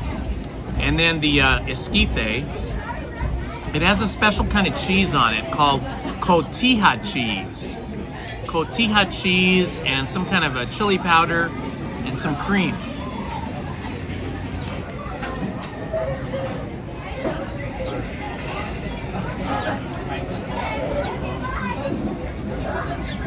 I bet your mom loved it, Mr. Taranga. Hello, Paul's Epic Adventure. Good to see you. Wheels asks, how did I meet my wife, Lizzie? It was the only blind date of my life. I went on a blind date because I had a condo in Glendale, California. It was a 2-bedroom, 2-story, 2-bath condo. And I only needed 1 bedroom, so I rented out the other bedroom to a friend. And he started dating a girl named Jennifer that he met at his church. And she was over the house, you know, pretty often because they were dating. She was a very nice girl. And in just chatting with her one day, I found out she had a younger sister, 2 years younger. And that younger sister was Liz, or Lizzie. And she was finishing up her last year at Art Center College of Design in Pasadena, which is the same college I had graduated from. Also the same college Bob Gurr went to school for. So I said, oh, this is awesome. She's an Art Center person. That is a very unique, very special kind of person that goes to Art Center, because it's one of the toughest college experiences you could possibly have for art. So I said, geez, I'd love to meet her. Can we get together? So they set up a double date, and Lizzie came over with Jennifer, and my friend and I, the 4 of us, we all went to Hollywood. And we went to dinner at Ed DeBivic's on La Cienega Boulevard, I believe, where all of the wait staff, the waiters and waitresses, have to dress up as characters like Elvis Presley, Marilyn Monroe, and so on, and they all have to perform during the evening. So we did that, and then we went dancing afterwards. It was really fun. and we've been together ever since. Lizzie and I have been together 38 years, and this summer, in June, we'll be celebrating our 35th wedding anniversary.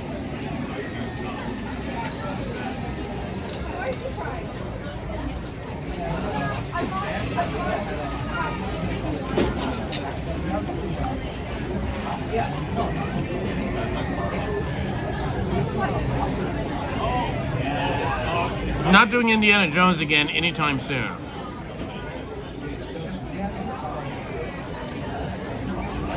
I think it's just a little too rough right now. I feel like they changed the ride program or something. Oh, look at that. Oh.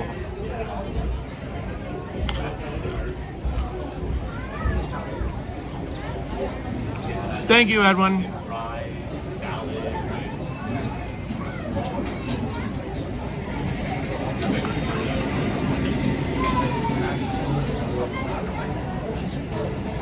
Congratulations, Ghoulish Delight. So did you get married? What month did you get married in?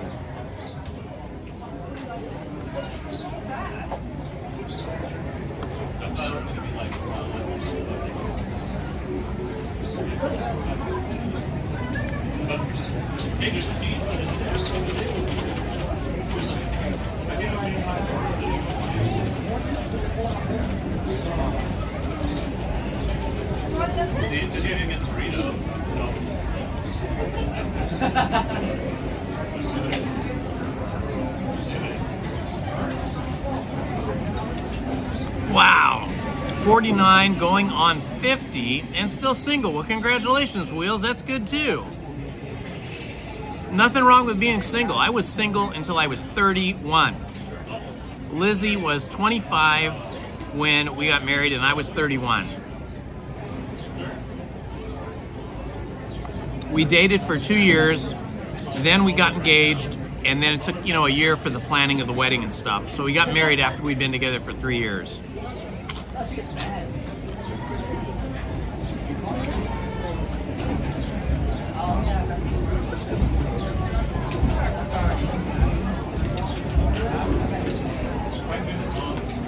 Some people prefer to be single. I mean, I was happy being single for decades until I met Lizzie.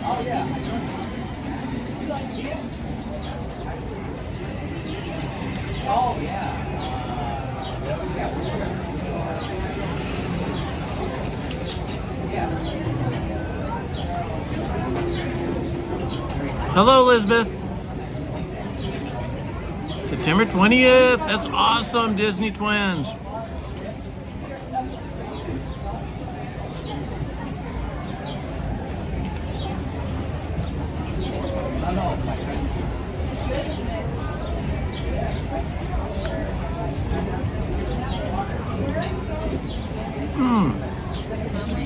Good, I'm glad you tried that, Kaylee.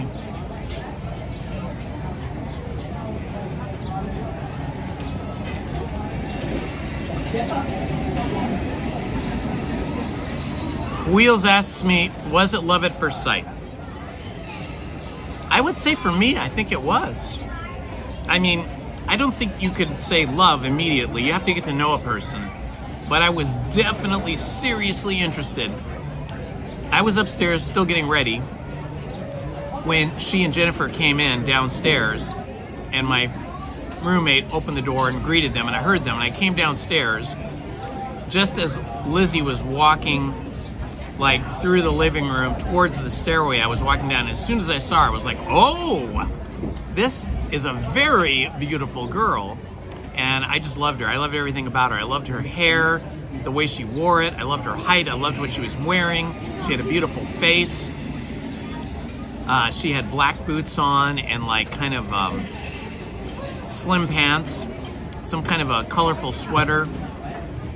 So I would say maybe not love at first sight, because I don't know if that's possible until you get to know somebody, but definitely strong attraction for me. And for Lizzie, I think it took about another week.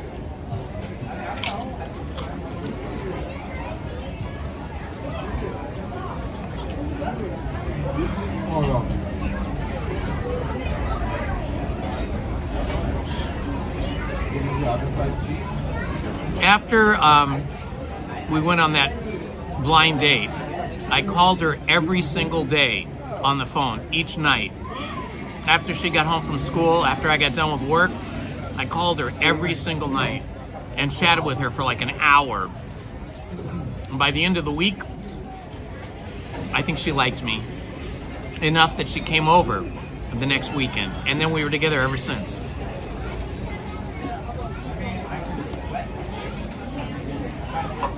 I think in total, we've probably not been apart more than, maybe more than 10 days. I think we've been together maybe 10 to 14 days when one of us had to travel somewhere without the other. But other than that, we've been together every single day of our lives for the last 38 years.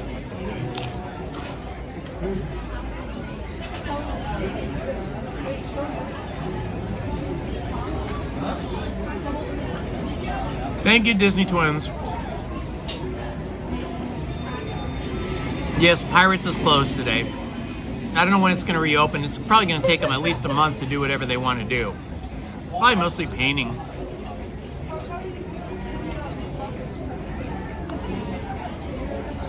All right, time to attack this second taco.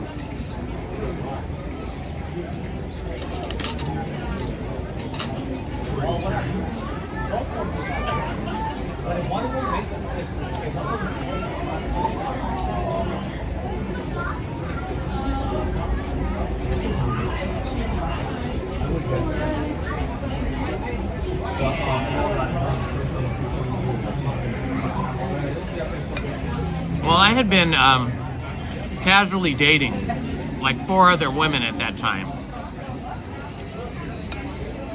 And after dating Lizzie for 2 weeks, I had to call each one of those other ladies up and tell them, I met somebody that I think is a really good match, and it's been really fun hanging out with you, but I'm gonna go exclusive with this new young woman, which was Lizzie. And then we just had fun working and traveling and camping and hiking and going to theme parks for quite a while. So I got married at 31. We were together for 9 years before we had a child, before we had our first child, Shelby. So I was 40 when we had our first child, and Lizzie would have been, let's see, she was 25, 30, she would have been 34.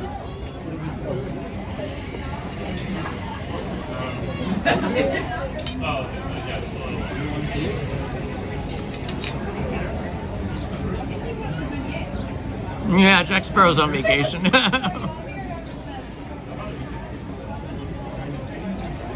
Edwin, don't cry. It's all good.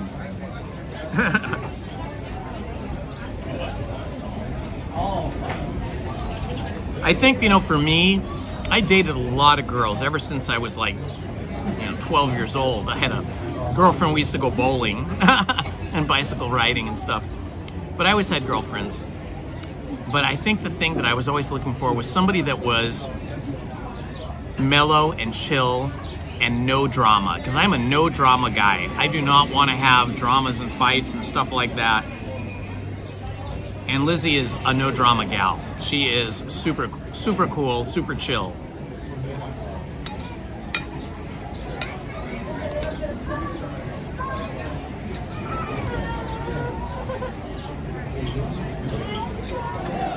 The other thing that was really important for me was I had to be with somebody that loved art and that loved going to art museums and going to the theater and had to love movies, especially old black and white movies. And Lizzie loves all of that. Oh, Travis. It's a good cry, right?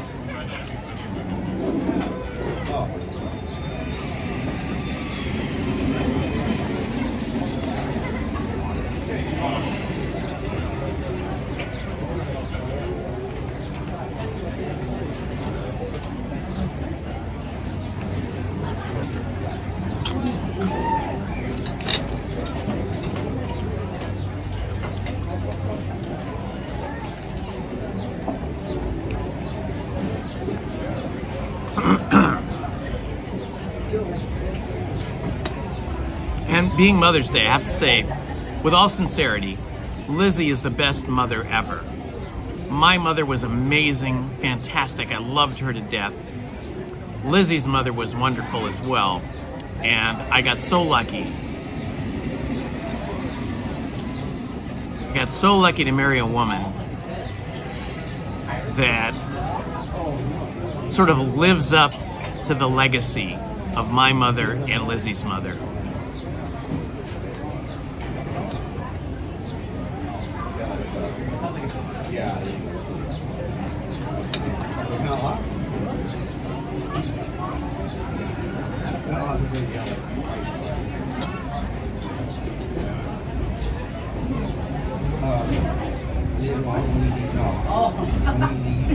I'm glad to hear that, Disney Jen. Well, you guys make it really fun for me to be here. Because Lizzie's still working, because she's a little bit younger than me. It wouldn't be nearly as fun. And it is not nearly as fun to be here at Disneyland without you guys. Having you guys in the chat, asking me questions, chatting with me, makes this so much more fun. Travis Libby is guessing 10 girlfriends. I don't know how many girlfriends I had. Many girlfriends over the years. Mostly a serial monogamist. That's me.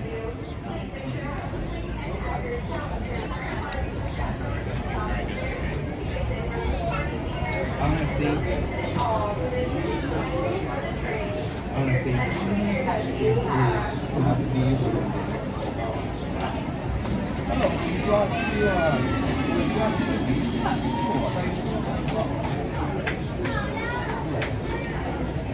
You're welcome, Robert. And we both love Disney, and that's one of the most important things. Travis, we don't do that anymore. I grew up the first 8 years of my life. Well, not first 8 years of my life. My first grades 1 through 8, I went to a Catholic school, studied the Bible every single day, 5 days a week, and church on Sunday. Went to church every Friday and Sunday. Studied religion a lot. Went to take some classes at UCLA on comparative religions, so I could learn about all the religions when I became an adult. You know, when I was 21, 22. And Lizzie's family was, went to church all the time. They were, I forget now, I think Lutheran. My family was Catholic, so it's very similar. But we're not super religious now. We did take our kids to church, to a local church, and had them go through, Bible study and all that stuff. I think all those stories just help you get through life a little bit easier by teaching you right from wrong and things like that. But I don't feel I need to go to church anymore. I think I've got that all squared away. Oh, there you are. No. Okay.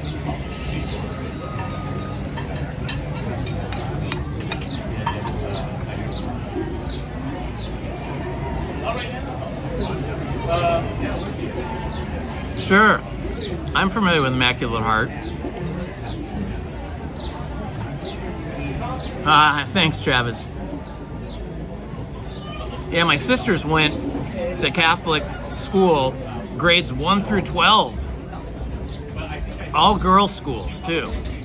And then one of my sisters even went to college at a Catholic college.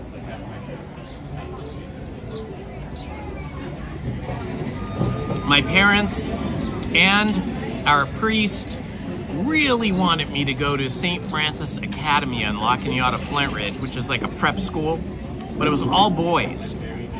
So I would have started 9th grade there and went 9, 10, 11, 12. And having been in a school with all girls and having had 3 sisters and all their friends around all the time, I just loved being around women and girls. All my aunts, I loved them. I did not want to go to an all-boys school. I thought that would have just been a nightmare. So they did everything to try and convince me, to bribe me. The priest came over, the Monsignor came over. Everybody came over to the house to try to counsel me because they wanted me to go to this private Catholic prep school that was all boys. And I just told my folks, I said, hey, I went to Catholic school for 8 years. We always had boys and girls in the classroom. That is natural. I don't think it is natural. It doesn't feel natural for me to go to a school that's just all boys. I like girls. I want to have a girlfriend sometime. And I'm just not going. And I told them, I said, I want to experience public school. I want to know what it's like to go to a public school. So anyway, we lived in Los Angeles at that time. We ended up moving to Glendale, California, which is a suburb just north of Los Angeles and just east of Burbank. It's the very next city over from Burbank. It's right between Pasadena and Burbank and Los Angeles to the south and the mountains behind us. And I enrolled in Toll Junior High School in Glendale for 1 year, 9th grade, and then went across the street to Hoover High School for 9th, 10th, and 11th, and loved it. It was fantastic. I was so happy.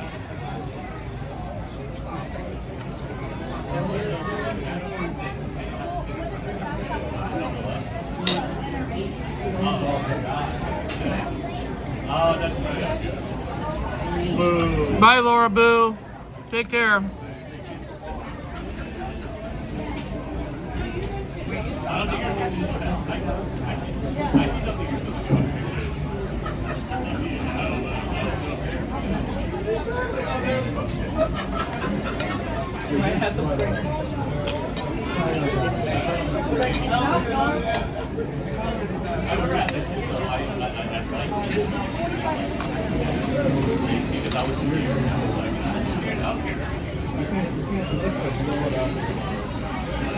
Edwin is in Corona.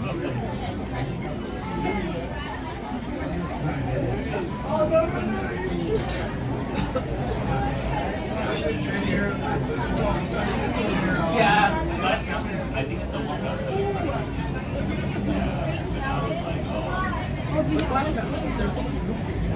I wonder what the line is for Tiana's Bayou Adventure right now. I'll have to check when I finish eating.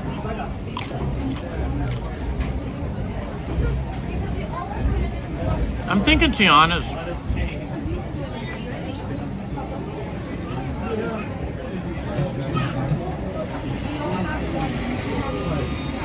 As long as single rider is not too busy there, we'll do Tiana's. Let's check.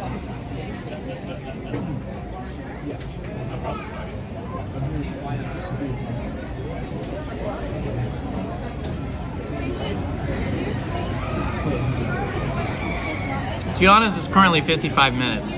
That probably means that the single rider line is probably half that time, probably like 25 or 30.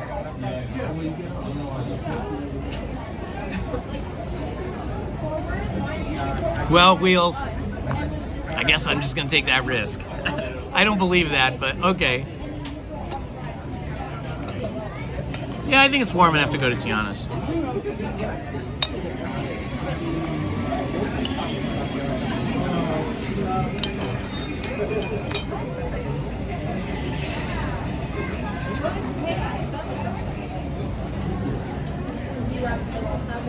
Mark Twain next, and then Tiana's. Thank you, Wheels. Ah, Shell, thanks for saying that. And Melly Webb.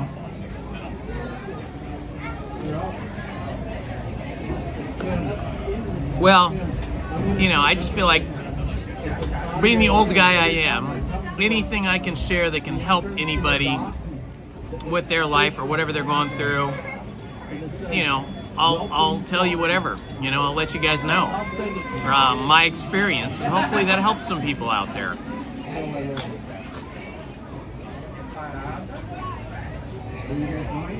I agree, Crick Style.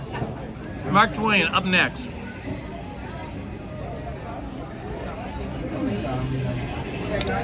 Boy, they gave me a lot of this corn.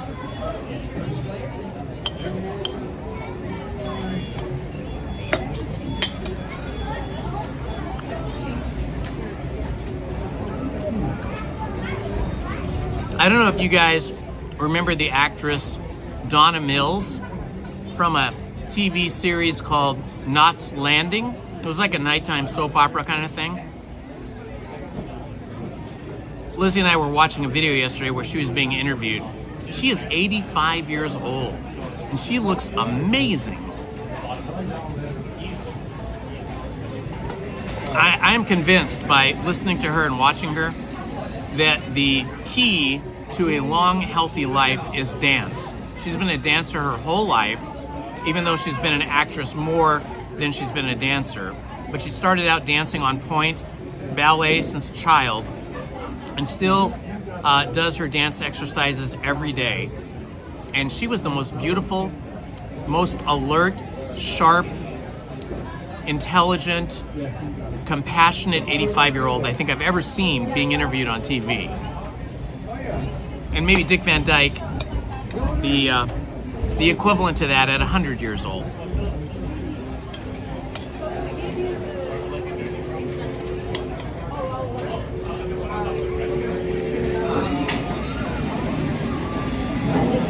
"76 degrees now." Oh yeah, Dr. Quinn, medicine woman.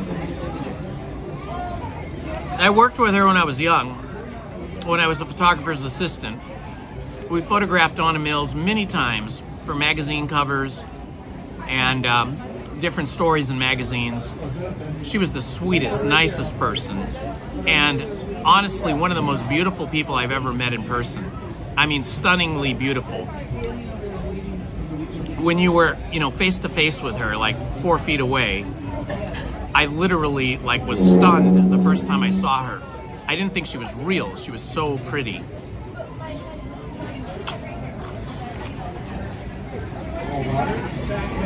Travis, the corn is exceptionally good.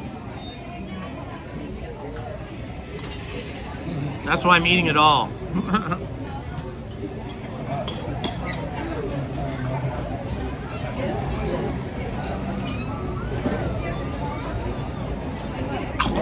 In the backpack?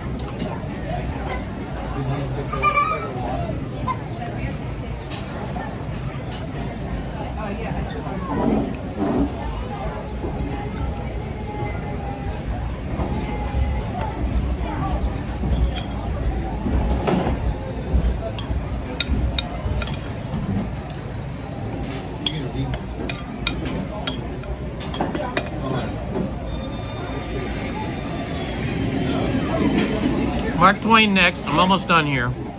And then we'll see about Tiana's.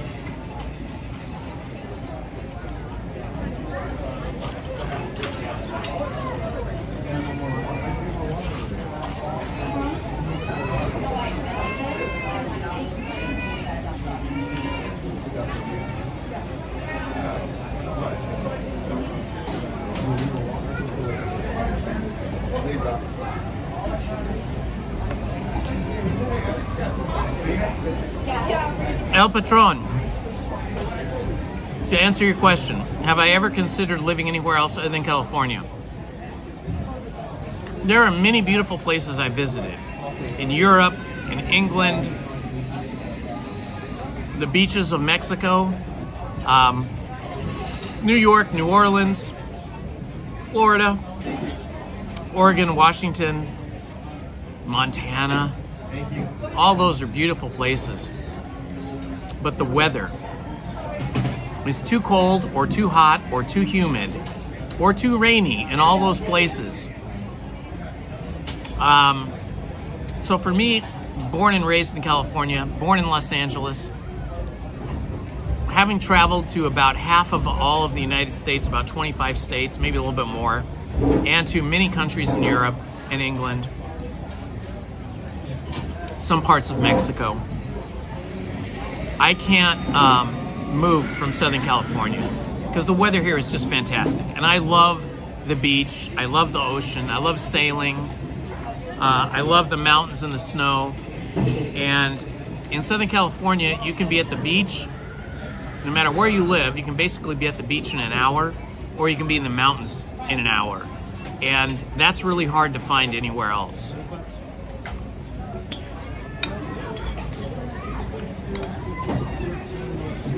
Especially with no humidity. and no insects or bugs. Like, it's really beautiful down south in Louisiana, some parts of Texas, some parts of Mississippi, Arkansas, Alabama, northern Florida, Georgia. Those places are beautiful, but they got some terrible bugs, high humidity, intense heat, and California just has all that beat.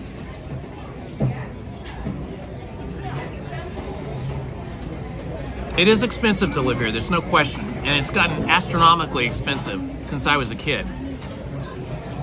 I mean, it was not that expensive. When I graduated from college, I continued to live with my parents till I was like 25 to save up money, and I bought my first condo, 2-story, 2-bedroom, 2-bath condominium with money I saved up. And I mean, the down payment, you know, and then I made payments. But I was only paying $1,000 a month for a condo, renting out one of the bedrooms for $500 a month, sharing my condo. So it was very cheap. The second condo I bought was only a little bit more expensive.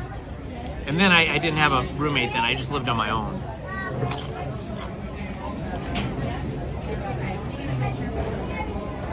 And our house was not that expensive. It was expensive for us when we finally bought a house, Lizzie and I. But now, the same house is like, let me think. It's like 5 times or 6 times more expensive to buy a house in my neighborhood. Same size, 1-story bungalow, all that stuff, about 5 or 6 times more than when we bought it. And we would not be able to afford to buy that house now, even if both of us were still working.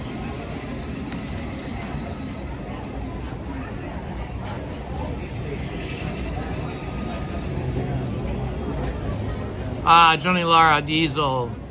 Thank you for saying that, my friend. Thank you for being here. Are you a diesel mechanic or do you have a diesel truck?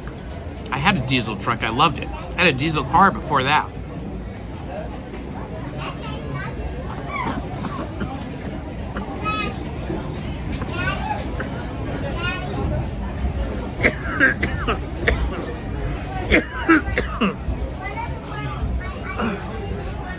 Soda went down the wrong way.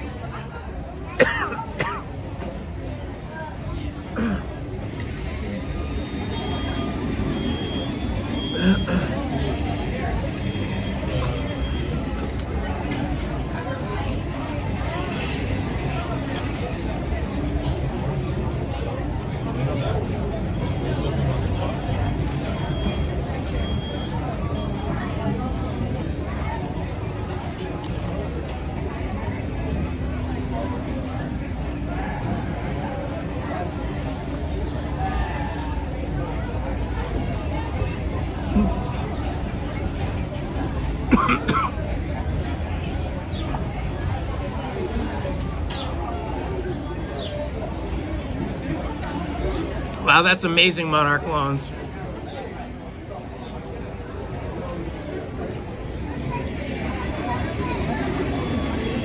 I feel it's very hard for young people to buy a house now.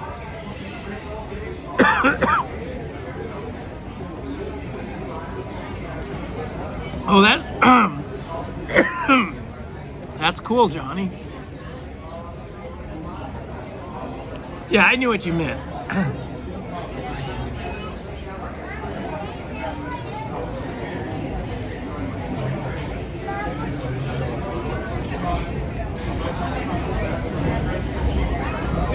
Yeah, my first condo was $105,000.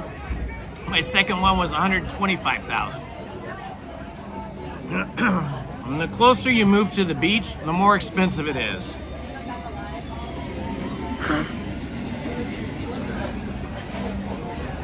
All right, we're getting ready to go to Mark Twain here.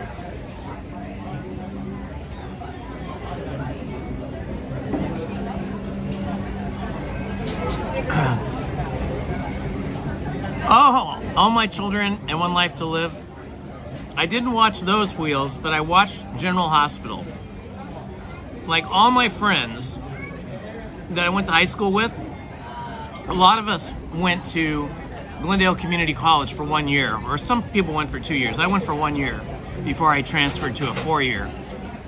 And we would get off school, usually around 1:30 or so. We just had classes in the morning, and everybody would go home, and there was nothing to watch on TV that interested us, except for General Hospital, because it had a lot of young people on there. And so it turned out a lot of us were coming home from school, eating our lunch in front of the TV and watching General Hospital. I loved that show. Luke and Laura and I can't think of the other, what was her name? There were so many characters on that show, now I can't remember them all.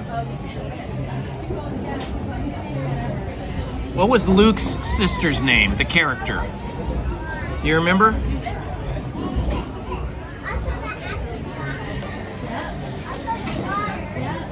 Let's see how we're doing on battery here. It's been charging.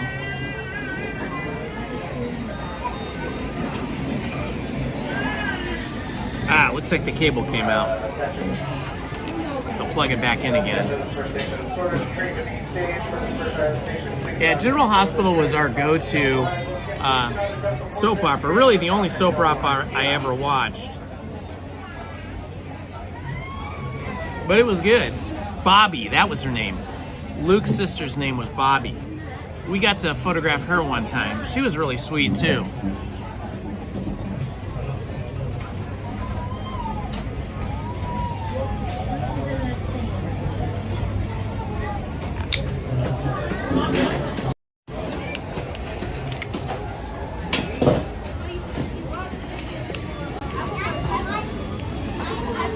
Try to work my way out of here.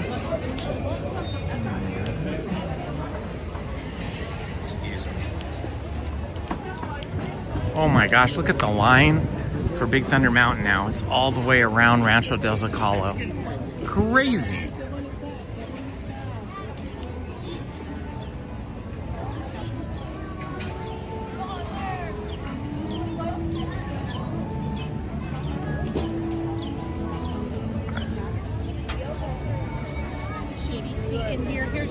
I've always liked ABC Television Network. And they partnered with Disney, Walt Disney, when Walt was trying to get money to build Disneyland. And they made that deal with him where he did a weekly Sunday night show that basically was like a giant advertisement for the Walt Disney Studio and Disneyland, even though it was still under construction. But the money he got from that show helped build this park. So they helped fund his dream. And then eventually, Disney bought ABC and ESPN. Oh, Dark Shadows was the best. All of us watched Dark Shadows. Yeah, that was like a gothic horror soap opera, I guess you could say. It was great. Oh, we're gonna get to ride the Columbia first. Look at this, Columbia's coming into port. So Columbia first, guys.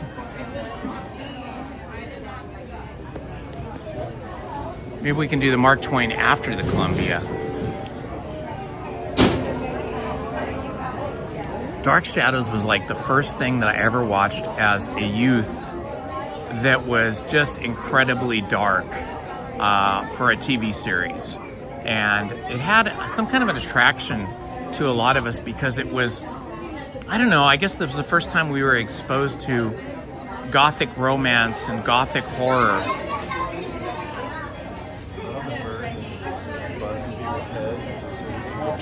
Anything and everything Disney was everything I loved.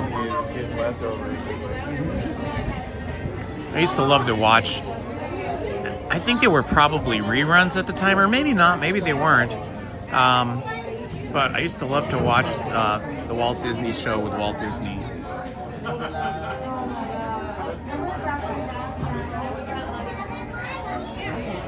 When did the wonderful Disney air? Well, in the normal way, it's 675. Yeah, so the Wonderful World of Disney first started airing in 1954 and then it stopped airing in 1966.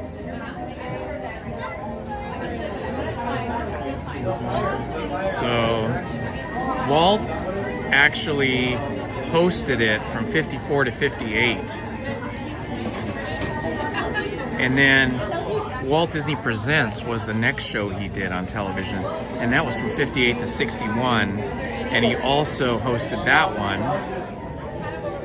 And then there was the Wonderful World of, I think it was called Walt Disney's Wonderful World of Color, 1961 and 1969. And I believe Walt also hosted that.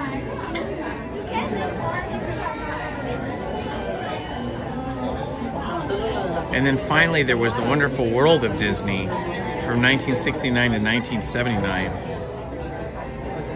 But I think Walt mostly hosted from 54 to 66 because, you know, then he became ill and then he passed away.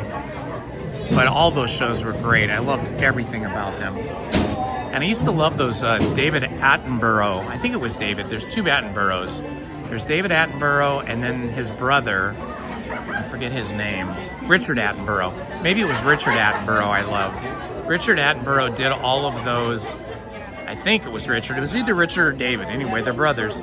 Did all those Animal Kingdom type documentaries. Do you guys remember those?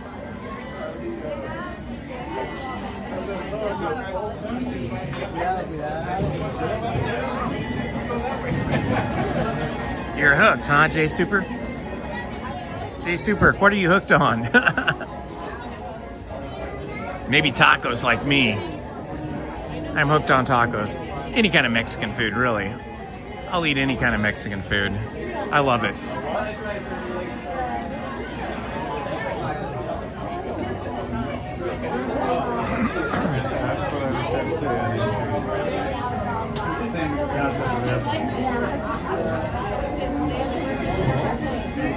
All right, we're going to be boarding the sailing ship Columbia here momentarily. This is a replica of the original Columbia sailing ship that was the first American flagged ship to circumnavigate the globe. The purpose of the ship was to travel the world, to stop at ports in as many nations as possible to announce the success of the United States of America being founded and being a global trading partner and hopefully a good neighbor.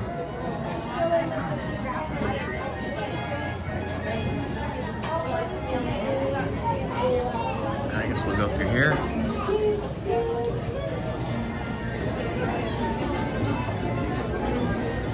Barnabas, remember? Dark Shadows. Dark Shadows, one of the main characters was Barnabas something. What was his last name? It's the name of the family. I4, keep it going. Who remembers Barnabas' last name?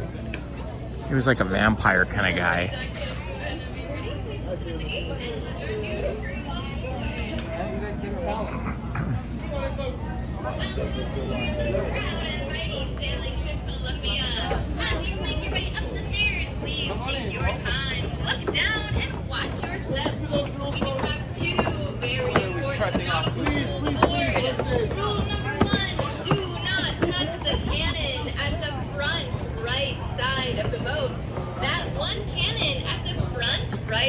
David Attenborough, huh? Starboard, please do not touch that cannon. That is our one live cannon aboard. You are welcome. Yes, he did turn 100 this week. Ooh, look at that. That's interesting. You can see down into the rivers of America here. You can see some of the superstructure of the pumps that they use for the Phantasmic and the spray nozzles. All kinds of cool stuff. That's interesting. I've never seen that exposed that way. Welcome aboard, crew. This be the captain speak. Before we make sail, you should know that we have a few rules upon Collins. For a safe voyage. Thank you, J Super K 391. Placing of young sailors upon them. Barnabas Collins. Wow, that's excellent. Good memory, my friend. The waters be cold and deep, and our crew cannot swim a stroke. So whosoever falls overboard will be staying overboard. And it will be Looking at Tom Sawyer's Island over here. lost at sea. Since this is a fine wooden ship, you may not smoke or be starting any on-deck fires. The Can only you fire imagine permitted on board David is in the Attenborough eye turned of the 100? watchful eye of the cook. What a lucky guy to be 100, and he's in really good shape. He's walking and talking, and he looks healthy. And Dick Van Dyke's 100 also. Also walking and talking, and still dancing and singing. Now look lively, mates, for we are sailing with the tide, and the tide waits for no one. Haha, chimichanga next time, huh? I think I'll skip the chimichanga. Lizzie and I had the breakfast chimichanga one time, and we both felt ill afterwards. I think, you know, some of us, as we get older, we get more sensitive to like seed oils and highly processed sugar and highly processed wheat flour. And so we have to be more careful about what we eat. We sail a true course, south by southwest.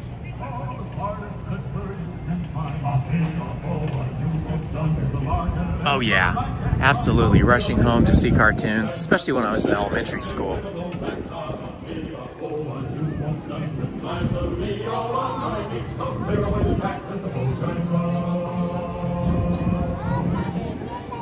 What was your favorite cartoon, or your favorite character, or favorite cartoon, Wheels?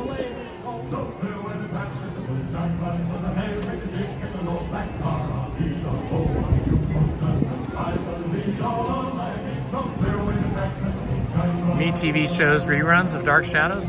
That's pretty cool. I think I bought a DVD set of Dark Shadows a few years ago, sitting up on my shelf, and when I first got it, I watched a whole bunch of those episodes. It was like a box set.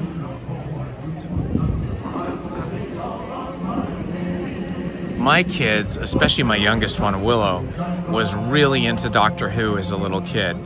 And I didn't even know anything about Doctor Who, but she started watching Doctor Who, and then I ended up watching Doctor Who, and then I became a big fan of Doctor Who. Doctor Who is a British, I'm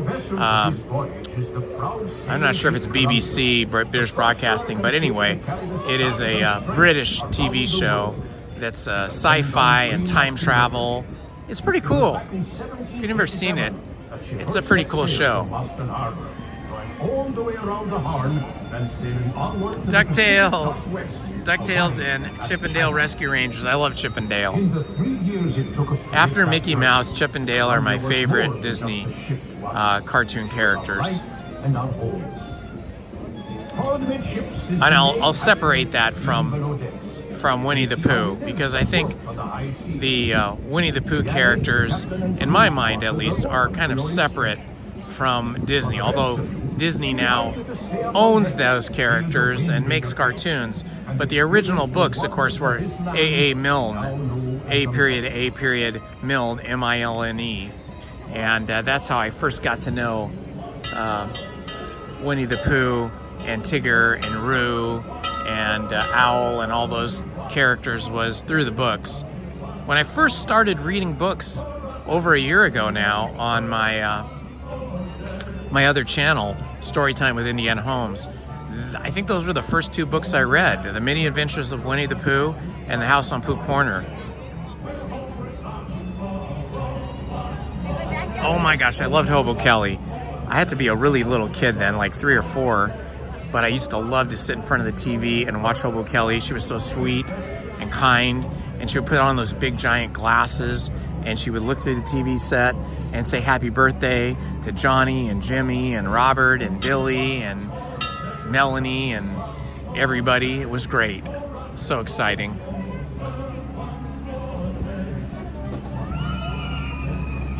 Amy Hinman, you love Doctor Who? That's awesome. I loved Doctor Who when his companion was Billy Piper. let's see, which which actor played Doctor Who then? There was Louis Capaldi, but I think it was after that. Shoot, if Willow was here, she'd know all the names of all of the Doctor Who actors.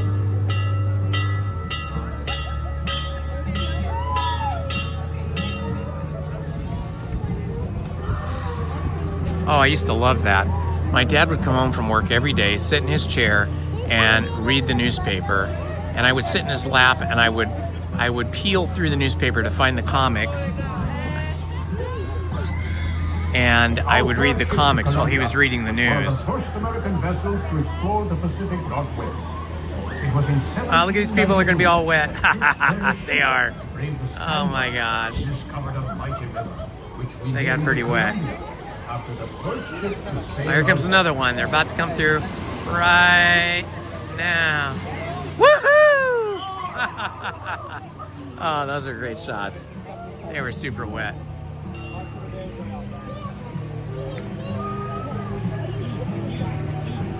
Wheels, what's gargles? You mean like gargoyles? I don't know what gargles is. Oh. Garsicles. I'm not sure what garsicles are. I guess I didn't see that.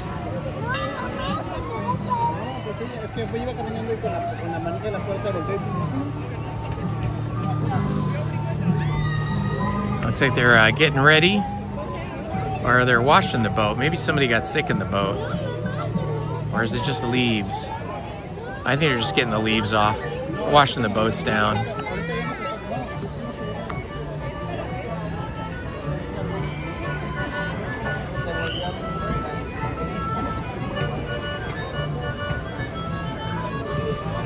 Just ahead is the most treacherous part of our journey.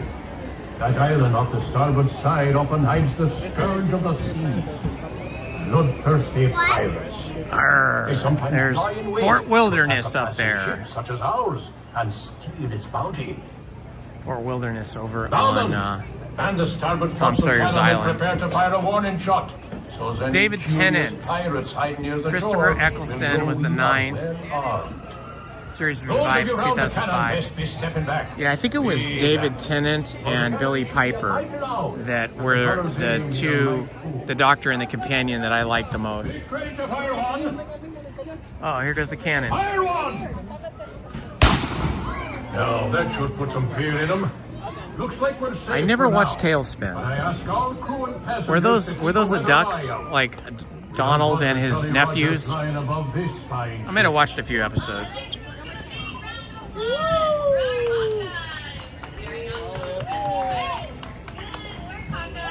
I do remember the Los Angeles Times and the Herald Examiner. I guess back in the 40s it was separate. It was the Herald and the Examiner. But by the time I was a kid and I was around and my dad was reading newspapers, I think it was merged into the Herald Examiner.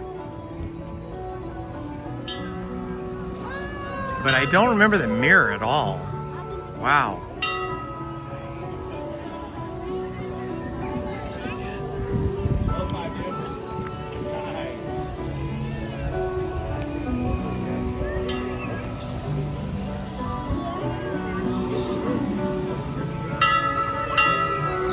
Look at those big old deer.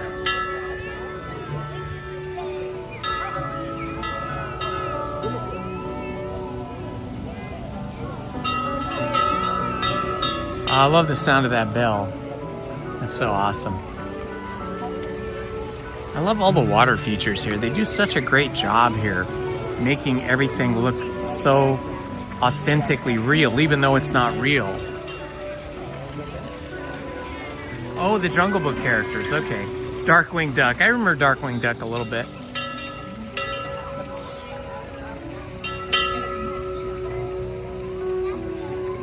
Ah, so that's what happened. And only the LA Times survived. I remember the Herald Examiner.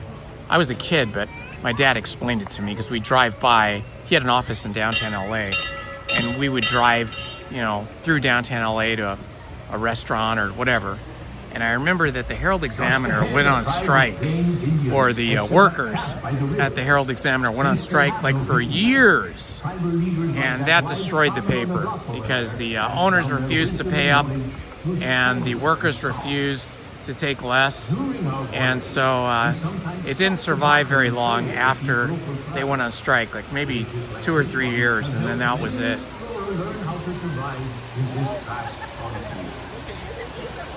I love gargoyles just on the fact that they are such a thing, that there is such a thing as gargoyles, you know? There's a duck supervising down there. A goose is supervising that beaver. That was great.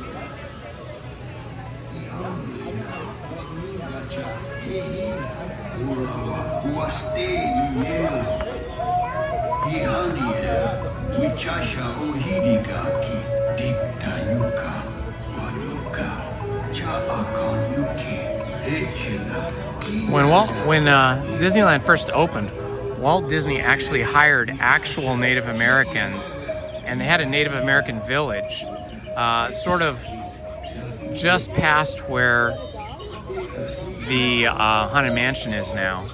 And they used to have Native American performers perform, talk about their rituals, do ritual dancing and so on. But I don't remember any of that. I think that all happened before I was born. That was all gone by the time I started coming here.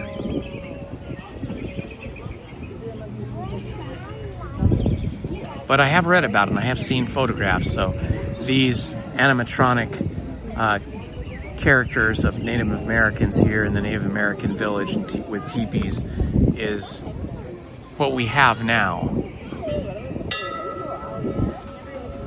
Knott's Berry Farm still employs Native Americans for like their hoop dancing show.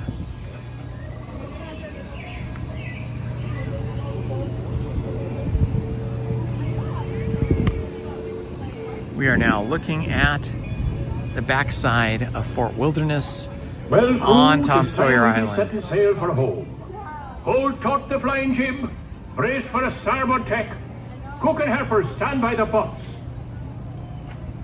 Shipmates, if you haven't done so, 'tis a good time to visit the crew's quarters below decks to see how sailors of the 1790s lived and worked while on the high seas. The lower decks will be closing when we enter port. Those of you remaining on deck, keep a close eye on the riverbanks, where you may be able to see moose, elk, and other wildlife.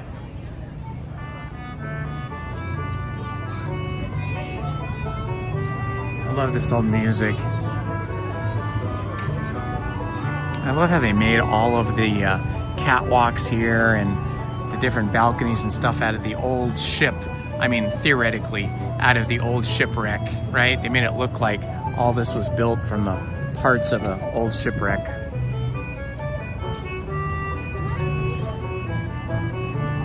Fuji cameras are very good.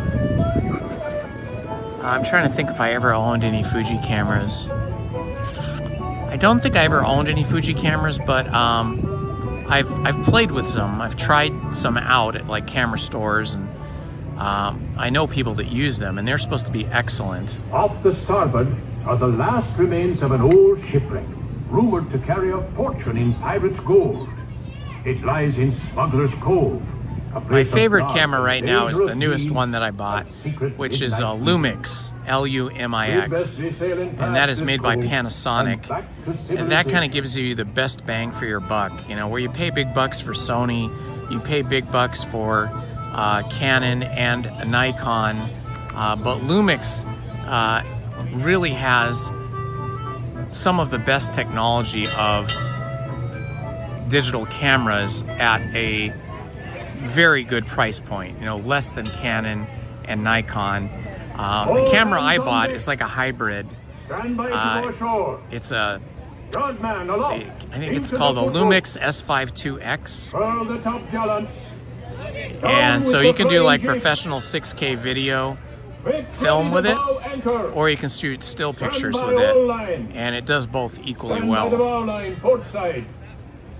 Let go the bow. Some cameras are more video focused, more video centric, and some are more still photography centered. But the Lumix cameras have a nice balance between the two. The stars and stripes round the world. You've been a fine Oh, crew, Edwin, you have and we no hope to be idea. sailing with us again My soon. first All love, hands, my prepare first to go ashore. My first love that was not another human being, my first love of art was photography. I took a photography class in high school and fell in love with it and learned how to process film and learned how to print in high school. And then when I went to Art Center College of Design in Pasadena, which is an art school, I studied photography and film there, photography and motion picture film. And let me walk up here where it's maybe less noisy. Yeah, and I processed so much film in my life, in my young life, thousands of rolls of film, and printed thousands of prints. And then one of the jobs I had when I was in college, I used to print commercial film for like aircraft companies. I worked for a film processing company at night. I'd go to school in the day and I would work from like midnight until 7 in the morning. And I was printing all kinds of stuff, like stuff that was like classified and stuff, like aircraft and ships and some stuff I can't even explain what it was, but like military stuff. And then other things too, like architectural photography for architects and stuff. So I did that. I printed thousands and thousands and thousands and thousands of prints. And I developed all my own film when I was in school. And then later when I became a commercial photographer myself in my first career, I was shooting so much, I was too busy to process and print stuff myself. So then I had a commercial lab do that for me. I had a black and white commercial lab that did that work for me, and then I had a color lab that did the other work. And then of course I got involved in video production and film, and I did that for a number of years before I went back to school to become an art teacher and then later a film professor. Media, like film and media professor.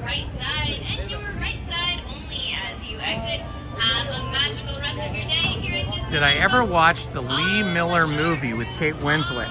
No, I don't know what that is. Is the name of the movie Lee Miller, or was the writer or director Lee Miller? You have to give me a little bit more information on that.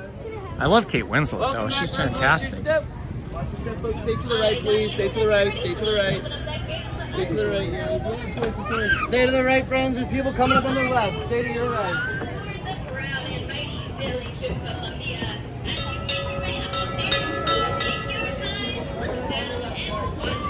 Yeah, one of the things I did when I was first starting out on my own as a commercial photographer and filmmaker is I had an account where I had to fly.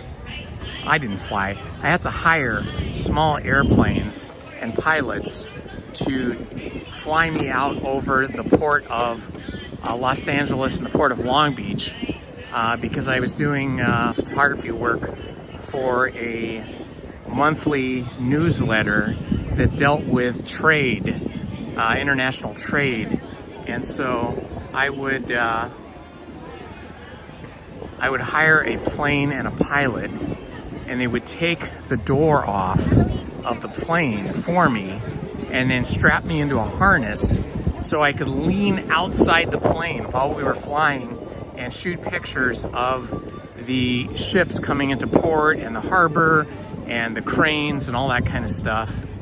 And then also for another company where we had to photograph Amtrak trains. Well, actually it wasn't Amtrak trains. It was like, I think Southern Pacific, freight trains out in the deserts. And it was the same kind of thing.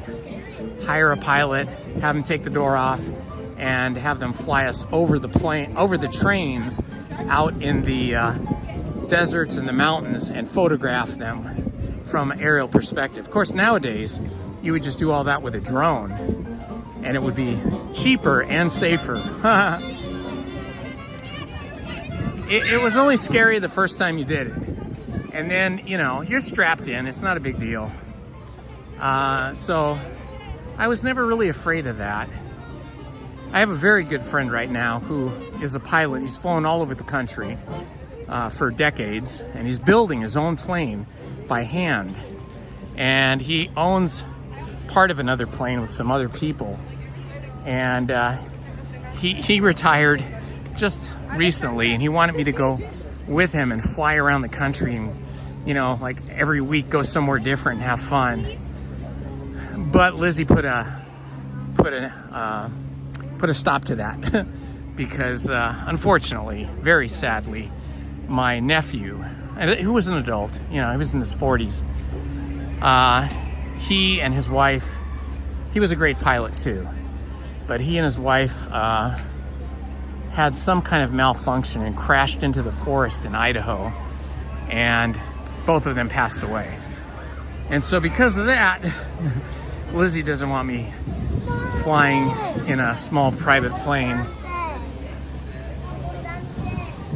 Understandably, I wouldn't want her to be worried all the time.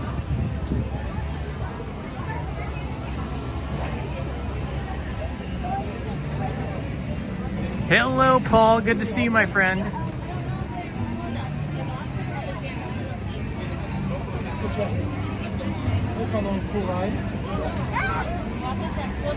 All right, we're gonna go check the single rider line here for Tiana's Bayou adventure because we are at the hottest point of the day now. It's 76 degrees. I don't know if it'll get any hotter, maybe 1 degree warmer, and then it'll start cooling off after that. Hottest part of the day this time of year is like usually between 2 o'clock and 4 o'clock.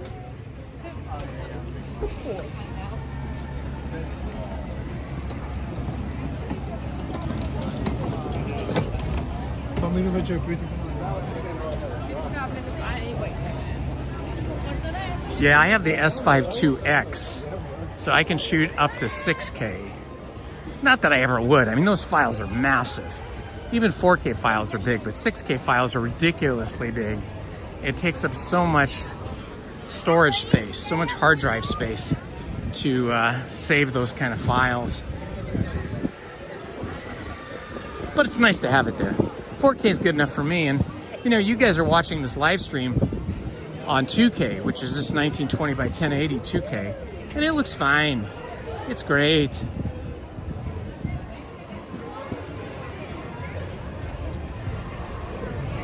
All right, it looks packed here, but we're gonna do single rider. Hopefully they'll let us in soon. Might have to wait a bit inside.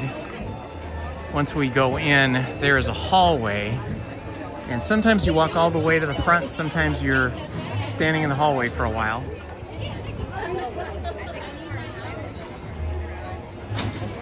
Oh yeah, I would say driving planes is safer than freeways, absolutely. Just because the sheer number of cars on the road in America every day is millions and millions and millions and millions. Versus airplanes, there's far fewer and less traffic in the air. But you never know, especially the small planes. You could have a malfunction, you could be hit by some type of a weird airflow. We don't know what happened to Brian. We just know that his plane crashed and he and his wife were killed. It was really sad, actually. It happened on the same day that my sister Loretta, my middle sister, who was 10 years older than me, the same day she died of cancer. The same day Brian, our nephew, died. It wasn't Loretta's son, though. It was my other sister, Linda's son. That was a rough day, a rough time for all of us. But, you know, as sad as it was for Brian to pass away and as hard as it was on his mother, Linda, he passed away doing what he loved. You know, he loved flying.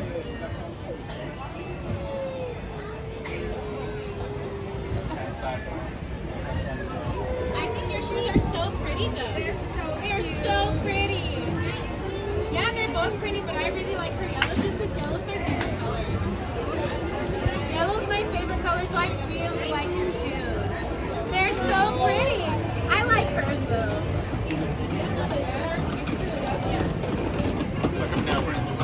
All right, here we go, single rider. I got to fly a single engine prop plane a little bit because I was hiring those planes all the time. And so the pilots would go, hey, you want to fly a little bit? And they would let us fly a little bit.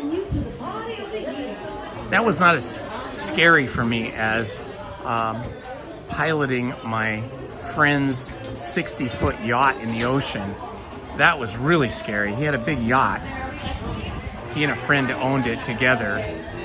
And when our kids were really little, we had all of our friends and all of our kids and all of our wives on this yacht. And Neil said to me, here, you take the wheel. I'm going downstairs. And I had no training.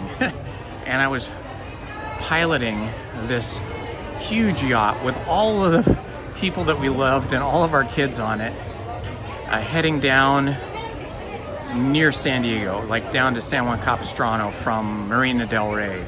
And man, that was much scarier for me than piloting the plane.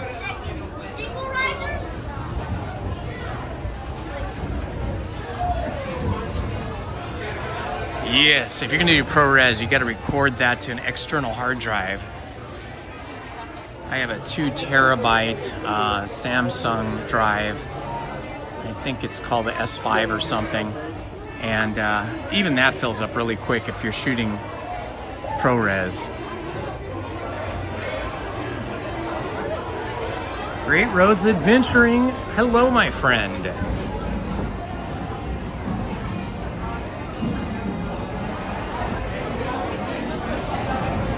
Oh yeah, sailing is fun. Well, that time when I was piloting my friend's yacht, that was a motor yacht with 2 gigantic engines and it was going super fast. It was super stable. It's just very scary when you're on that top deck, the 3rd deck up, and you're piloting the whole thing. You have all your friends and families and all our kids on it. I just didn't really want that much responsibility. But Lizzie and I, when I first met Lizzie, I was a very, very serious windsurfer. And I used to windsurf like every week. And I taught Lizzie how to windsurf. And we did that for a lot of years.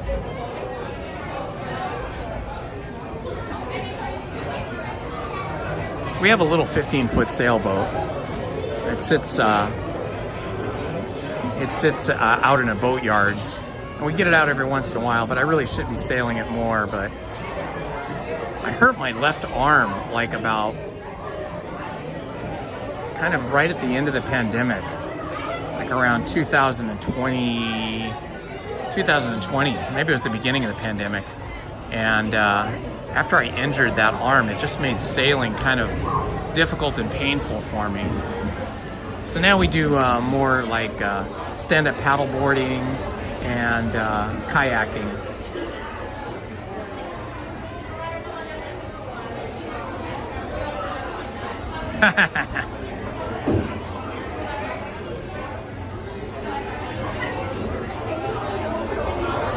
I did learn to water ski when I was a kid. My uncle had a power boat, and it would take all of us, his nephews and nieces, and brothers and sisters out water skiing. That was pretty fun.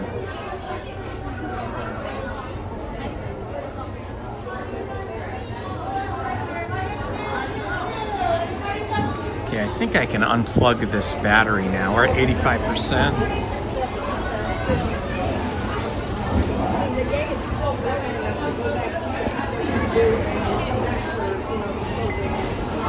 Okay, give me a minute here. I'm going to unplug this.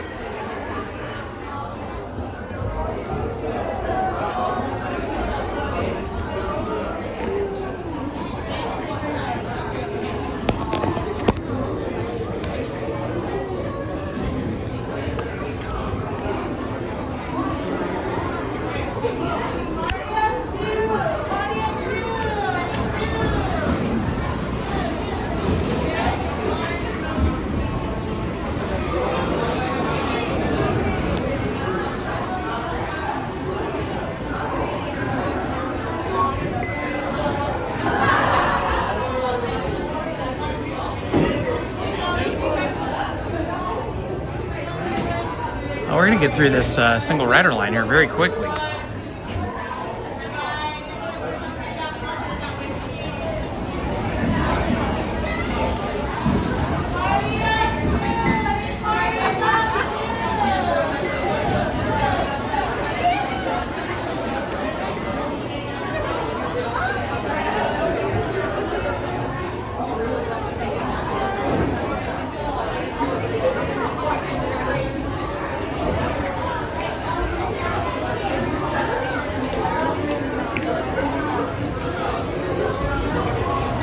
Trying to get my power cord put away.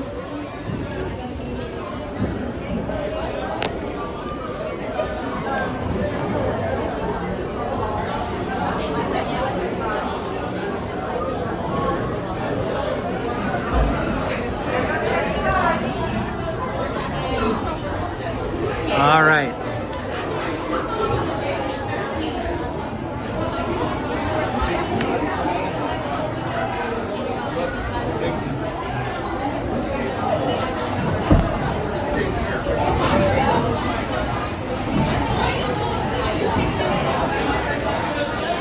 Oh, very good, very good.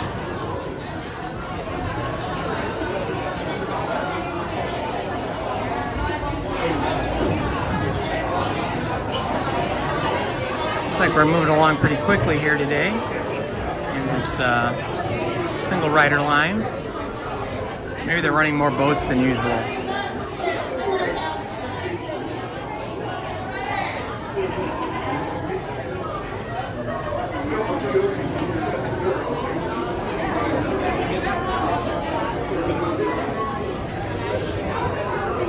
All right, my friends, we're going to be getting on Tiana's Bayou Adventure here shortly.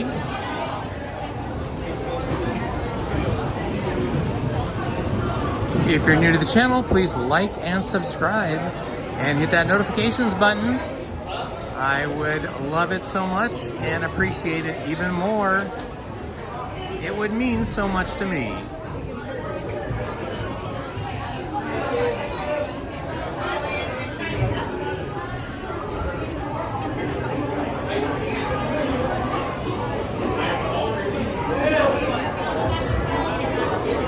A lot of people wearing those yellow ponchos today. I don't know where they bought the yellow ponchos, but they look popular.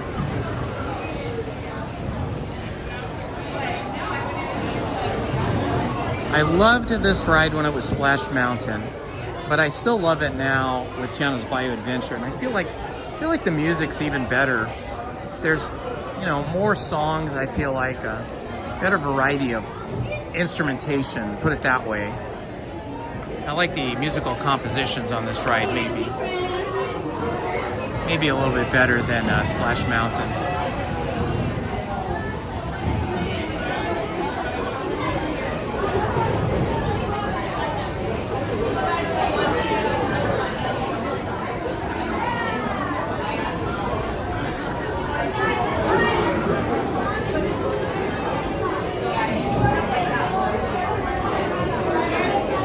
Everybody gets so chatty when they're in here.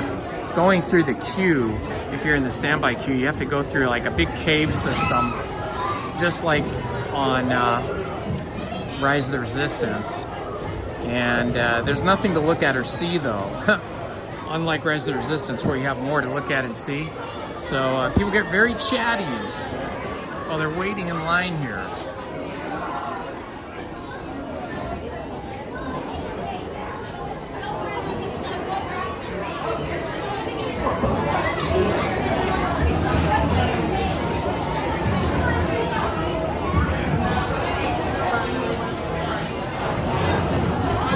Edwin live stream sailing. When I sail with my buddies, there is no time to live stream or even shoot any video. You got to be on it.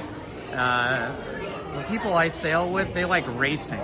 They like being in races. I mean, not like just random races, but organized races. So whenever I'm sailing with those guys, you have to be all hands on deck and following the skipper's orders.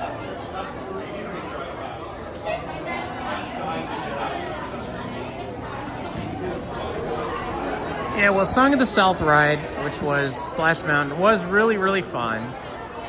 But I like this one too. I like Tiana and all the characters from Tiana's, from Princess and the Frog.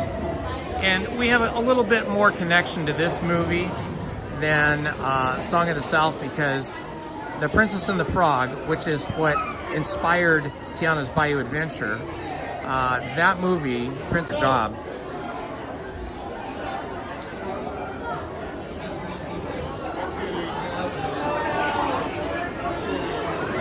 I feel like this ride grows on you. The more you ride it, the more it grows on you.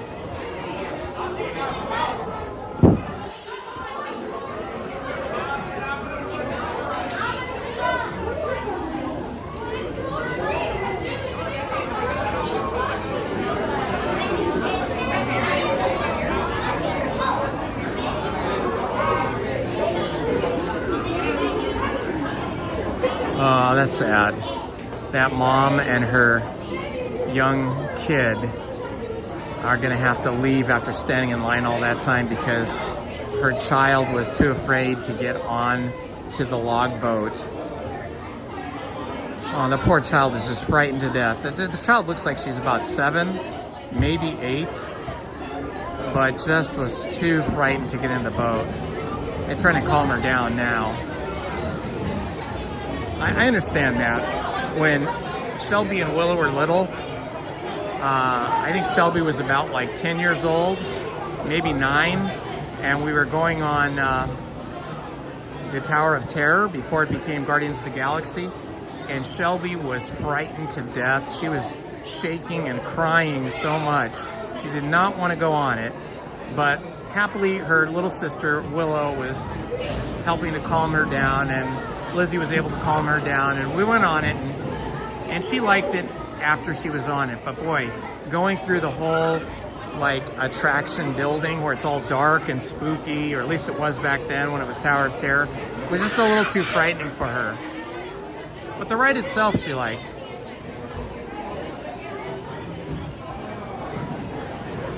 Yeah, I feel you, Sword in the Storm.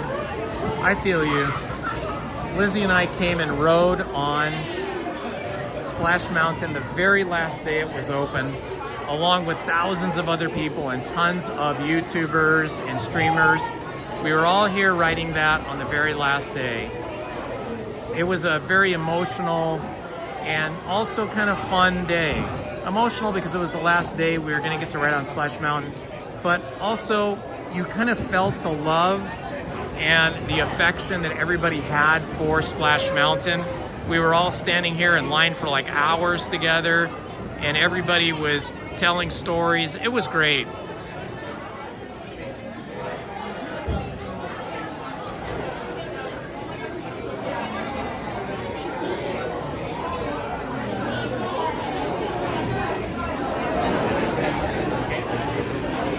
That poor mom is trying to convince her daughter to go on the boat. She's trying to calm her down. I don't know. The kid feels bad. I can tell she feels bad that she's disappointing her mom by not wanting to go on it. The mom's trying to convince her. I mean, they have to wait in this giant line. They probably waited in the line close to an hour. And then they got up there and the kid couldn't commit.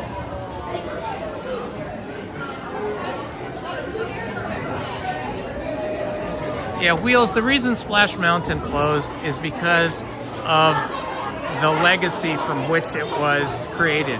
It was inspired by the movie Song of the South, and Song of the South fell out of the public's favor and became sort of a negative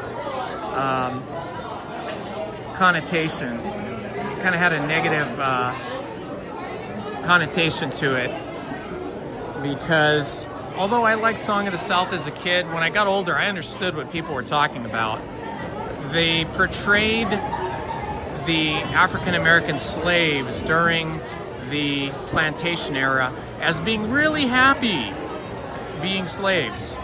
And of course, I don't think anybody would ever be happy being a slave. So the portrayal of African-American slaves was kind of ill-conceived, and it did not age well. You know how some things just don't age well? That movie did not age well, and so that's why they eventually decided to close Splash Mountain. But not everybody felt that way. I mean, I know African Americans that loved Splash Mountain, and they might have disagreed with some things in the movie, but they loved the Splash Mountain attraction separately from the movie. You know what I mean? There were a lot of African Americans that were here on that final day to ride Splash Mountain too, and you know, I talked to several of them, and they were all like sad to see it go too. But you know, it was time for it to change, and it's good that they're celebrating a newer movie. You know, celebrating the Princess and the Frog movie, which is a classic, and it celebrates African American culture in America in a more positive way than Splash Mountain could have possibly done.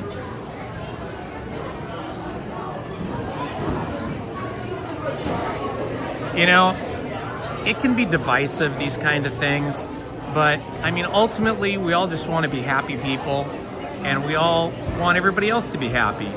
And if somebody or some group of people are sad or feel like they're being put down or being misrepresented, I understand that, and I don't have to necessarily agree with them, but I can have compassion and empathy, and I can agree, you know, that if it's harming somebody or a whole class of people, then maybe it's better to change things and make things new again. That's just my feeling about it, you know.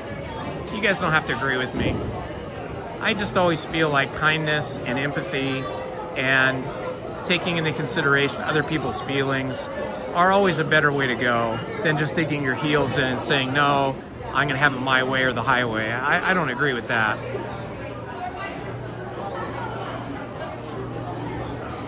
He got a little wet, huh? Just a little.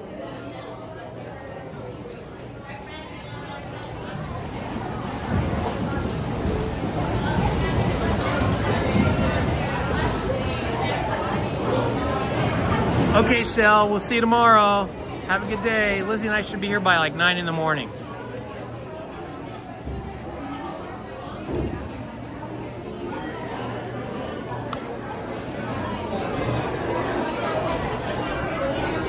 It's just kind of like one of those things of like being considerate to others. Like, you know, if you're going out to lunch or dinner with a friend or your wife or your spouse or your partner, and you really want to go have steak and they're vegetarian, it's probably not a good idea to insist on we are going to a steakhouse and then they're not going to have much to eat there except for a salad. You know, it's nice to be able to consider other people's feelings and wants and needs and put other people first ahead of yourself sometimes.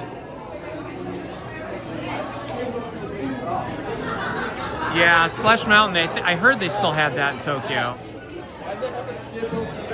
I think you can still purchase the original Song of the South movie in South Korea.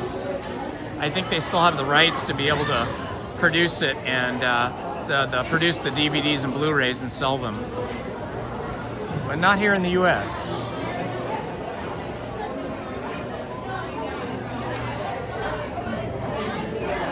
How did you guys end up so dry? Especially her. She's completely dry. You look a little wet. Okay.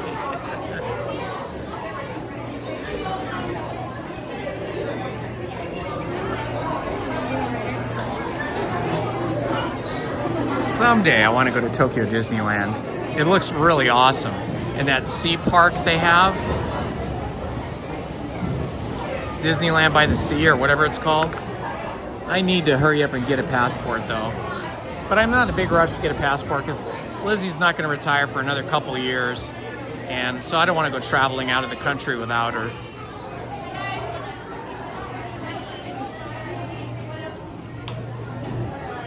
Great Roads Adventuring, thank you for letting me know that.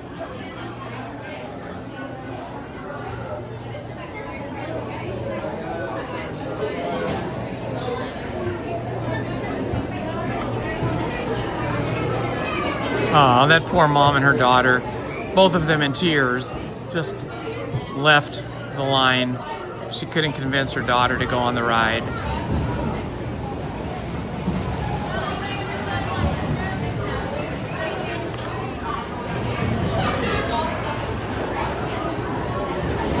All right, we've got about 4 people ahead of us, and then we'll be the next ones to board the log boats.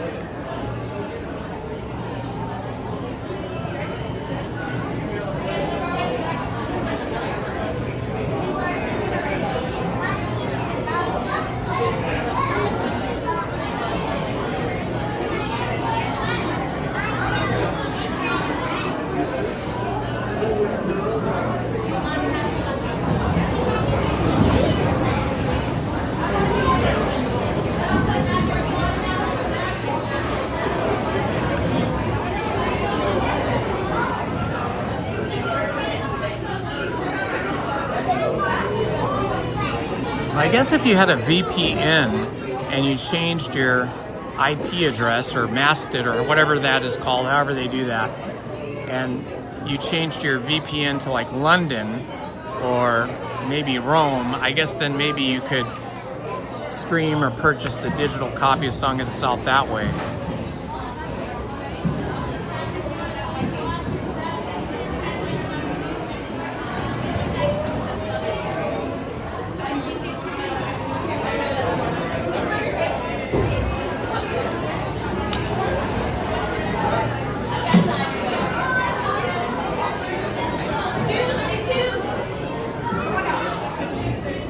I'm gonna put you guys down for a minute so I can zip up my shirt here.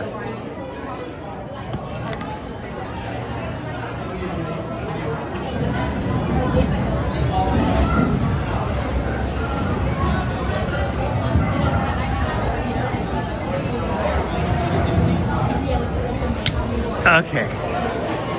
My sort of adventure jacket here zips up. It's like a shirt jacket, but I always wear a t-shirt under it, like a Mickey shirt or something. But when it's zipped up, it keeps me drier because this particular kind of cloth repels water pretty decently, and it dries very quickly. All right, 2 people ahead of me.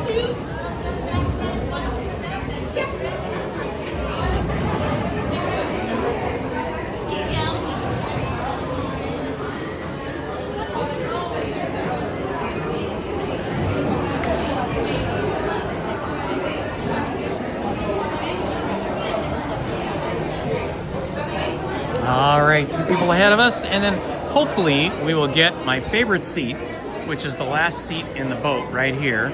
Seats 2 and seats 6, 7. You don't get very wet back there, and best of all, there are footwells that you can put your feet up in, so your shoes do not have to sit in the bottom of the boat and get soaking wet. I wonder why there's all these empty boats. Wow, did all these people fall out of the boat? I can see it's all wet, but there's no people in the boats. Weird.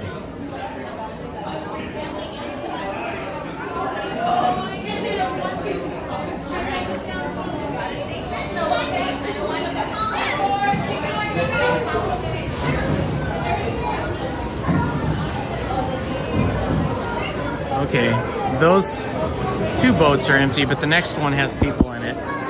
Interesting.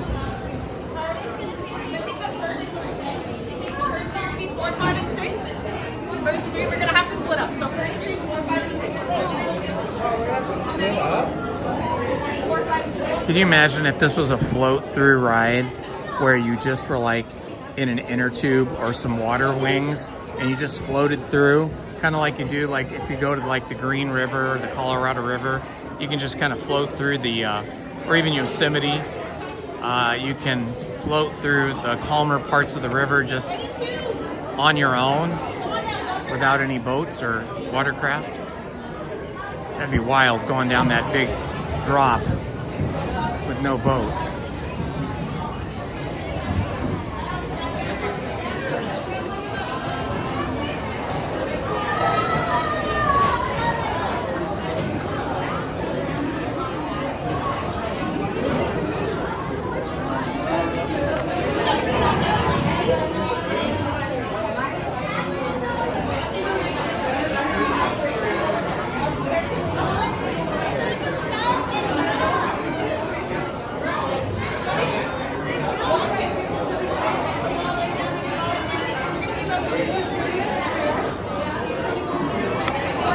I don't want to be in rows 1, 2, or 3. You get really wet in rows 1, 2, or 3. Row 5 is pretty good. Row 6, 7 is the best.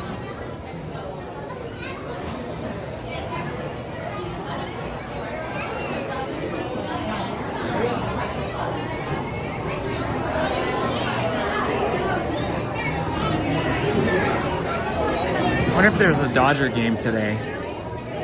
When I get home, I will have to check. We watched the first WNBA game against the Dallas Wings yesterday, and it was a very close game. Unfortunately, the Indiana Fever lost.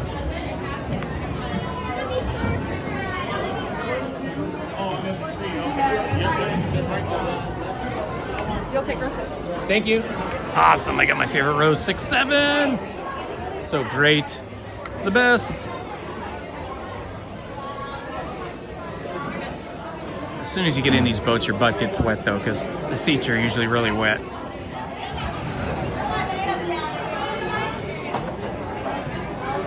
No, I think it's about the same. I think whether you're in Splash Mountain or Tiana's Bayou Adventure, I think it's about the same in terms of how wet you get. I think what makes the difference is like how much water is in the river. Sometimes it feels like the river is deeper than other times, and also how fast the river is running.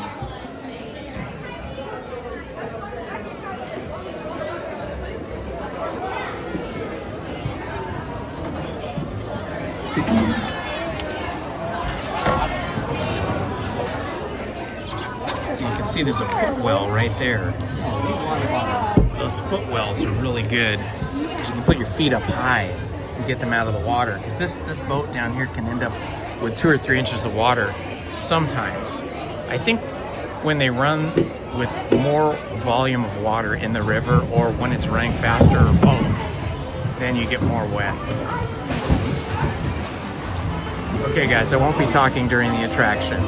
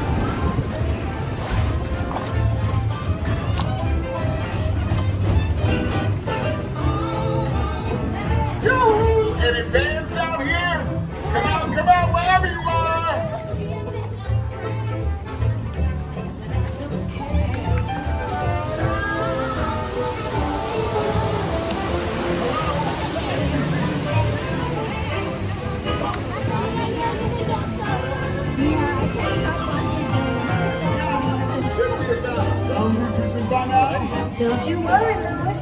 We're gonna find just what we need in the Bayou.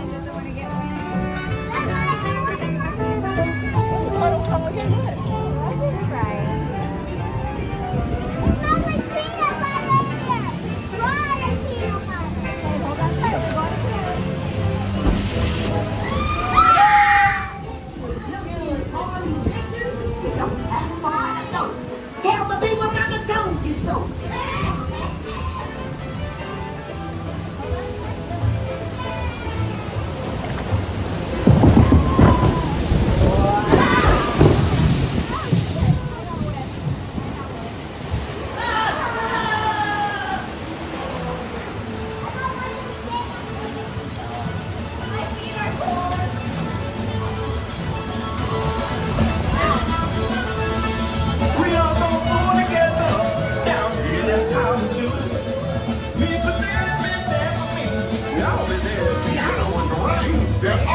decorations out here absolutely are gorgeous. Make it play! No doubt. We'll ask them to join the band for sure.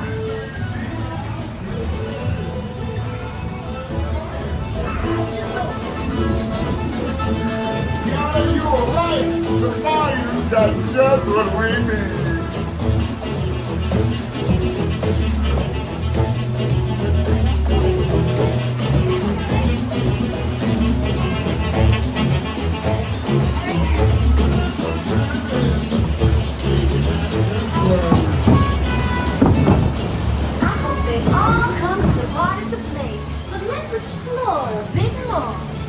Who's this?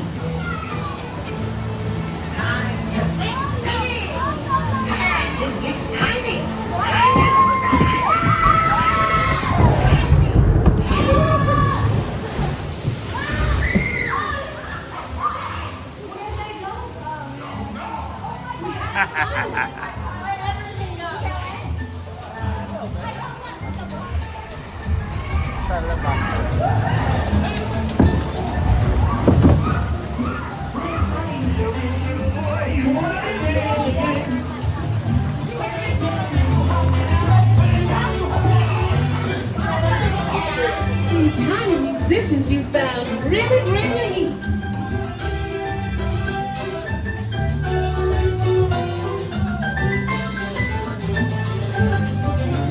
I'm always wrong.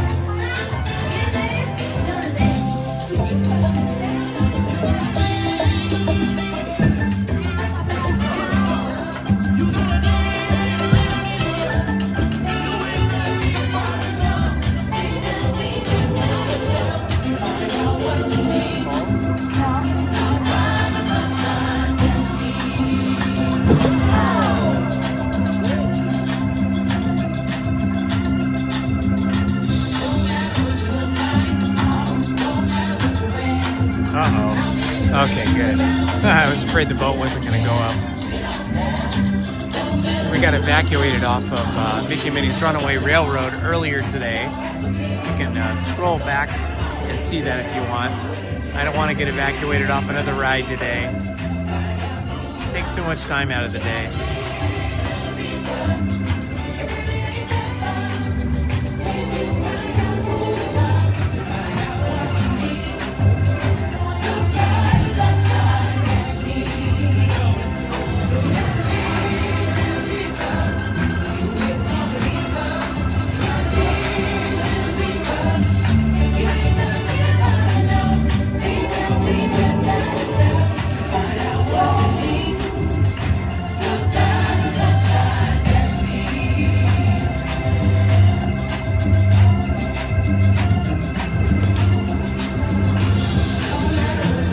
Bit of a backup here. 1, 2, 3, looks like 4 boats in front of us. Probably another 4 or 5 behind us.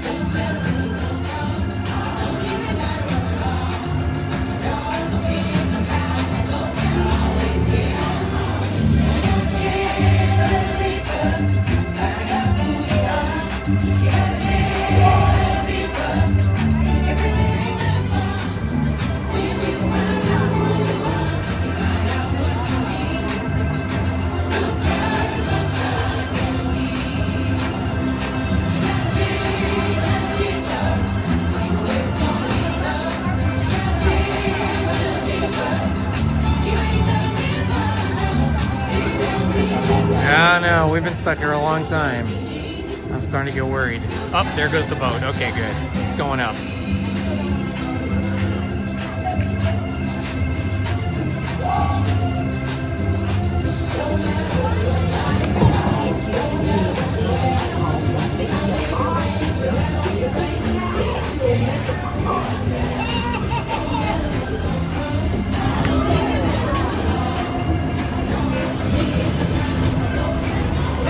Choo-choo said every time I get you back to side. But invite your little friends to take them on the train.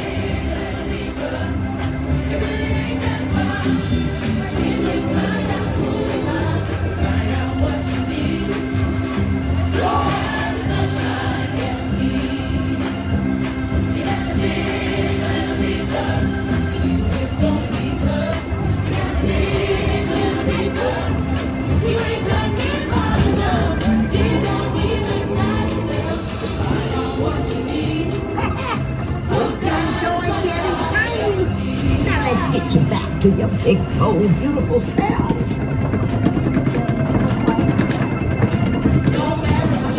Here we go.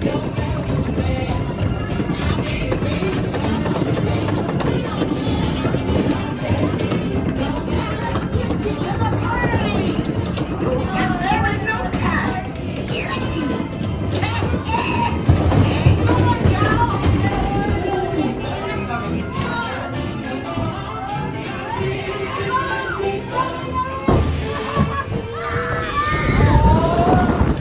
I got you. There you go. Thank you. That was awesome. Now we're out here by the rivers of America.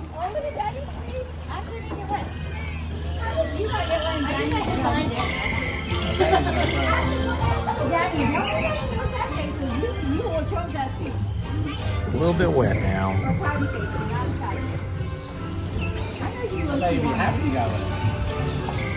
You good, girl? How about you, buddy? You make it? You make it out alive?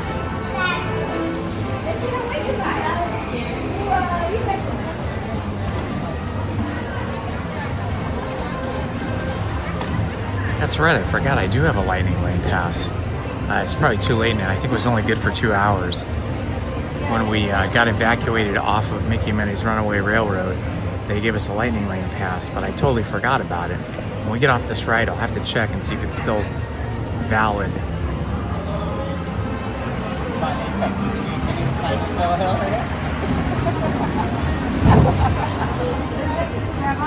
Yeah, have you watched Apex yet? Apex? Charlize Theron? It's like a movie. It was scary. But you wouldn't know it was scary, I'm telling you why. You gotta put this up there.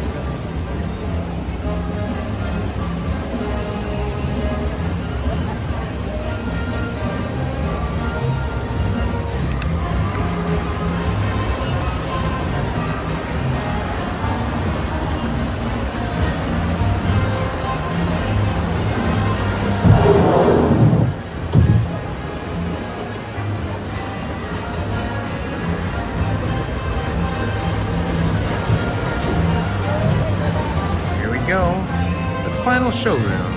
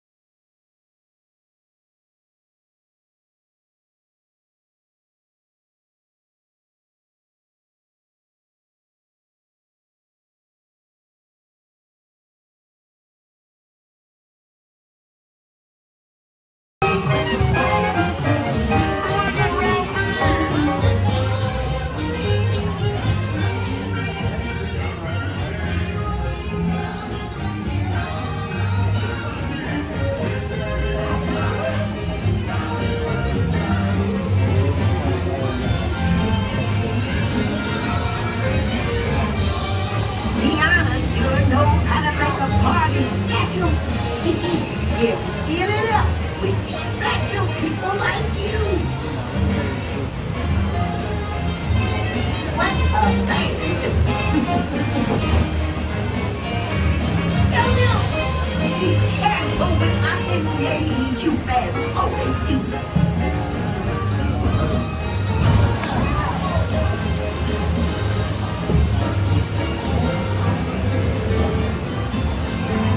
What a band!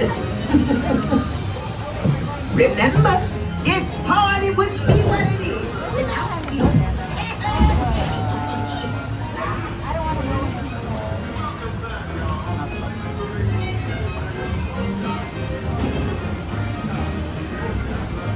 I knew y'all would make a big splash at this party.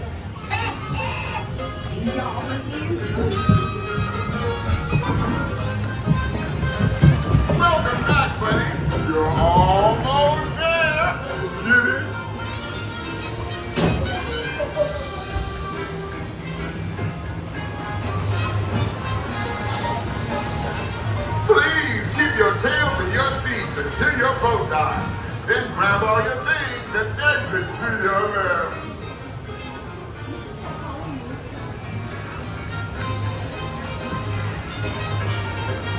Hey there, welcome back, buddies. Please remain seated until your boat returns to the dock. Then grab your belongings and exit to your left.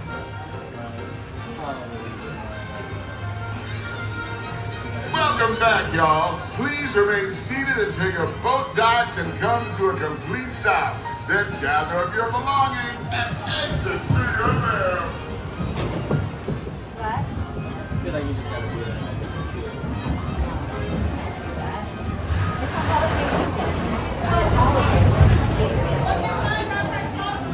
Okay, now we gotta try and get out. Getting out of the boat is always harder than getting in.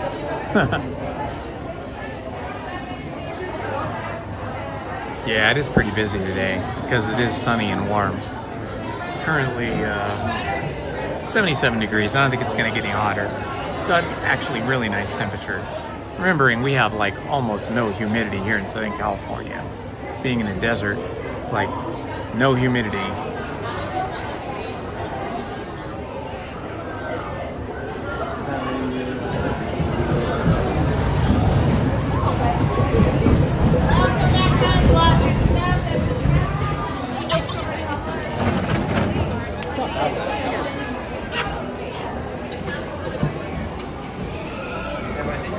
We're a little bit wet here.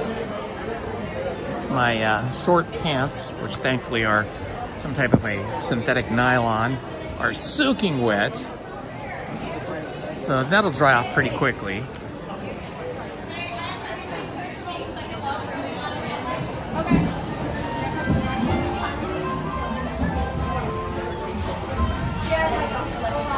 I hope you guys had fun with that. That was awesome. We were not in line very long at all compared to what everybody else has to endure.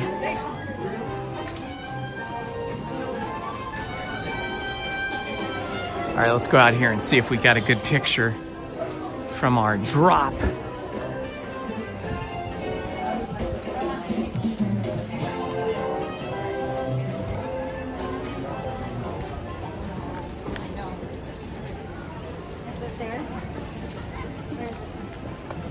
Let's see. Oh, right there. Where? My face is the same.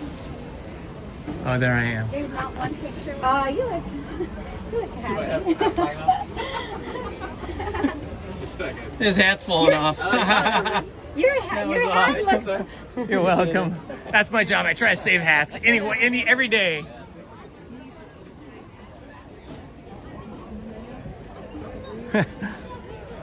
You could see in the photo of when we dropped down. Oh, look, it's Winnie the Pooh. It's a cute Winnie the Pooh.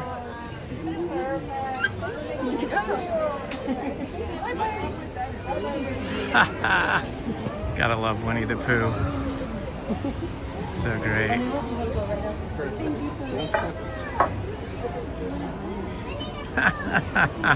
Winnie the Pooh.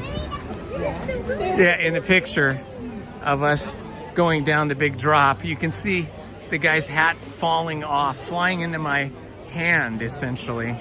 So not a great picture of me because I'm partially covered by his head and his hat. Oh wow, look, the line for single rider got really big now. This is the single rider line now. Hey guys, that's single rider. We got in just at the right time before it got crazy busy.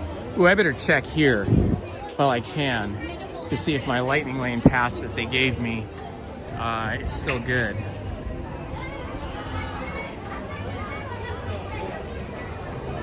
Okay, let's see. Lightning lane passes. I don't see one. Purchase. Yeah, it looks like I don't have one. Notifications, nothing. I think I just forgot about that lightning lane pass and it has expired because it was only good for 2 hours. They should have made that lightning lane pass good for the whole day.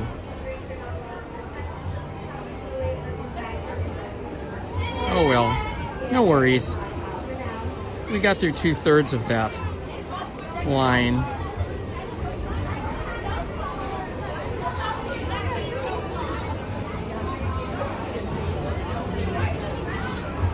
Yeah, I don't have one. Okay, that's all right. That was on me. They were kind enough to give us a Lightning Lane pass, and then I just completely forgot about it because it was a 2-hour window. But that's okay. We went on a lot of stuff so far today. Let's see, we started off with Rise of the Resistance at about 9 a.m. And then from there, we went to the Mini Adventures of Winnie the Pooh, and then the Haunted Mansion, then Jungle Cruise. Then after Jungle Cruise, I think we did Astro Blasters. No, not Astro Blasters. That's closed. Astro Orbiter. We did the Astro Orbiter. Let's see, what else did we do? We saw Mary Poppins and Bert along with the Pearly Band in front of the castle.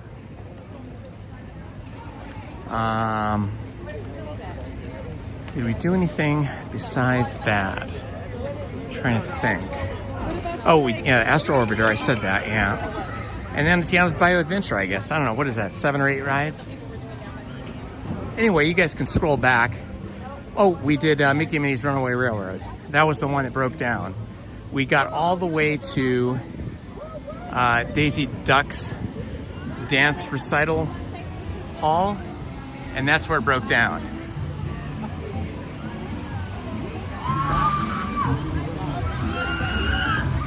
Haha! It's always fun to watch people go down.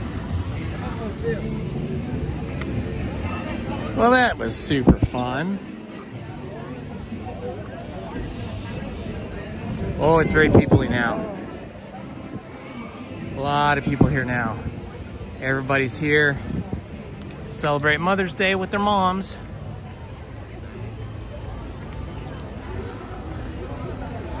Our oldest daughter, Shelby, is going to be coming over the house probably in a couple of hours, and she's going to be making a special surprise dinner for all of us to honor her mom, Lizzie.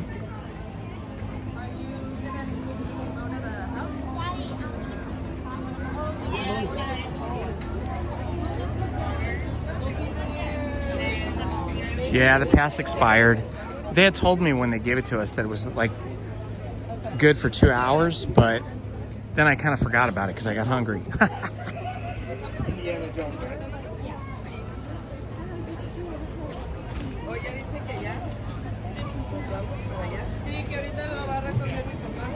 We did go on Haunted Mansion.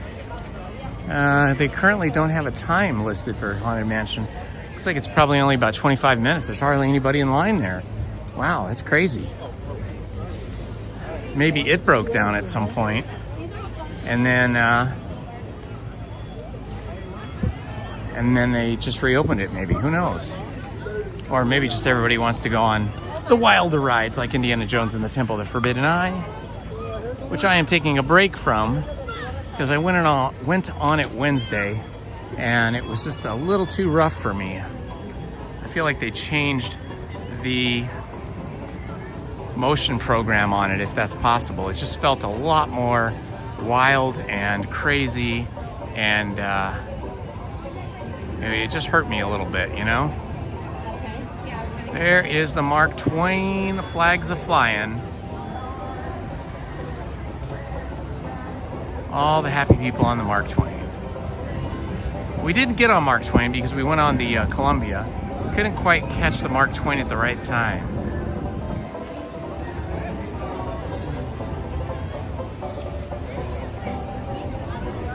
You're indoors, Nutsy McLewis.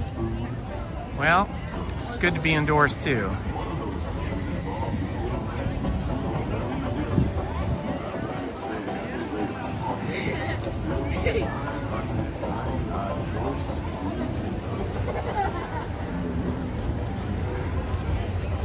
All right. You know, even though it is Sunday afternoon, when it's usually super slammed, it doesn't really feel super duper busy here today. It feels busy, but not outrageously busy. Probably because it's Mother's Day and probably a lot of people have luncheons or dinners for their moms or parties. So maybe a little quieter.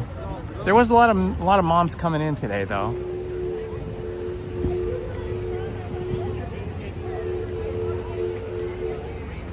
If you are a Disney fanatic like me, this is a good place to come for any celebration or holiday. And here is Pirates of the Caribbean, which I would have went on, but it is still closed for renovations. I suspect it'll be closed for a good month. It was closed all last week, so maybe 3 more weeks. Adventureland Treehouse.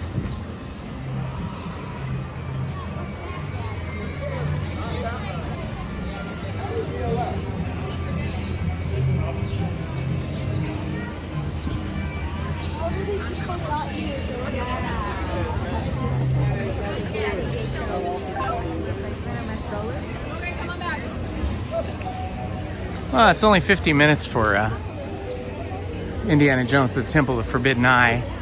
So that just shows you it's not that busy of a day. Normally, on a Sunday afternoon, that would be like 90 minutes, maybe even 100 minutes.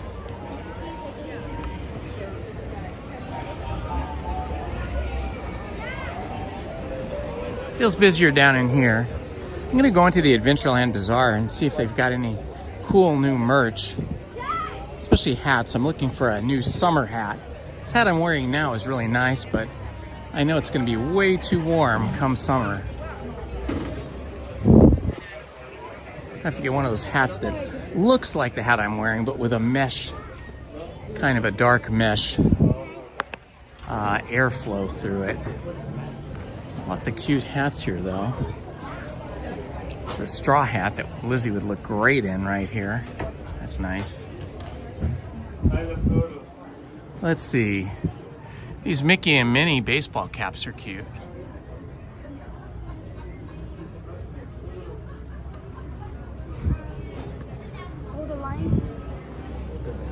I need a hat that matches my aesthetic.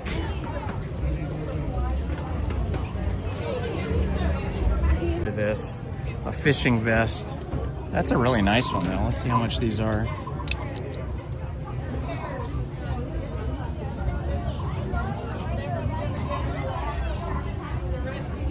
Hard to read that. I think it says 59.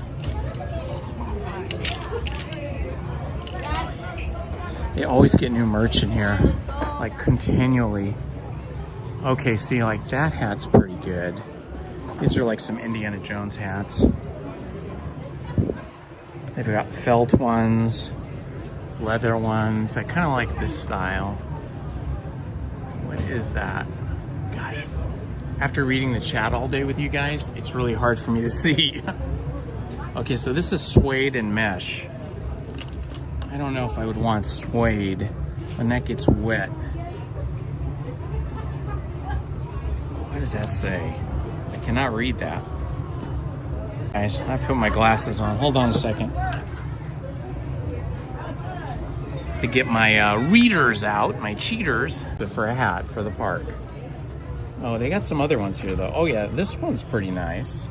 See, this has the mesh. And it's got a dark brim. It's kind of a wide brim too, which is good for summer. How much is this? It's a mystery. Somebody pulled off the tags on this. Can't see how much it is. Well, let me try one on here.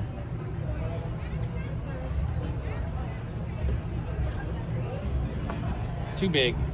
That was too big. This one is almost too small. I need one sort of in between. That looks similar to my hat.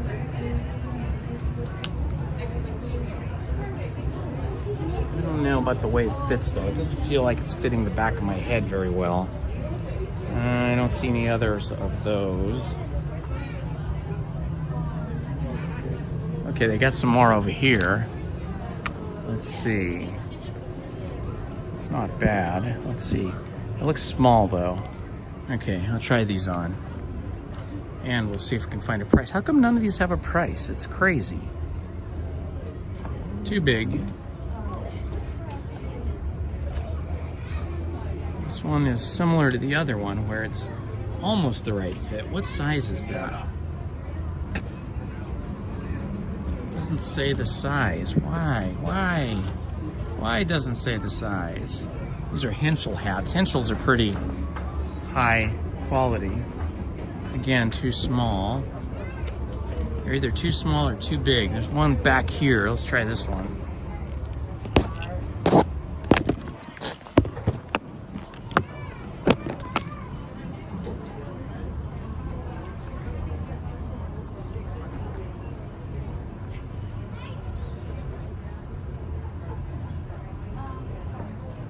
This almost works. Let's get over here to a mirror. This one feels better than the others.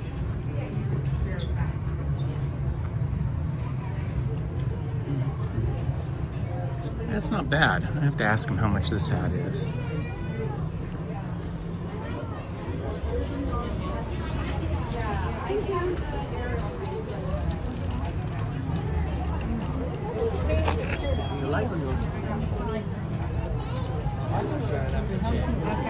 Can you check the price on that, please? It doesn't seem to have a price.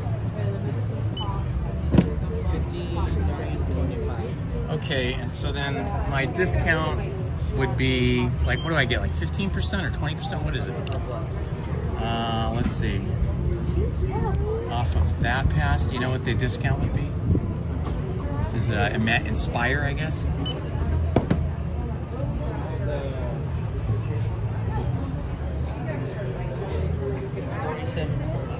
Alright, I think I'll probably get this. Let me just try it on one more time. Make sure it fits good enough. For me, I'm just like, okay,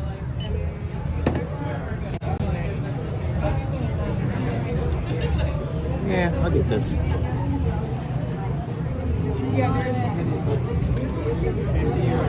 Yeah, sure. Hang on. Okay, I'm gonna get this hat.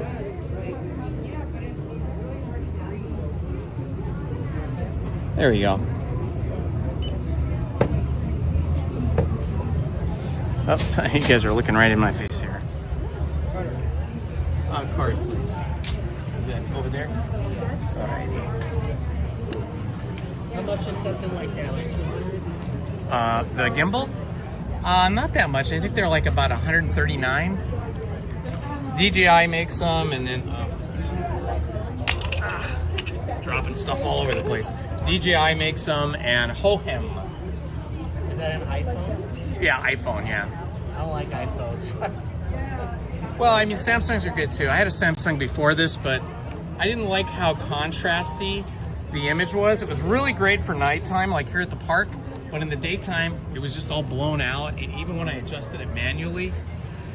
So... I like one with a good camera, but I don't like an iPhone. You don't like the what? I don't like iPhones, and yeah, the camera with the Samsungs are a little off too. Yeah. You like a bag? Yeah, I would like a bag, please.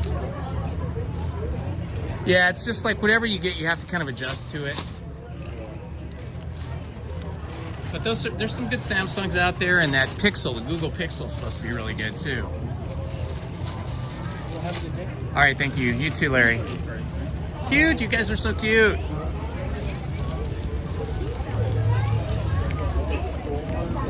Going there? All right, we are trying to navigate through here. A lot of people. All right, so I got a summer hat, a hat for summer. What I mean by that, hi guys. What I mean by that is the hat has, I'll show it to you out here in the sun. Hi, how are you? I watch you all the time. Oh, really? What's your name? Redlands Redhead. Redlands Redhead. I love your hair. It's beautiful. Thank you. You look fantastic. It's so nice to meet you. Nice ears. Is it your birthday? Yes. Happy birthday. Happy birthday to you. Happy birthday to you. Happy birthday, dear Redlands Redhead Kathy. Happy birthday to you. One of our subscribers. Good to see you, Kathy. Oh, that was Redlands Redhead. Okay, let's look at this hat so I can show you.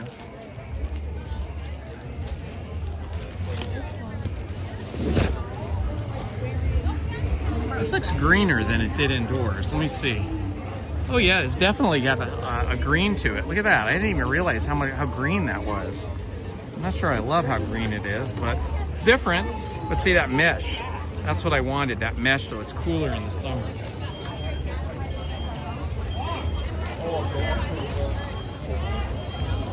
Look who we got. You need to go potty? We're gonna go order here. Hold on, I'm gonna look. All right, I got a summer hat. A hat for the summer.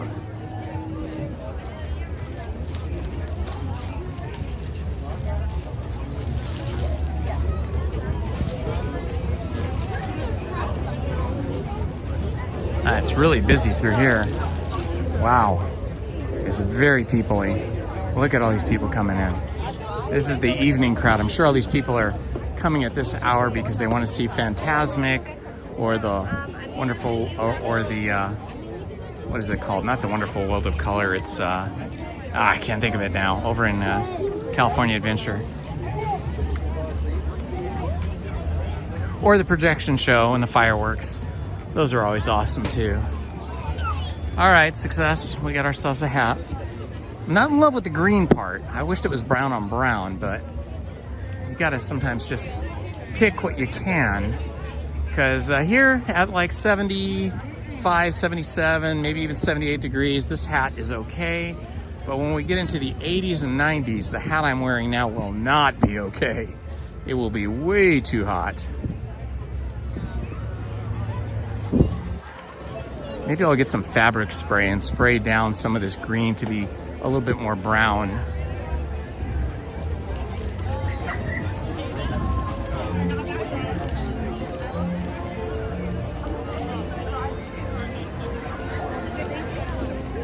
Yeah, an Asbury Farm would be good as well to get a hat. I wonder what they cost over there. What did you pay for your hat? Do you remember it? Do you remember how much you paid for your hat over at Knott's? I like to buy my hats here because I get the discount. Whereas if I buy them on Amazon, I pay more money. Believe it or not, I pay more money on Amazon. Even without the discount, it's more money on Amazon than buying it here with no discount. And then with my Inspire Key discount, it's an even better deal. Let's see, what did this hat end up costing me with tax?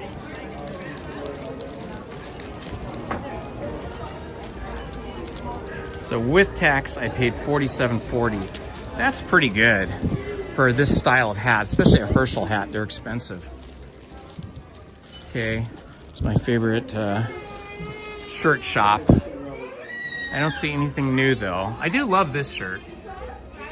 It's all Toy Story inspired, but I like to buy Mickey shirts. That one is a Stitch shirt. I'm waiting for some kind of a new Mickey shirt. I don't see any. I see a lot of these jerseys, but I am not going to wear one of those. You need to be young and buffed out with muscles, or at least more fit than I am. My skinny little arms would look pretty pathetic in one of those tank shirts.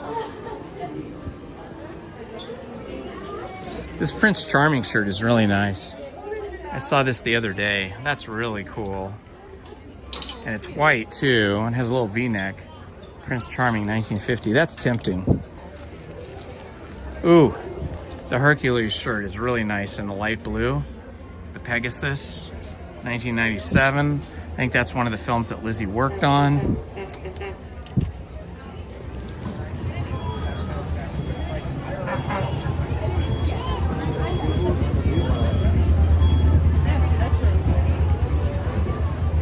Oh, the smell of the Starbucks coffee is calling me, but I must say no. I'll just have decaf when I get home. I love coffee. I love caffeinated coffee, but if I have caffeinated coffee after 11 a.m., I will be awake all night, or most of the night. Some pin traders over here. Pin trader trading post. Ah, yeah, look at all the people coming in.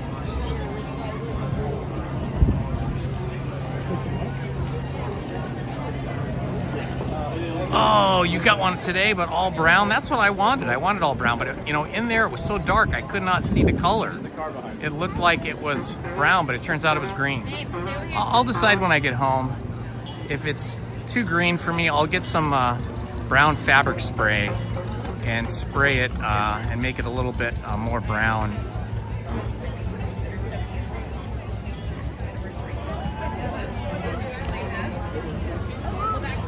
Okay, my friends. Wow, the people coming in is crazy. We have been live streaming for 6 hours and 21 minutes. So I'm going to call it a day, but Lizzie and I will be back here at 9 a.m. tomorrow to live stream together. But before I go, I want to say a thank you to all of our moderators who help us. And so thank you to all the moderators on our channel, including Manny Uncanny. Okay, I want to thank Manny Uncanny, Heather D. Smith, Paul's Epic Adventure, Krista Hackley, Tiffany Johnson, Rachel Castro, Beach Bandits Metal Detecting, Stephen Kenyon, Oh My Gosh It's Judy, Disney cast crew member Monique, Omar Octavio Altamirano Loza, Jacob Herring, Checkers, and Ace Snoopy. Thank you all for being such great moderators and helping me throughout the days and the nights. You guys are the best. All right, my friends, this has been Indiana Holmes at Disneyland.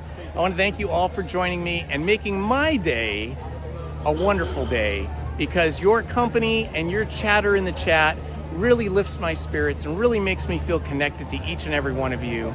And all the Ninja Watchers, thank you for being here as well. If you haven't already, please hit the like button, subscribe, and hit the notifications button. I'll see you all tomorrow at 9 o'clock here at Disneyland with Lizzie. Love to you all. This has been Indiana Holmes.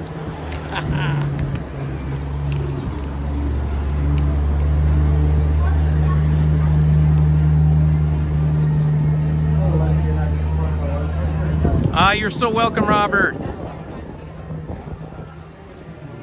You're so welcome, Sandra B. You're welcome, Edwin. Okay, mystery guest. Bye-bye, Steve. We'll see you tomorrow. All right, guys. Love to you all. Oh, hey, Indiana Holmes. Hola, how are you? How you doing? What is your channel? It's Great Roads Adventuring. Oh, Great Roads Adventuring. Yeah, you were on here just a little while ago. Yeah. Well, hey, welcome. Hey, We're doing a little tag team streaming here. I'm leaving, and Great Roads Adventuring is coming on. I like your rig. That's quite nice. Oh, awesome. Good job. Good job.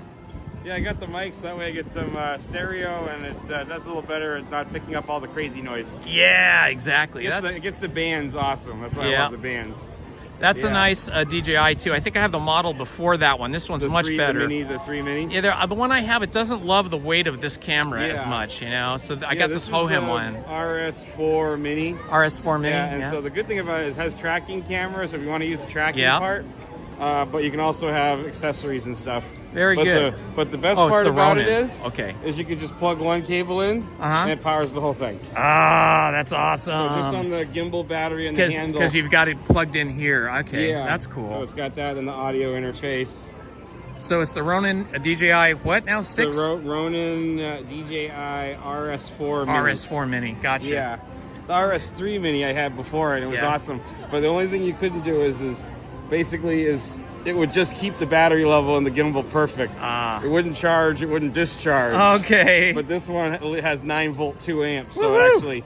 There you go. You can actually go hands-free every once in a while. That's but excellent. The fun part about it is, so when you go on rides and you don't need the gimbal, you just hit that and it locks. Yeah, I can lock mine right here. Yeah. And then it'll lock. Same thing, yeah. All right, my friend. Hey, good seeing you. Nice to meet you. I was watching you while I was driving over here. All right, take care. Have a wonderful afternoon and evening. Hey, Paul. Are you going to be here for the fireworks later? Yep. All right, so here you go. What is it again? Great Roads Adventuring. Great Roads Adventuring. We'll be here tonight. And this is Indiana Holmes. So Great Roads Adventuring will be here tonight for the fireworks, and he's going to take you on some fun trips right now. Awesome. All right, I'll see you. I like how you got a Chippendale pin and... oh, yeah, my faves. I love it, yeah. Just say hi to Paul, because Paul's one of my mods. And Oh yeah, he's Paul's great. Awesome. I love Paul. He's he great. keeps the drama to a minimum. Yes, that's what we want. No Yeah, drama. Exactly. Take care. Have a good night.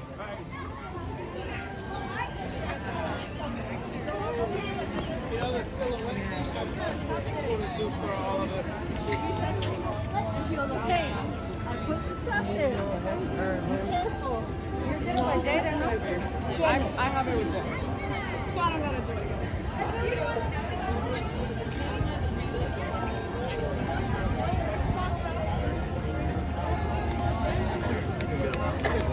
Oh boy, look at the crowd coming in.